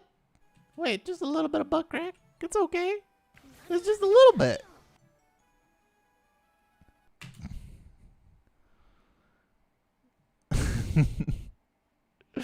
Oh, boys. All right, I gotta fix this shit.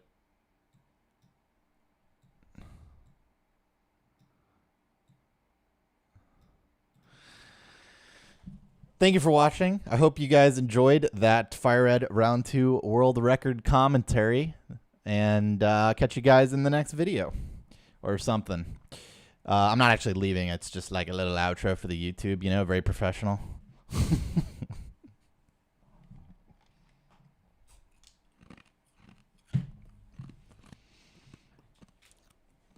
Oh, yeah, I'm going to have so much fun at graduation, let me tell you.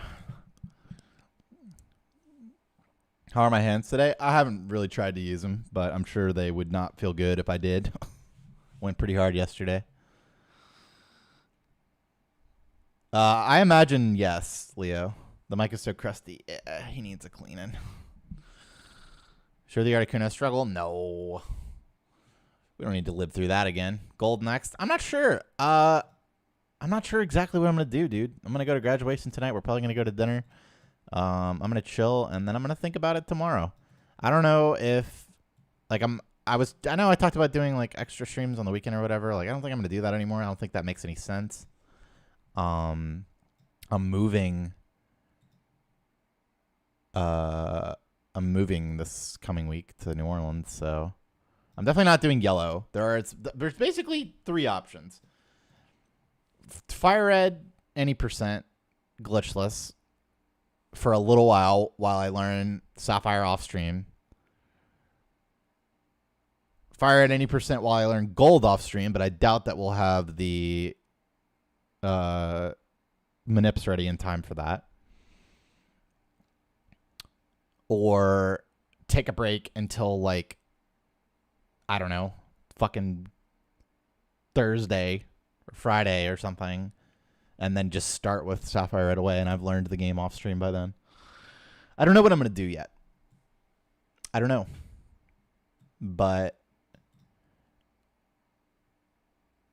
let's see how the hands feel. See how things go. Take it easy. This record came at a good time, honestly. The commentary today, moving to break into move, or be super toxic and take a 1 month break so all those gifted subbers don't get to show it off. Ooh. See you in 2 weeks. See you next month. See you 2025, man.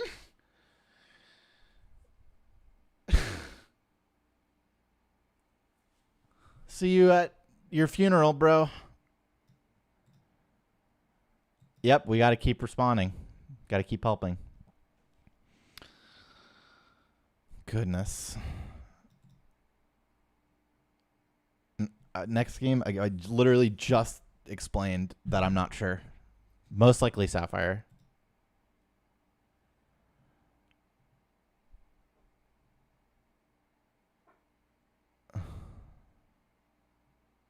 Is the previous world record holder happy for me? Of course he is. Thanks, Nix.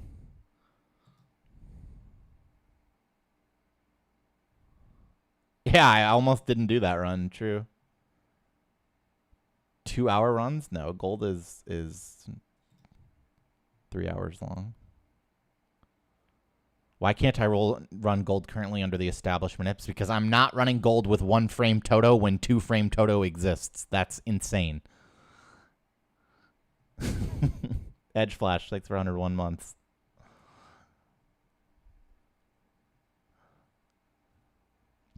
Yeah, just run Crystal, bro. How did getting this record feel compared to other records you've gotten? It felt really good, actually. Happy with how I played. Happy with the decision making.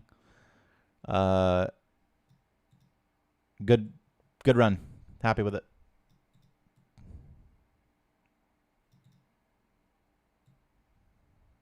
Yep, anyone can speedrun. That's right.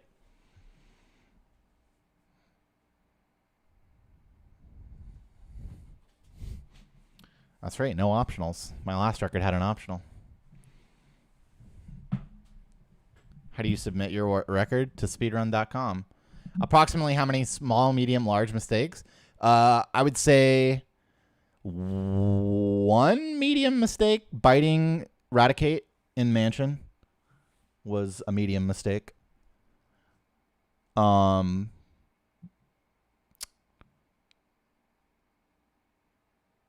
One small mistake was healing before Giovanni instead of after Machoke. Water Pulse?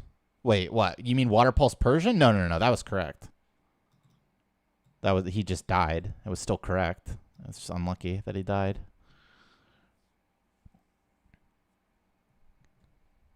Kill Cat with Water Pulse was not a mistake. That was the correct play to Water Pulse there. It was like 20-something% to die. Didn't you say leaving Berry Force was a mistake? No. Leaving Berry Force was not a mistake. It would have been a mistake if I had left without the Oddish. But it was not a mistake in the end.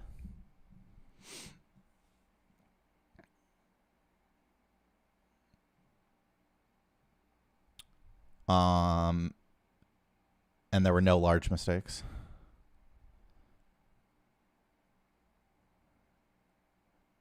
No problem. So, yeah. Medium mistake, Bite Raticate. Small mistake, heal before Giovanni. The Hypno crit cost, 2 encounters in the end? Or just 1 even, depending on how you look at it. It wasn't actually that devastating. But it could have been, easily. Now, Persian plus Hypno combined was actually pretty bad. That wound up costing 40 seconds.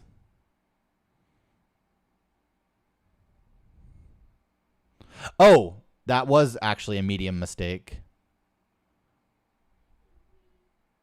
Yeah, there was a bunch of really small stuff, but it's just hard to not do that for 3.5 hours. But yeah, definitely room for improvement always. Yes, as it turns out, full restoring instead of para-healing on Vileplume was a mistake, but not really going to fault myself for that one because I have never been in that situation before, and that situation was quite fucked, and there's no way I could have known that. Like, even if I had full restored there, I wouldn't have been confident that I was going to tank the Sludge Bomb from Arbok with the 20 extra HP that I got from full restoring, or 30 extra HP or whatever it was. I know I already checked Anon. I would have lived. I would have lived with full restore. That's why I'm saying I should have full restored. But like tough spot. And I've never been in that situation before, so I did have some inkling at that moment that like maybe I should full restore, but I also knew that I was low on full restores. I think the line I wish I would have taken was use the full restore and then just buy full restores instead of picking it up. I think that's what I wish I would have done. So yeah.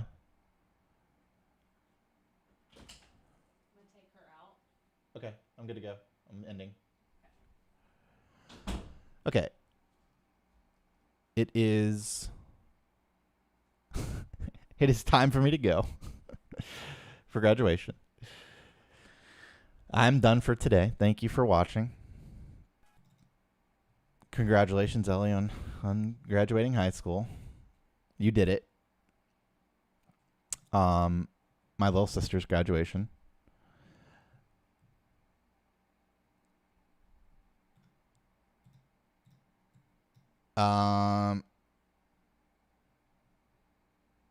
We are going to give the homie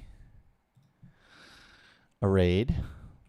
I'm not bringing an air horn. I'm going to bring a pair of jeans with me. That's my contribution. And I'm wear them, of course. That's right.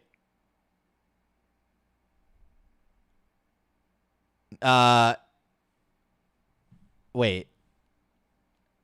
I was going to raid Bang Young because he's got 4 viewers and running round 2 right now. Feel like that's a good raid.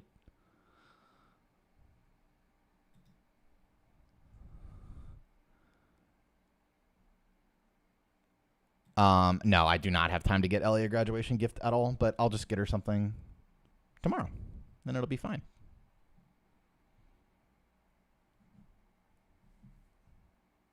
That is unlucky.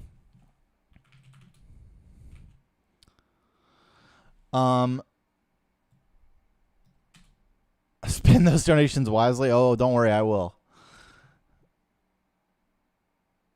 So yeah, no ads or anything. Just gonna raid. Enjoy, and I will see you guys soon. Okay, thank you, Yvonne. I will. Thank you for watching YouTube.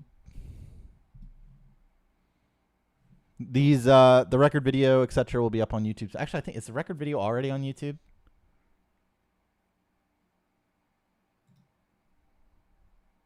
No, it's not.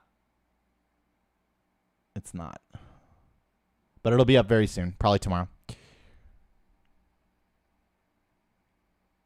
Well, no, there was a problem with the monetization. That's what happened. But yeah. See you guys soon with not Fire Red Round 2. Yeah, it was Leo's fault. Perfect. See you soon.